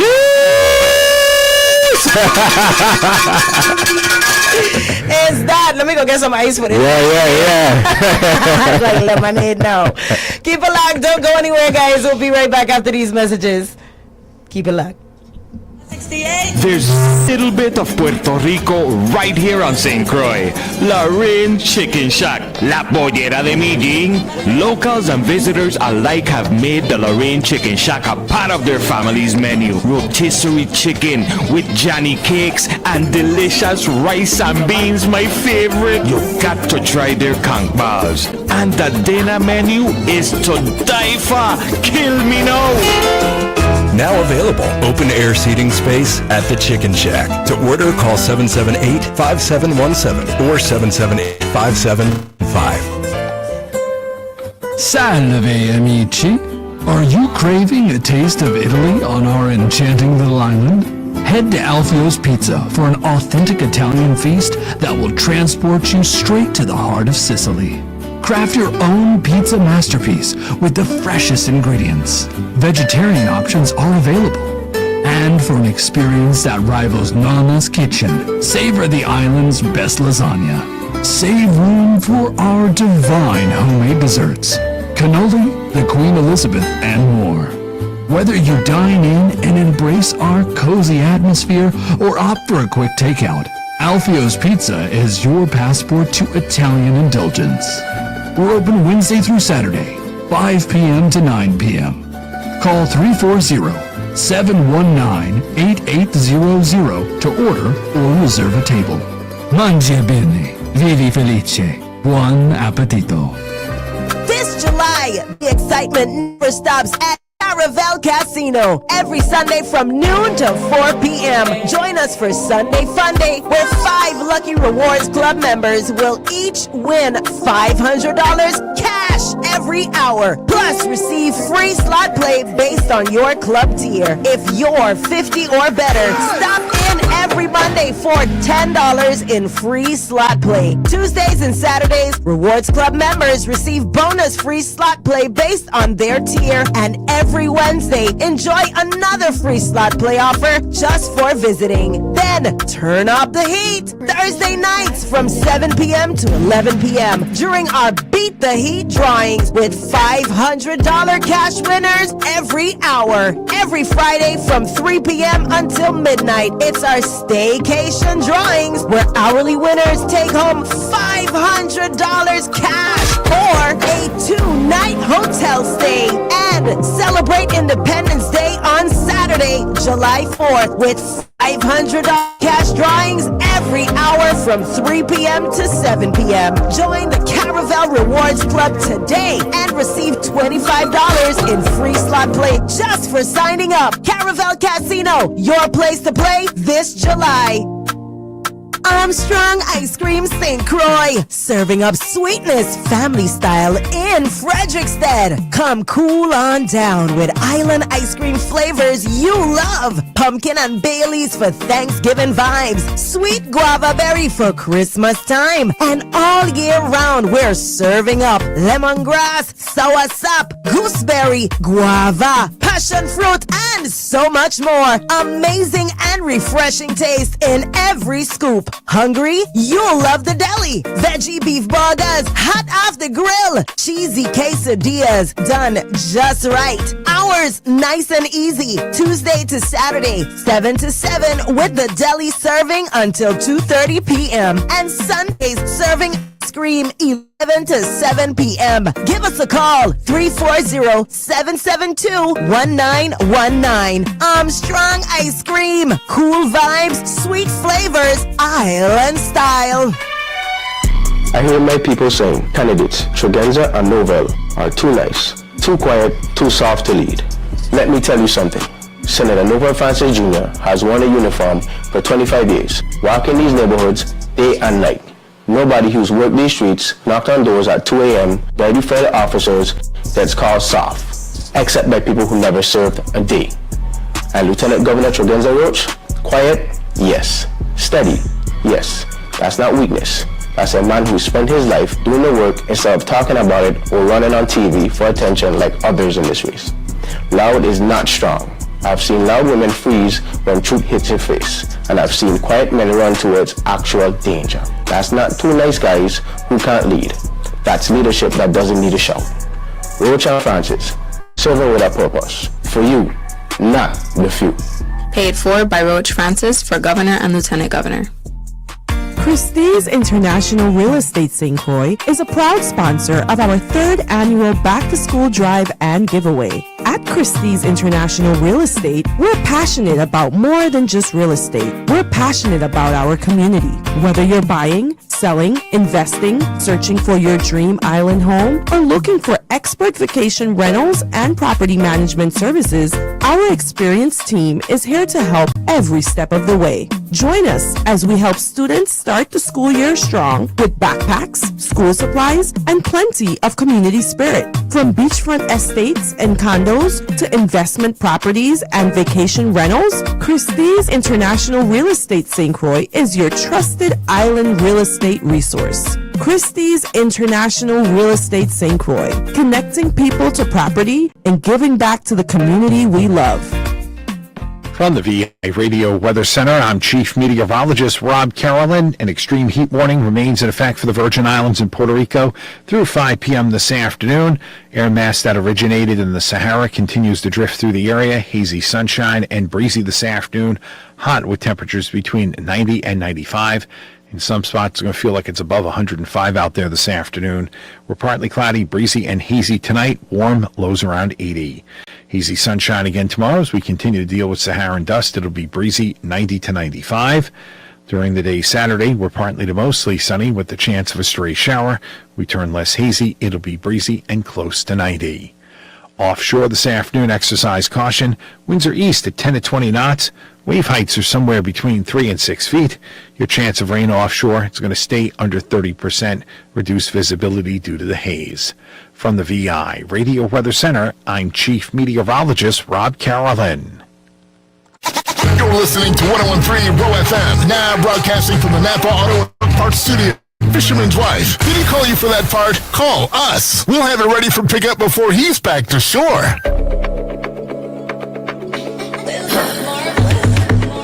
Pay up!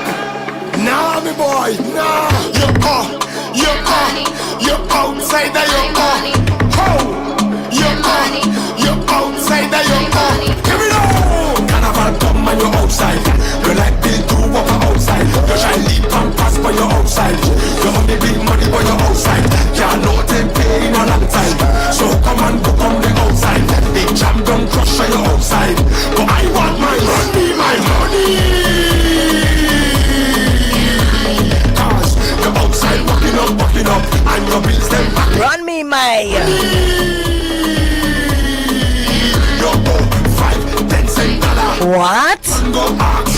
Okay then. Oh yes, ladies and gentlemen, we are back. It's 101.3 Roe FM WEI. Believe it, believe it. Why you so don't like to be back but love to borrow? Should I tell me give you but you tell me let you? Right now my patience low. Hear me now. I promote I book me last month for a jam. The whole place ram, I perform, but he never paid the show. The following month he want another jam. So hurry I'm money to spend, I still ain't pay my balance. It's like he looking for hard hand. Carnival come and you outside. You like Bill to walk outside. You shall need pampas but you're outside. You only big money but you're outside. Can't no time playing on outside. So come and book on the outside. Big jam don't crush on your outside. But I want my money. Cause the outside walking up and your bills them back. Run me my money. Yes, yes, yes. Bush tea in the morning. Listen, we're taking it all the way straight through to the afternoon. Believe it. All right, for the first time in years since I've been doing this. Listen, and I'm too proud to say I've enjoyed each and every one of these interviews today. I hope you, the community, has felt informed. I hope that you feel connected to each one of the candidates who came in and voiced what they had to say, and not just candidates, but also supporters as well. And as you see, the questions that I'm asking are geared towards us, the community, we the people, we Virgin Islands, because it's not UVI, it's not me VI, it's all of we Virgin Islands. This thing belong to we, it's we own, it's we thing, all right? And it's only we go set the record straight. At the end of the day, you know, we have some groundbreaking voting numbers, especially early voting, okay? Because for the year that mentioned, for those who are just tuning in, for the year where they're saying we had the highest numbers, what is this?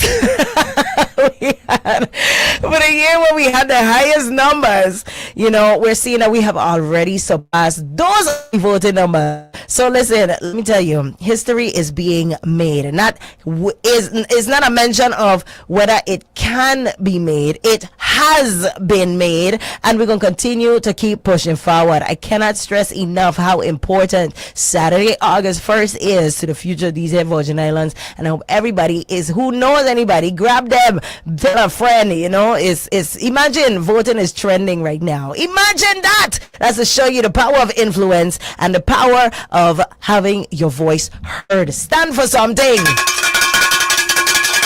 10 toes down. All right. That being said, I want to encourage all of you, anyone who might be interested, please reach out because we still have slots for interviews. All right. Make sure that you are utilizing all of your top avenues for reaching the community and having, you know, the important messages put out. All right. Right here, 101.3 Roe FM. We are everything Virgin Islands, and we put ourselves in that. So give us a call.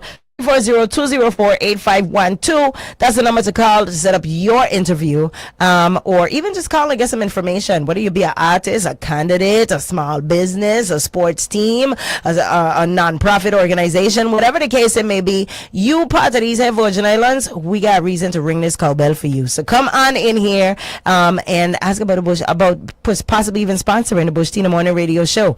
All right, so that being said, I want to say a huge thank you to our sponsors yet again, My Lord Variety Store and Smoke Shop.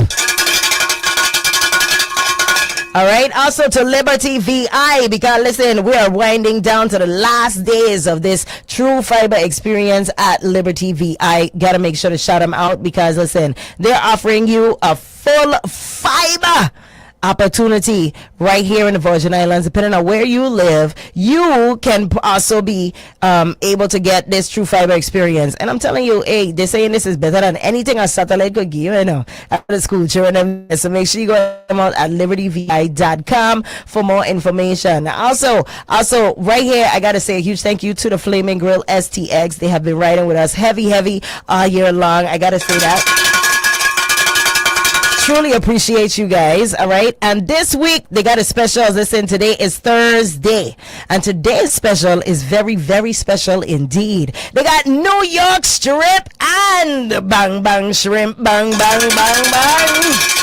It is that, okay? Friday they got mahi, but today we headed on over for New York Strip, okay? And Bang Bang Shrimp. So be sure to go check them out. Saturday they got some mahi bite. Oh no, Friday is mahi bites. Saturday they got chicken and baby back ribs. So go check them out. The number to call 340-778-6270. That's the Flaming Grill STX. And as you guys know, and as advertised, we have yet one final interview of the morning.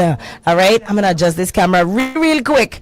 I promise you we will start it in just a bit. We got none other than delegate or candidate for delegate to Congress, Janelle Saro, number 4 on the ballot. So make sure you keep it locked. Don't go nowhere. Don't touch that dial. We still getting it nice and hot. Actually, you know what?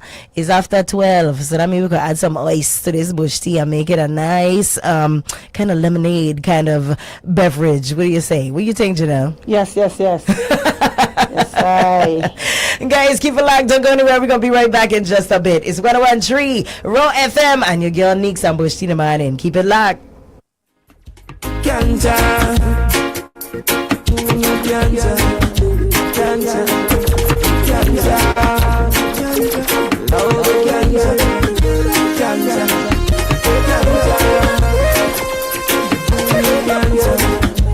ganja, ganja, Lord, ganja, ganja, ganja, ganja. Roe FM. Tell me say your body so hot, yeah. Tell me say your body so hot. You have it summer body. That body they are no for everybody hot, yeah. Make a snap with a pretty friend. You are walk with a pretty crew. Every girl in your crew pretty. Every girl in your crew pretty, yeah. Make a snap with a pretty friend. You a walk with a pretty crew. Every girl in the crew pretty, yeah. Every girl in the crew pretty, yeah. You know, you want me dolly though. You're pretty bad, more have your house. Body a fire like David though. Me say me love it, you dolly down. Me not like, me jump for wine up. Me buy you, gone like a spider. Me buy you, fit it up the China. Best in me, a cleanest, but I me give the crown. Me say you're pretty like a British brown. Pretty like a British brown. Baby, take a pic and post it on your phone. Me say you're pretty like a British brown. Pretty like a Swedish crown. Your love face too pretty. We post in a close friends. Put it on your main page. Tell her got the face card. So me put it on the main friend. Young skinny and muscle tight. Then don't upon your level, only upon your height. Them girl the way you chat, figure them money right. Tell them and them ugly friend not get right. Them vibes they give them a candlelight. Don't say girl not go for act polite. Different man up them every night. Then body count no light. Your body hot up, your tummy flat up. Believe me, girl me love the way you. Pretty long time, me had to let them love you. You are my big mama, something like Lato. Me not like, me jump for wine out. Me buy you, gone like a spider. Me buy you, fit it up the China. Best in me, the cleanest, but you me give the crown. Me say you're pretty like a British brown. Pretty like a British brown. And we are back, ladies and gentlemen. Yes, it's still 101.3 Roe FM, WEVI, and Bush Tea in the morning with your girl Neeks. I know if you're listening to my voice right now, you might be like, but why she on late today? What is going on? Well, Big Roe decided in the state of how everything is going currently right now, it is absolutely important that we give our candidates and our constituents the opportunity to voice their concerns as well as to educate the community before they head to the polls on August 1st. So right now we have none other than, and she's been here with us twice before with Bush Tea in the morning, yeah, right? So now we ain't necessarily got Bush Tea right now, you know. What we got is bush lemonade. Something. We got lemongrass lemonade. Something. Good afternoon. All right. So I will dry this morning, you know, but this is afternoon. We are up, we are awake, we are ready. This is your candidate for delegate to Congress, Janelle K. Saro, number 4 on the ballot. Here to have a conversation, here to give a little pushback. Today, I like what you just tell me, right? So today is jab day. Oh, that's what you're going to take it, right? Jab. So I've been taking a lot of jabs throughout the entire campaign trail. Oh. And at this point, we're down to the wire. Our gloves coming after today. Oh! Hold on. Wait a minute. So what does that mean? Because I feel like you have been very eloquent. Because if you ask me, let's start out the gate. No disrespect to the former Congresswoman Donna Christensen. Correct. She served us honorably for 18 years, right? Our generation only know one Congresswoman. But if you are going to endorse your candidate on the merit of their case. Endorse your candidate based on what her platform is and what she can do. The subliminal messages that Congress already had a fighter, now they need a stateswoman, right? What is a stateswoman? Because if you ask me, this campaign has been operating very states-like, right? We haven't attacked any candidate. There has been no below-the-belt jabs to anybody. We've been the first to put out our campaign platform. We talk about the issues all the time. In the debates, it showed up who's most prepared. The debates told you who's the most prepared, who answers the question best, who understands the issues of the Virgin Islands. So to say that we need a stateswoman, we don't need a fighter. Come January, Medicare Part D. You know how many seniors are Medicare Part D? Medicare Part D ends in a few months. Yeah. Right? We have a healthcare issue. We have issues where right now HUD literally suspended our funding for 30 days, pending any action from us, right?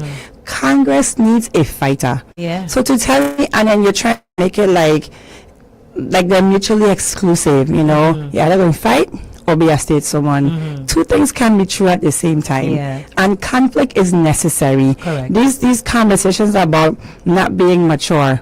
So we keep saying we're the future. Our generation in our late 30s, 40s. The future is being dealt with like the kids. future is your children. Right. Not me. Right. I am the now. Right. Oh! Right? So I like that. Yeah, all this conversation about the fact that you're young, it's ageism at play. Right. If you spend 4 years in the federal government, I am 40 years old. So if you spend 40 years in the government, whatever, time to retire. So when you come and instead of campaigning, don't tell me about you're more mature and you're more of a statesman and you have the integrity and character. What's that? Integrity and character. I never spent a bad dollar. I never embezzled one local fund. I've been the most transparent senator, issuing financial reports every month when I went to Senate. I was frugal with the government money. I ain't fly first class. I ain't rack up no crazy expenditures. When I come to St. Croix, I don't stay in hotels. I use my family house and the car. I mean, I could go and say, I'm coming to serve, let me stay in a hotel. Let me have the perks of another senator. Right. But I know that this is the people's money. Yes. So these subliminal messages, like if you don't have one political argument left, you have to get personal, per Margaret Thatcher. So I just came to dispel some of the stuff where there's this constant need to make me out to be this angry, black, crazy woman. It's 3 women in this race and 1 man. Yeah. And the greatest opponent for women is always women. That's true. So I just asked Ms. Helenise and Ms. Smith, stand on your record.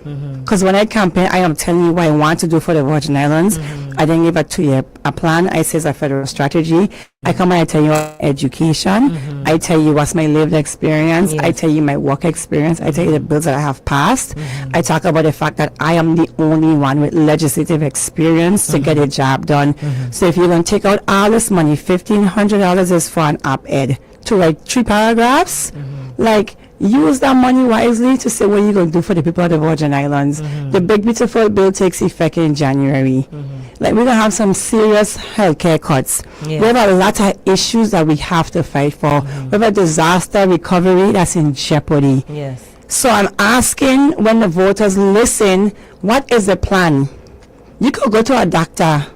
You know, to a doctor that's nice but can't perform surgery. And you find a doctor that don't have the best bedside manners, but he's going to save your life. right? So There's I a just perspective there. Yeah, I just wanted to. It's like if I was a police officer and you get into battle, I want to go into battle with a man that gonna cover me. Yes. Not I want to go come and shake hand, and then when shots start firing, I be in the tree hiding. Yeah. Niceness ain't gonna get me certain places, right? The territory needs a stateswoman and a fighter. So I know that Miss Christensen is campaigning for her candidate, but the subliminal message is that you come in and you're attacking somebody. You have daughters, Miss Christensen. I am the epitome of what you want your child to be. To go away to go to school and to come back and give back to the Virgin Islands. I could be any place else. Living home is a choice. Public service is a choice and a sacrifice. So I just had to talk about it because all of the, tell me about the plans. What you plan to do? What's the policy? Right? Miss Helene's win debates, you can't everybody name calling. I don't even know if you know these people. Right? You name calling. I was working on that. Okay, no problem. But for $216,000, what the Virgins receive on behalf of that? Ms. Smith, fine. You prosecute and you're claiming that you prosecute all these people. The difference is when you're in the federal government, you have the full backing and faith of the U.S. government. Right. So she has the help of the DEA, the FBI, all these people to bolster her case. By the time she go to prosecute, there's a package. Fight for this package. Yes. In the Senate, I have to be the chief researcher. I have to investigate. I have to turn around and formulate my own questions, my own strategy. So I have to think off the cuff. I have to listen to your response and craft a whole new questions. I could corner you in your responses. So I didn't have the full faith and backing of the government of the Virgin Islands. I had the Office of General Secretary with 4 people in it, and we had to figure out how we were going to make things happen. We had to pull water from a rock half the time. We had to take a loaf of bread and feed the multitudes, right? So I just say that to say, do not discredit my work. If you go and campaign, Miss Helenese, Miss Smith, campaign on your merit, because all this time we campaign, I never talk about any other candidates. So if you campaign on what you could do for the people of the Virgin Islands. And today, I think my cup has reached the brim, and I didn't answer because if I answer people, oh, sorry, is immature, right? But there comes a time when you are compelled to respond. Campaign on your own merit. Campaign on your own track record. Campaign on what you do. Don't come for me send for you.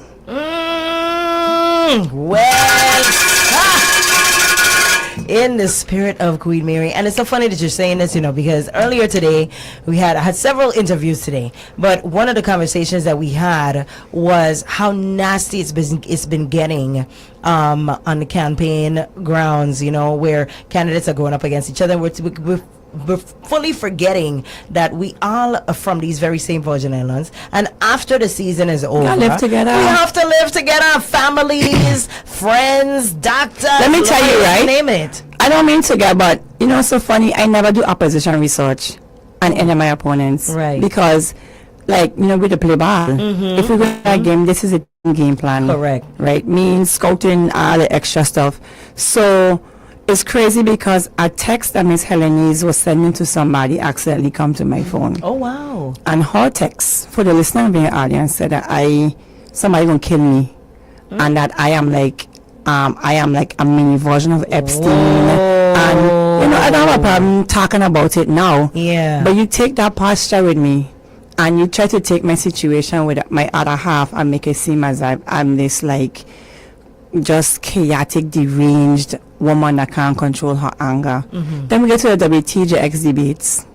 WTJX proceeds to ask me my first question. The same thing we talk about my situation. And I was humble enough, and I am humble enough because I'm not beyond reproach to apologize for what happened. Now that happened between 2 consenting adults, where I'm like, listen, you don't hit me anymore. That day I am going to I fought back, right? Where I went wrong is not knowing when to leave from a toxic situation. But you campaign, and for the majority of it, that campaign spends so much time trying to attack my character and paint this image of me, only to appear on a debate stage when you got 2 pending DV cases.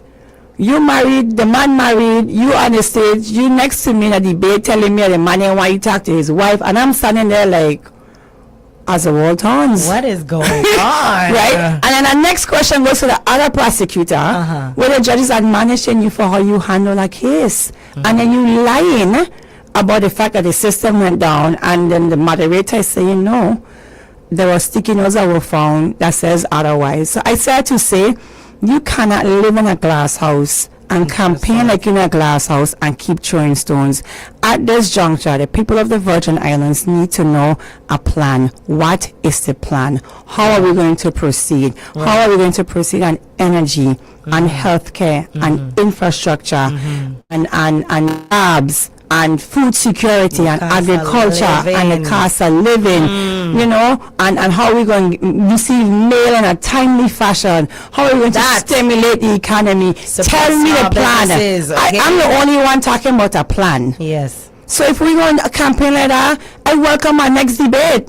If that's the case, with open arms, respectfully. Hey, I'm telling you guys, listen, you heard it here first. It's 101.3 Roe FM, WEVI, and Bush T in the morning. We're going to cut to a quick commercial break, and then we're going to turn up the heat yet again. All right? We got none other than candidate for delegate to Congress, Miss Janelle Asaro in here, former senator. All right? And she's in here, and she is telling you where she wants the focus to be placed. Okay? This back and forth thing we're doing ain't really serving us, the people. That's the old school ways of how we used to do this campaigning thing. Right now, people are paying attention, and this is where it's a time where you can actually reel it back and play the videos, listen to the debates, regardless of when it happened, and you're seeing people are really paying attention. So we really got to pay attention to the temperament of the conversations that are taking place. But that being said, we're gonna cut to a brief break, and we'll be right back after these messages. It's 101.3 Roe FM, WEVI, and Bush Tina Mana with your girl Neeks. Keep it locked. Don't touch that dial.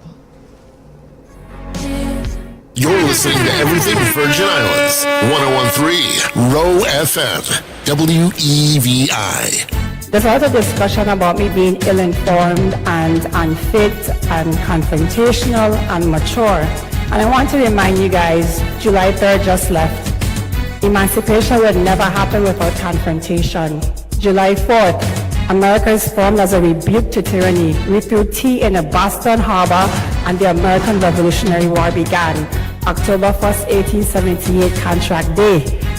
4 queens born on the town of Frederickstead because of confrontation. Democracy is forged in fire. Democracy is a contact sport. Democracy requires confrontation. It requires good trouble. And I promise you, no one will out-prepare me. No one will outwork me.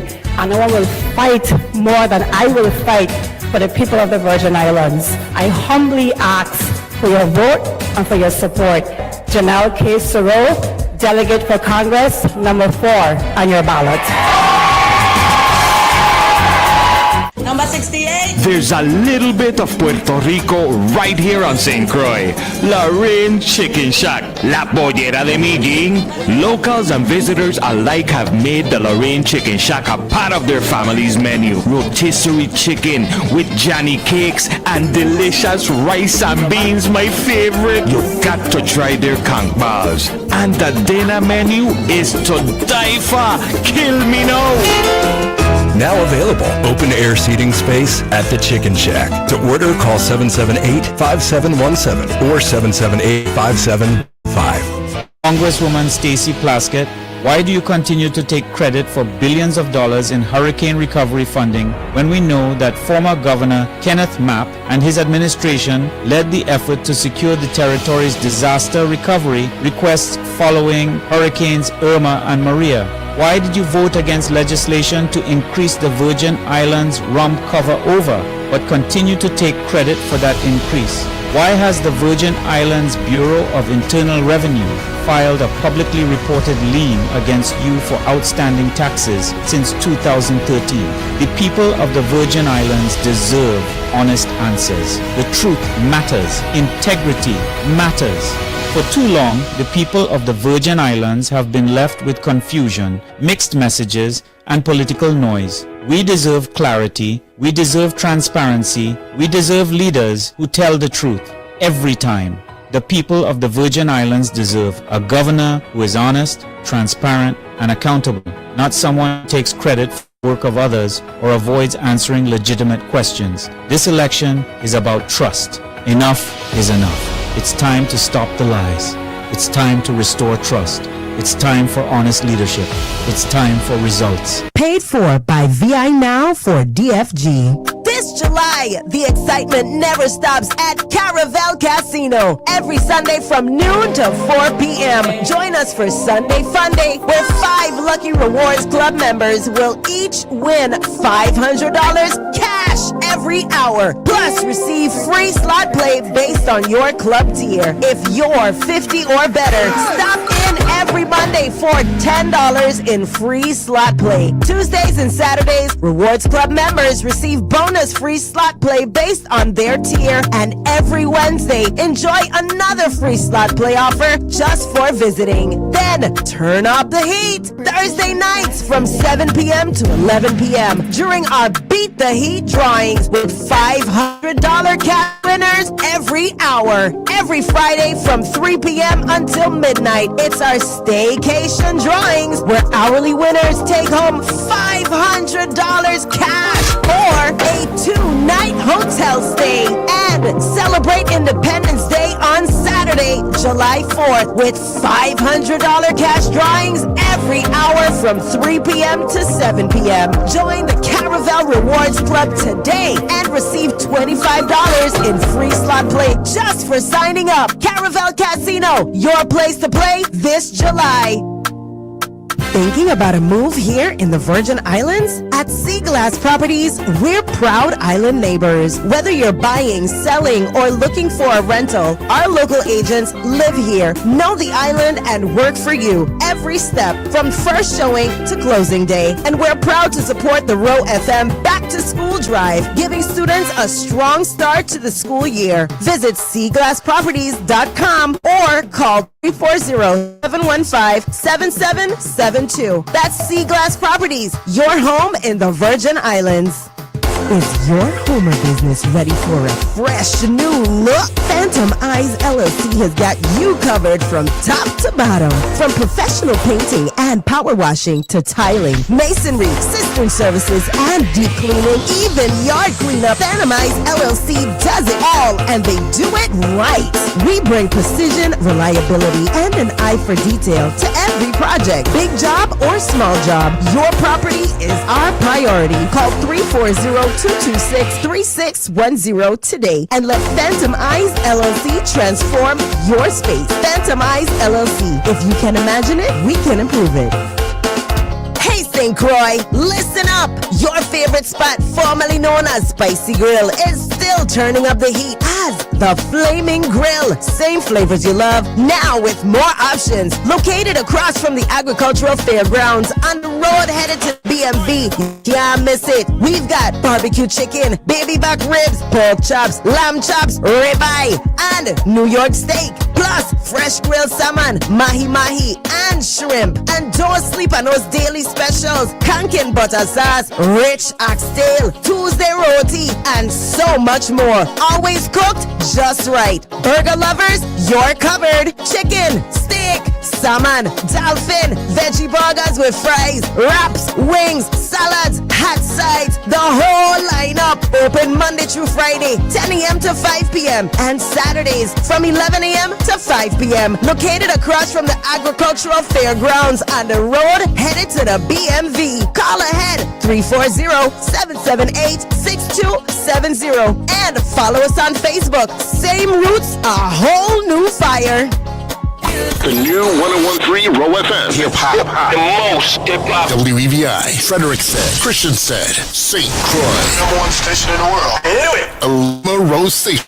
Get ready, St. Croix. The heat is coming to Legends Lounge in Frederickstead. 4 unforgettable nights, July 30th through August 2nd. Experience the excitement of a live hibachi dinner and show. Watch as our talented chef cooks your meal right before your eyes. It's dinner and entertainment all in one amazing experience. Seating times are July 30th, 7 p.m. and 9 p.m. Friday, July 31st, 9 p.m. Saturday, August 1st, 4 p.m., 6 p.m., 8 p.m., and 10 p.m. And Sunday, August 2nd, 3 p.m., 5 p.m., 7 p.m., and 9 p.m. Limited seating is available, so reserve your spot today. Call or text 904-356-3839 or 904-947-0501 to RSVP. Don't miss this interactive hibachi experience featuring a live chef,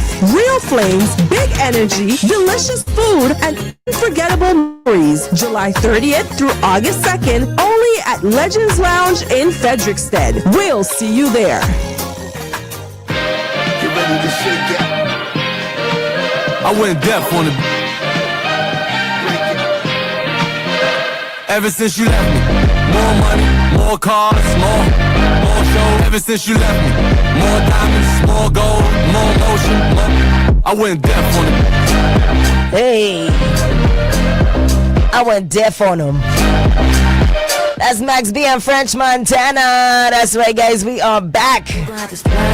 It's 101.3 Roe FM WEVI Ambush Tina Mane with your girl Neeks. You already know, guys. Money no more. It's clearly afternoon. All right, we heading on into to the top of the 1 o'clock hour. That is, and I have none other than the candidate for delegate to Congress, Janelle Saro, public servant. And listen, she's a woman of many hats. So we don't even get into all of that. But I gotta say, it's always a pleasure having you in the studio with me.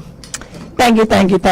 So I was just, I began my trend, my blues. I had to get off my chest for a little bit, but I was therapy. You got me wide awake in here today this morning. I did not expect that because you know what? You're talking the truth. No, definitely, right? But I don't ever see you speak out on the things. No matter what you see posted, no matter how far they try to go with the different narratives or whatever, and use one candidate, regardless of what you're running for, you don't take blows.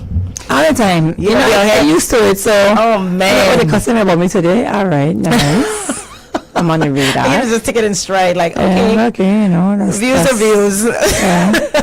That's your opinion. I like your temperament with it too, because you know what, that takes there's Brad back and then there's your back. I got to say, okay, because I don't know how you to do it, and you gotta be built. It gotta be like really from within in order to take it, because it comes from so many different angles depending on who's paying attention at the time. And sometimes too, you have to, one thing therapy has taught me, everybody should join if you could afford it.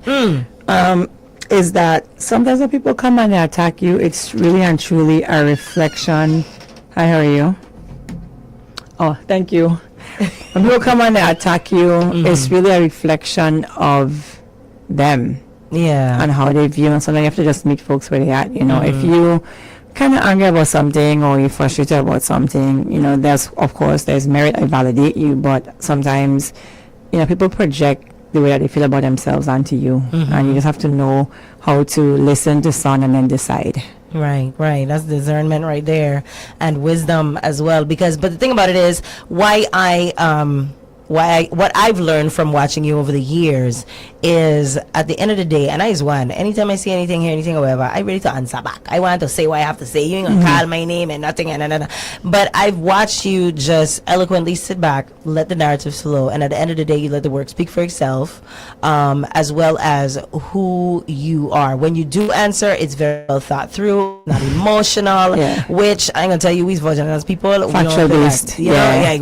We come in. Yeah. So that has taught me to take a different approach in myself, and that's why representation matters in a big way. I know it's not been easy. Everything from your sexuality has and other things have been brought to the forefront, top to bottom. So tell me, what does that look like for you behind the scenes? Give us a little bit of the picture. I know that's your personal life, but I'm pretty sure everybody from your family, your loved ones, you're very close to your parents and all of that. When you get put in that space to be attacked, you're not the only person that feels it. So tell me, what did that look like behind the scenes for you and your family? I grew up in a house too of love, right? My parents are God-fearing. My father little wayward, but my mother is a queen of prayer. My mother will, if something go wrong, let me pray for you, right? At 2 o'clock in the morning, almost every day, not almost every day. Miss Sarah is going to send me a prayer. We need that. Then now she in the people chat. especially in the campaign, chanting her prayers. So her prayer list expanding across the way. I love that. So having a praying mother and father, and then the New Testament. Remember in the Old Testament, there were all these commandments to follow. The New Testament instructed us to do one thing, which is to love. So behind the scenes, I am surrounded by love. My family loves me. My parents love me. My cousins love me. My baby cousins love me. I have cousins as Auntie J. They're campaigning now. Yazzie, just for you, Yazzie. So behind the scenes, I'm sure the beginning was difficult for them, but they never showed it to me. Right. I do see one of my cousins get a little test on the internet now with the same last name, Reina. That's you. After a while, I think for some of my family members, it's like, nah, you're gone too far. You're doing too much now. I'm going to answer you back. But for me, I've always been very logical, and it's actually. The sad part is it works. My logic behavior works for my professional life very well. It doesn't work in my personal life. And therapy, my therapist, my therapist is like, Janelle, you intellectualize everything, and you need to start to. I have that problem. You need to start to, what is your emotions tell you? And I'm like, well, the fact of the matter is, at 9 a.m. this happened, at 9:15 that happened, at 10 o'clock that happened. So therefore, at 12 o'clock that can't be your conclusion. Right. That's how my brain works, right? Because my entire life is facts and figures and data. I can see how that could be a problem. Yeah. So when there's this narrative to craft me as this like unhinged person with a poor temperament, I laugh because the people that know me personally, I'm really a gentle giant, and in my personal life, I struggle to like find the emotion and I saw the video with you and your brother. Yeah, you see, that should tell you everything, right? She's like, stop touching me, don't hug me. Yeah. All the touchiness in my space right now, and that's for anybody. Over the years, I've learned to hug people, right, and hug the babies, but after a while, I'll be like, okay, you gotta go do So, personally, I'm still in construction, to be honest. I'm trying to balance how do I mesh my personal, not mesh, but how do they work in tandem? How do they work in sync? But to be honest, I'm surrounded by a lot of love. Yeah. Even in my friends, my village. We'll talk about the village for children. Yeah. Adults need villages too. Say it again. Yeah, you definitely need that crew. Your friends are going to speak life into you. Yes. Your friends are going to celebrate your successes. Yes. They're going to be there when it's time to cry. They're going to be there through like the pitfalls. The ones that are going to hold you accountable as well. I was just going to say, and hold you accountable and let you know, hey, reel that back a little bit. That don't look too good. Yeah. You need that, right? Yep. So, really and truly, that's what we had. Definitely. And I love that you have that community behind you, and as well as the fact that you know how to utilize it. Correct. Positively. You Correct. know? Yeah. You didn't just out here just saying, oh, well, I got this back at me, so let me abuse this, or, You typically stand on your own 2 feet for the most part, as far as we can see. I talk from my chest. If I say, you can't say that, Janet, you can't say that, I'm like, it's true, right? So even Bialy won't tell me. Hey, the truth that's singing. Bialy will be in Caucus and Bialy will say sorrow. You can't say that, Janelle. And I said, what do you mean? He said, you can't say that on the mic. And at times he's had to call a recess because he know where I'm going. So I said, what happened? And then he said, sorrow. And I said, okay, I'll rephrase the question. So I've always been very brutally blunt, not politically correct. Yeah. And I think that's what kind of set me apart from the other candidates. With me, you'll find a level of authenticity. Right. I am not the perfect candidate. I'm not going to appear holier than thou. Right. Because as an elected official, my job is to really assist the atheist, the Buddhist, the Christian, the Jew, the Rastafarian, the whatever you may believe in. My job is to help those who voted and who didn't vote for me. My job is to help the affluent, the middle class, and those who may be not on a higher level of the socio-economic scale. Yes. My job in essence is to service and to help everyone, and I've never looked down. I know what money looks like. But I've never, but my dad comes from the housing projects. My father grew up between Frederickstead and Pearson Garden, My mom grew up in a very... I know you're turning. Yeah. So I have cousins who may not be well off. Yeah. So I don't look down on anybody. Yeah. I don't look any, you know, it's just so when you look at some of the candidates running with me, they're asking you for your vote now. What it been? Can they really walk through any housing community peacefully and shake them dude hand and sing on the corner, have a conversation, right? There's a song Oughta Run Red, right? So if you can't want to lead people that you don't even want to interact with. You can't lead a place that you love conditionally. You have to love it unconditionally. You gotta love this place in the good, in the bad, in its highs and its lows. Yeah, and for me, what guides the way that I lead and govern and craft policy is through my currency is love. I love the Virgin Islands, and I want to work on things like healthcare, Medicare, our tertiary basin. I want to, look at St. Croix as being the mail hub to receive all the mail so that we create jobs. Right. We have timely mail in the process. We service in the Caribbean islands. We service in Central America and South America with the mail hub on the south shore of St. Croix. We need to move for economic development. We need more continuum care in our homes for our elders. Yes. We need places for them to go. Right, like right now the Pony Parlor and St. Thomas where the seniors hang out. Pony Parlor about to close this month. In the hospital they used to hang out there. So they're just moving from place to place. We just looking to belong a place that they come from. Yeah, and then when you get sick or you become old or you move and you live with your kids away, if you're going to die in the dignity of your home. So we need to push for Medicare, continuum care. We need to push for at least for 2 housing facilities for seniors to be constructed in each district. We got to talk about the culture. How do we incorporate culture back into the Virgin Islands, cultural preservation on a federal level?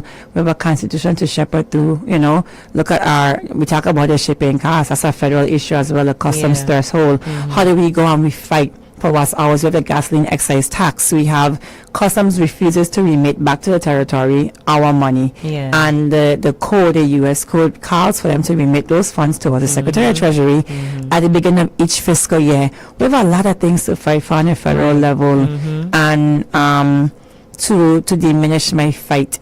You didn't tell Dr. King that he was fighting too much. You didn't tell Malcolm X he was fighting too much. You never tell the queens that they shouldn't have born at on Frederickson. You grew up saying Mary, right? We got singing Queen Mary where you went to born, and she said, "I asked them to give me a match and oil." That's right. You never asked Queen Brefu in St. John in 1733. Hey, you going born on Coralby today? So we've all of these women in history. We didn't never tell Harriet Tubman, "Hey, you doing too much? Don't go back south for more slaves." Listen. So all of a sudden now fighting is a problem for the Virgin Islands. But my favorite quote is typically, history is never written about women who behave. Correct. Okay. Correct. And I come from a long line of women who don't behave. Look at Congress. Even we talking about Congress, right? To be state someone like, you ever see how Congress look? Yeah. Everybody, first of all, the president. Yeah. The president, he don't behave, right? No behavior. And then you have people like, look at Maxine Waters, I'm reclaiming my time. So I'm just saying that when you look at it, Kamala Harris was talking, she bust 2 bad or 2 F words on the stage. It's like, you got to be effing kidding me, right? So I said to say, why are we trying to craft this box to which a person going to Congress should look like? Why is Donna Christensen and Delia Smith trying to create this narrative and this subgroup of what a delegate to Congress should look like? Why are you limiting little girls?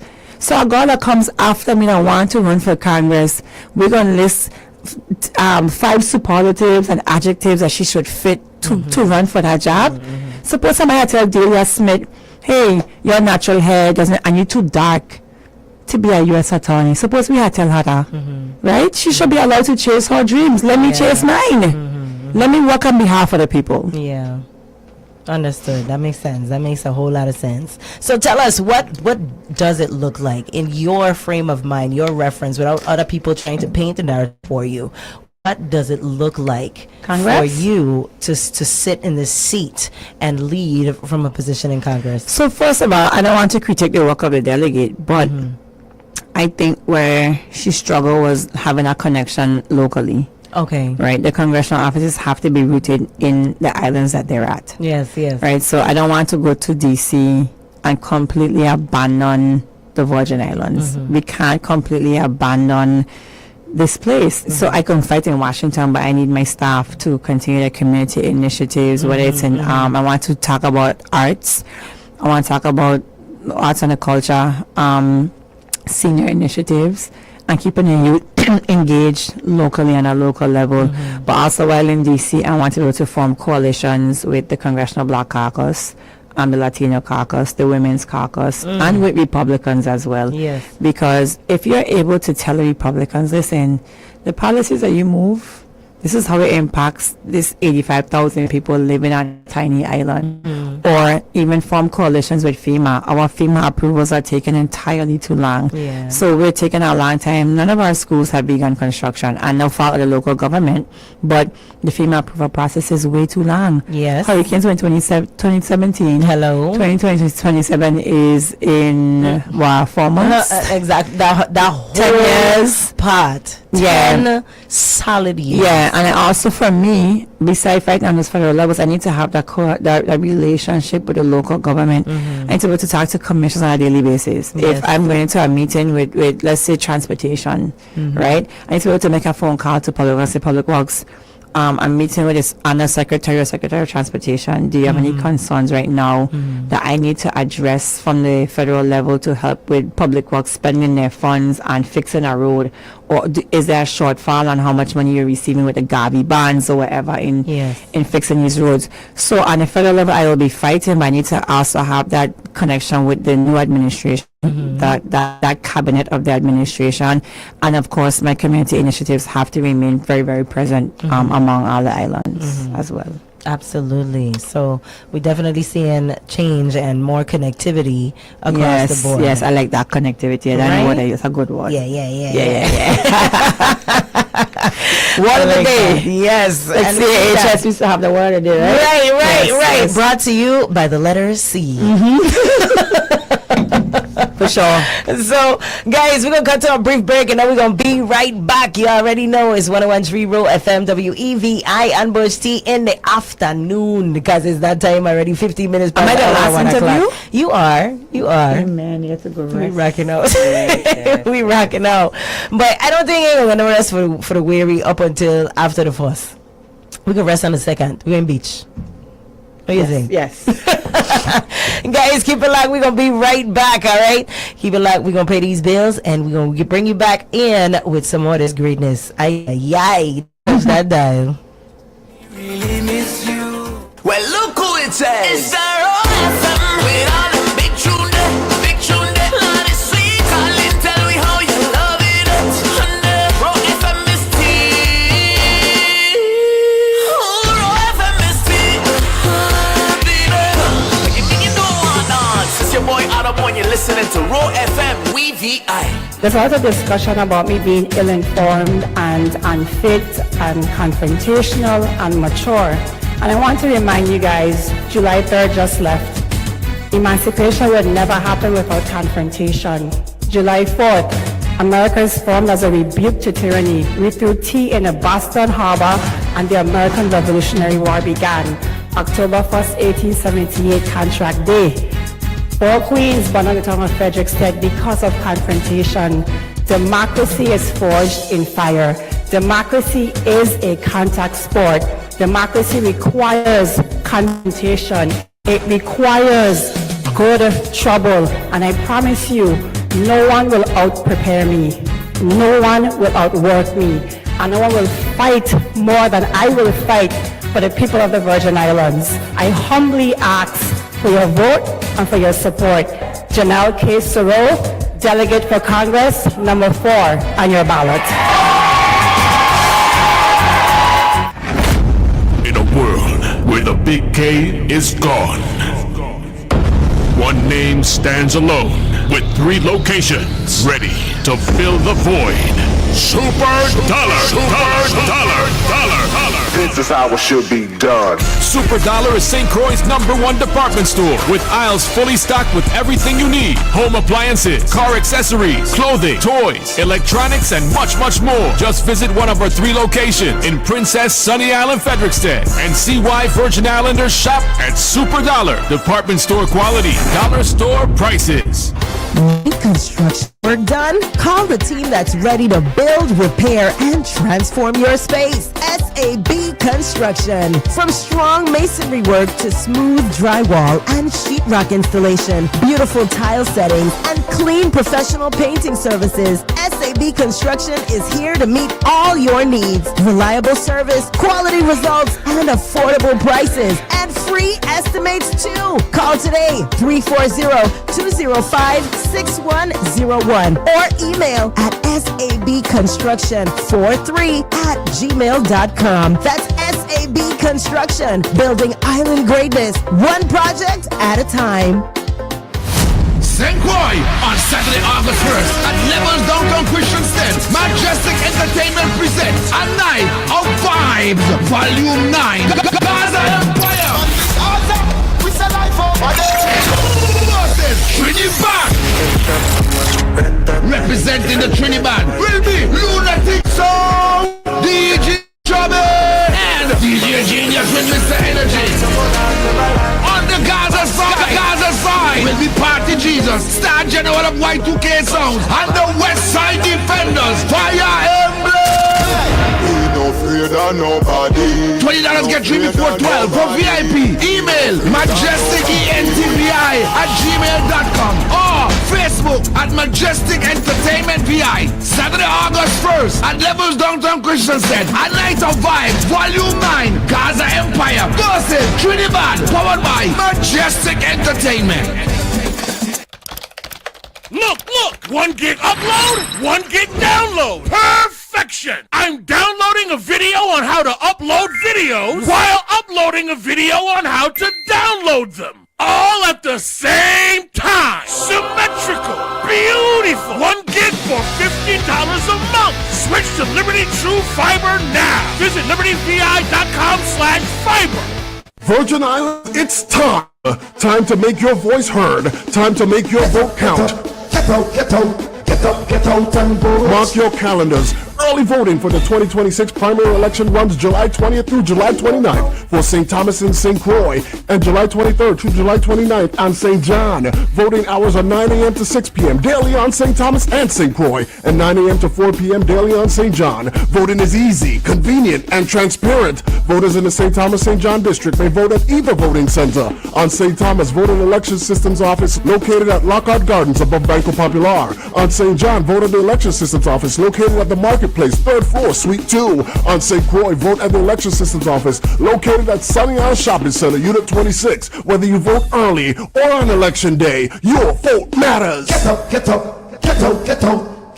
out and vote. Every vote Brought to you by the election system of the Virgin Islands. Now remember, 1 vote makes a difference. There's new and exciting news from the Office of the Lieutenant Governor. Now in its final phase and in conjunction with the University of the Virgin Islands Eastern Caribbean Center, the Street Addressing Initiative is a territory-wide project to instate a nationally standardized addressing system with corresponding street signage. Will aid in meeting requirements that are essential to our infrastructure, like delivery services, disaster recovery and emergency management efficiency, and utility operations. It will also enable visitors and residents to use navigation apps such as Google Maps and Waze to get around and explore our beautiful islands with ease. In the coming months, St. John will be the first island completed. To learn more and how you can be a part of history and this exciting project, go to ltg.gov.vi. Click on the Divisions tab, select the GIS program and Street Addressing Initiative. The Street Addressing Initiative, making it easier for all of us to get around. I was born here, St. Croix. My roots, Mamiju, then Glen. Public school all the way. Then I put on a badge. I spent my career walking these same streets and neighborhoods. I know what people are worried about. They lock their doors at night. And I know what they're hoping from us when they wake up in the morning. 6 terms as your senator. Senate president, twice. Police commissioner, husband, small business owner, father. Every one of those responsibilities was a deal. With me, St. Croix will always have a seat at the table. When Lieutenant Governor Roach asked me to run with him, I didn't hesitate, because this isn't about two politicians on a ballot. When you spend a career in law enforcement, you get good at spotting when something doesn't add up. I can tell you, a lot hasn't been adding up. We intend to change that. That's what purpose looks like. I'm Novel E. Francis Jr. I've been earning your trust my whole life. I'm not about to stop now. Paid for by Roach Francis for Governor and Lieutenant Governor. From the VI Radio Weather Center, I'm Chief Meteorologist Rob Carolyn. An extreme heat warning remains in effect for the Virgin Islands and Puerto Rico through 5 p.m. this afternoon. Air mass that originated in the Sahara continues to drift through the area. Hazy sunshine and breezy this afternoon. Hot with temperatures between 90 and 95. In some spots, it's going to feel like it's above 105 out there this afternoon. We're partly cloudy, breezy, and hazy tonight. Warm, lows around 80. Hazy sunshine again tomorrow as we continue to deal with Saharan dust. It'll be breezy, 90 to 95. During the day Saturday, we're partly to mostly sunny with the chance of a stray shower. We turn less hazy. It'll be breezy and close to 90. Offshore this afternoon, exercise caution. Winds are east at 10 to 20 knots. Wave heights are somewhere between 3 and 6 feet. Your chance of rain offshore, it's going to stay under 30%. Reduced visibility due to the haze. From the VI Radio Weather Center, I'm Chief Meteorologist Rob Carolyn. I miss enough of them haunted. Sweet reggae music can't dead. Looking at me eye and you will see some man a seed where the music planted. Don't know? Pressure bus pipe. Keep it locked to 101.3 Roe FM. Keep the fire burning. Ja Rastafari. That's right. And keep the fire burning. We shall believe that. All right. That was Pressure Bus Pipe. Son of the soil.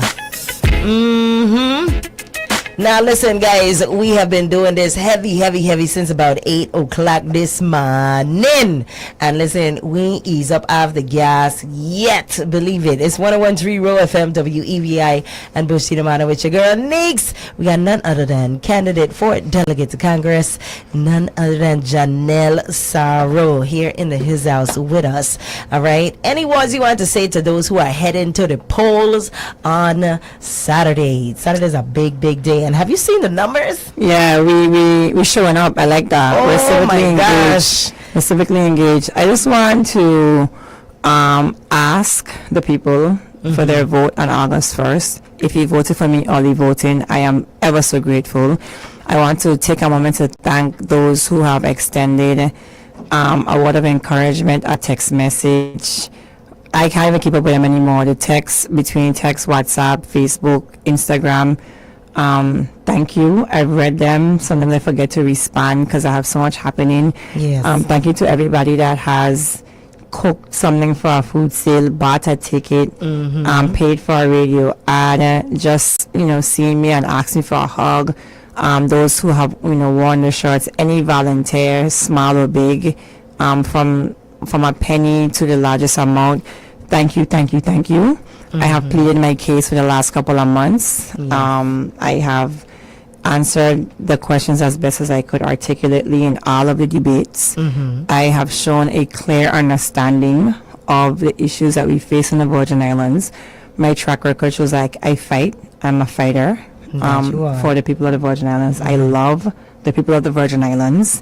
And I mean, all that is left to sell to the people of the VI next is my 2 kids and my liver, right? And so you need that. I need those to survive. So right. I think that I understand the legislative process. I understand government. I understand the way the system works. I understand the political system. I understand the precarious legal relationship that we have with the federal government and how to maneuver that space. And I'm just humbly asking for their vote and for their support on August 1st. Let's close out this primary and then we answer the next hurdle of the race. But right now, Friday's song keep coming to mind. Right at this point, we done the stretch, and and your Jackie and your thoroughbred have on the blinders, and you're on that stretch, galloping, going, and down the middle now, dead center. That's where I'm at. So we're going to just Listen, don't get stretched. Last for long. Let's take this home. Hey, it is that. Listen, and you got some battles that you definitely will be up against. Yes. For you or anyone who gets into the office, because listen, with this hot situation, everybody is kind of scared, terrified, worried. You know, whether it's they're worried about the jobs, they're worried about opportunities, contracts, all of this stuff. It's just it's such a trying time right now. Yep. You know, so Lord have mercy. And then question. That being said, you said that you wanted to make sure that you have that connectivity back home. How do you intend to make that happen? Through the office. I have actually, when I was in the Senate, I had a few initiatives. One was called We Used to Feed the Seniors. I was always in a school giving a lesson on something because I was a former teacher, right? So teachers would come and say, "Hey, we're on World War I today. Can you come and teach this lesson?" And it showed my versatility because I could tell you, with the assassination of... And that history definitely worked to help you now, because you didn't just have the Virgin Islands history, all of it, right? So you can say, oh, well, you know what? Factually, this is what actually happened. This is why we're here now. Yes. So look at that. It all works helps, together. Yeah, because it's actually a foundation of politics. There's no way you could want to craft a policy for this place, but you have to understand the history. Yeah. And that's where we struggle with cultural competence. Here. I have to know who my target audience is, and they're wise. So I had an initiative called Songs of the Virgin Islands, right? I named it Songs of the Virgin Isles. And it was this concert for Christian where all the public schools will come together and play various music from all VI composers. It was us hearing a jazz band play pressure song, and then the combo started to play a tribute to Imaginations Brass, and all the money from the concert went to I opened an account at CFEI. So all of the money that we raised from that concert went to CFEI, the Community Foundation of the Virgin Islands, and it went straight back to the public schools for them to purchase instruments and whatever they needed for their arts programs. Because statistics show that when students are more, anybody that participates in an arts program, they're more likely to succeed academically. Right. You have to develop the whole child, not just academics. Right. So I really want to do some initiatives on the cultural component and the blue economy as well, on the seas. So look out for, I have to put into the atmosphere when successful. Look out to see the role of the Congresswoman being very, very present in the community. Even if I'm not able to, because it's daunting to fly from DC. It is. And to hit up all 3 islands like every 2 weeks or a month, it's tiresome. You want them to be energized to do your job, right? To do your work. But look out for the staff to be like in and out the communities getting stuff done. Okay. All right? Okay, and that's what leadership is. Yes. You got and you allow your team to shine. The delegate got to delegate. Okay? Yes. All right. So at least you have a plan in place. Yes, you know exactly what you want your leadership to look like. Do you have your staff ready to go, hit the ground running? Is that something that you've already decided on? You have people in mind. Okay. Yeah, they're swooshing along the brain. I know, right? Yeah. But just try and get you 8 p.m. Saturday, August 1st. Okay. Then we could talk about office and location and, all of that, right. But I want to be presumptuous. Oh, my God. We're going to run it like we're the last. I run races like I'm the last one. Yeah. So it gives me that motivation to keep fighting and to rest and relax. Okay. So. I love it. Any words? Anybody you want to shout out on your team? That's my whole team. On Synchro specifically, we have Rena, Jenny and Akil as the 3 Synchro leads. I couldn't pick one. All of them work together in tandem. On St. Thomas, we have our comms director Ivan Connor. Yes. And then we have on St. Thomas, my mom is a fundraising chair. I don't know how she ended up there. We have Ruth Gomez, we have Jana McSween, we have Carissa Webster, Dr. Carissa Webster. And then if I glad mom is nobody, we have Simone Edwards, the campaign manager. We have Kishon Walker. Kishon is in New Jersey. Hey. Ivan in Angola. So we have like this regional team happening. Okay. And all of them, we have a chat. And in a day go by, some level of strategizing taking place in the sport chat, right? Sometimes I'm exhausted. And and they're like, let's go. So if they could wake up every day and volunteer and do what they're doing for me, right, then I am ever so grateful to show up for them. You know, exactly. So yeah, so that's my shout out, and of course to my parents and my family and everybody, my village, everybody, everybody that has offered a word of encouragement, support in some way, shape, or form. So thank you. Absolutely, ladies and gentlemen, candidate for the delegate to Congress, Janelle Sarro. Oh, Baker, I'm missing Baker. How could I forget Baker? I telling you, don't forget nobody work with that. You know you don't get that phone. The core team, remember my core. Yes, so. And we have a comment. They're saying we're looking for you in the private schools too. Not a problem. That's a St. Croix or St. Thomas. I used to go to the private schools a lot too. I did a lot of private school visits on St. John and St. Thomas. Of course, that was my district. Yes. But in the private schools, I don't have a problem jumping into them too over here. Listen, all our children, right? Public, private, parochial, they belong to us, right? Right, so, right, yes. right. I like that they said that though, because sometimes it's so easy to get our oversight. Yeah, that's true. So, that's true. So definitely, always a pleasure having you here at Bush Tea in the morning, even though afternoon, easing out into the afternoon. I like it. So hey, it's that time of the year, and we got to make sure the information is out there. So it's an honor for me to do so, and I gotta say a huge shout out to Big Ro for making it happen, because she called me and that time she said, Anika, I gotta tell you, all these I got a lot of interviews, a lot of requests for these interviews, and I interview well. All of them yes. True. No, listen, you're a very good host. Thank you. How much I always back in here? I still feel like I up and covered. No, you did a really good job. But I appreciate it a whole lot, and I truly enjoy what I do.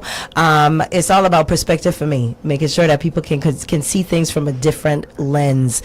As a people, we tend to get locked into what we believe and what we think and feel because of our experiences. Yeah. But it's when you get the opportunity to see the board from a different angle, and you can share that. Yes. Yeah. I appreciate that all the time. So, and then of course, the Bush Tea side of it, that I like to make sure we stay nice and healthy and bring back. I all for advocating for a lot of the old ways. I for definitely moving forward in a positive light and technology, all of that. But I feel like there's certain things we don't need to leave behind, and Bush Tea is one of them. I agree. I agree.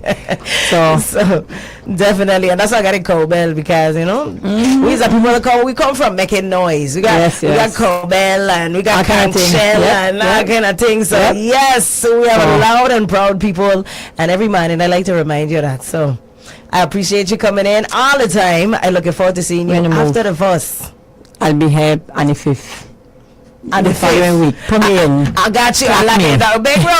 Raise it up. You got it. Always a pleasure. Shout out to you, your team, and all your supporters. All right, guys, head on out on the good day, guys. For sure. Thank you. Believe it. All right. Drive safe.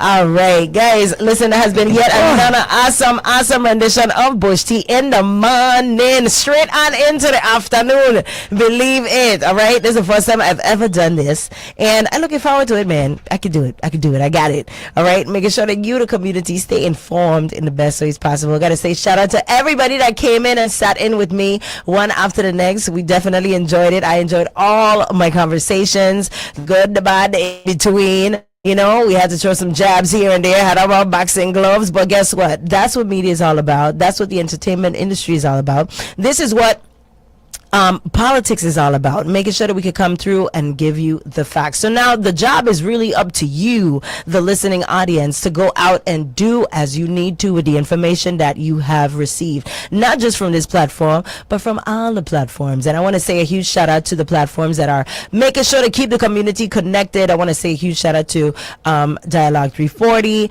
I want to say a huge shout out to 340 Comics, West Girl, Caribbean Currency.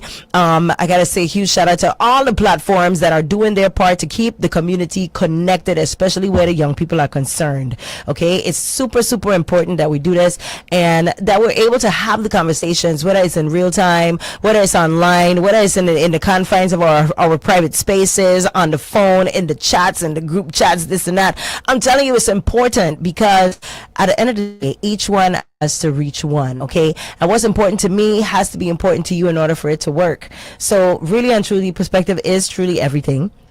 And that's what Queen Mary did. When she got up, she didn't just get up on Monday and say, you know, I'm going to burn down something. It was conversations that were had. There were opportunities and spaces for them to fellowship together. They shared like minds and like interests. They had enough and they decided to do something about it. At the end of the day, this is who we are, historically and at the core. So I got to say thank you to all of you who support me, and support 101.3 Roe FM, because we's everything Virgin Islands. As I tell you guys this all the time, it's not UVI, it's not me VI, is we VI. All right. And to every commenter, every viewer, every person that had, you know, anything positive to say, we truly appreciate you all the time. Again, I want to give you some information so that you know who you need to contact to schedule your interview next. All right. Give us a call, 340-204-8512. That is our business line. Okay. That's not the number to call when you want to get on the air. That's a totally different number. You should have both of them saved in your phone by now, though.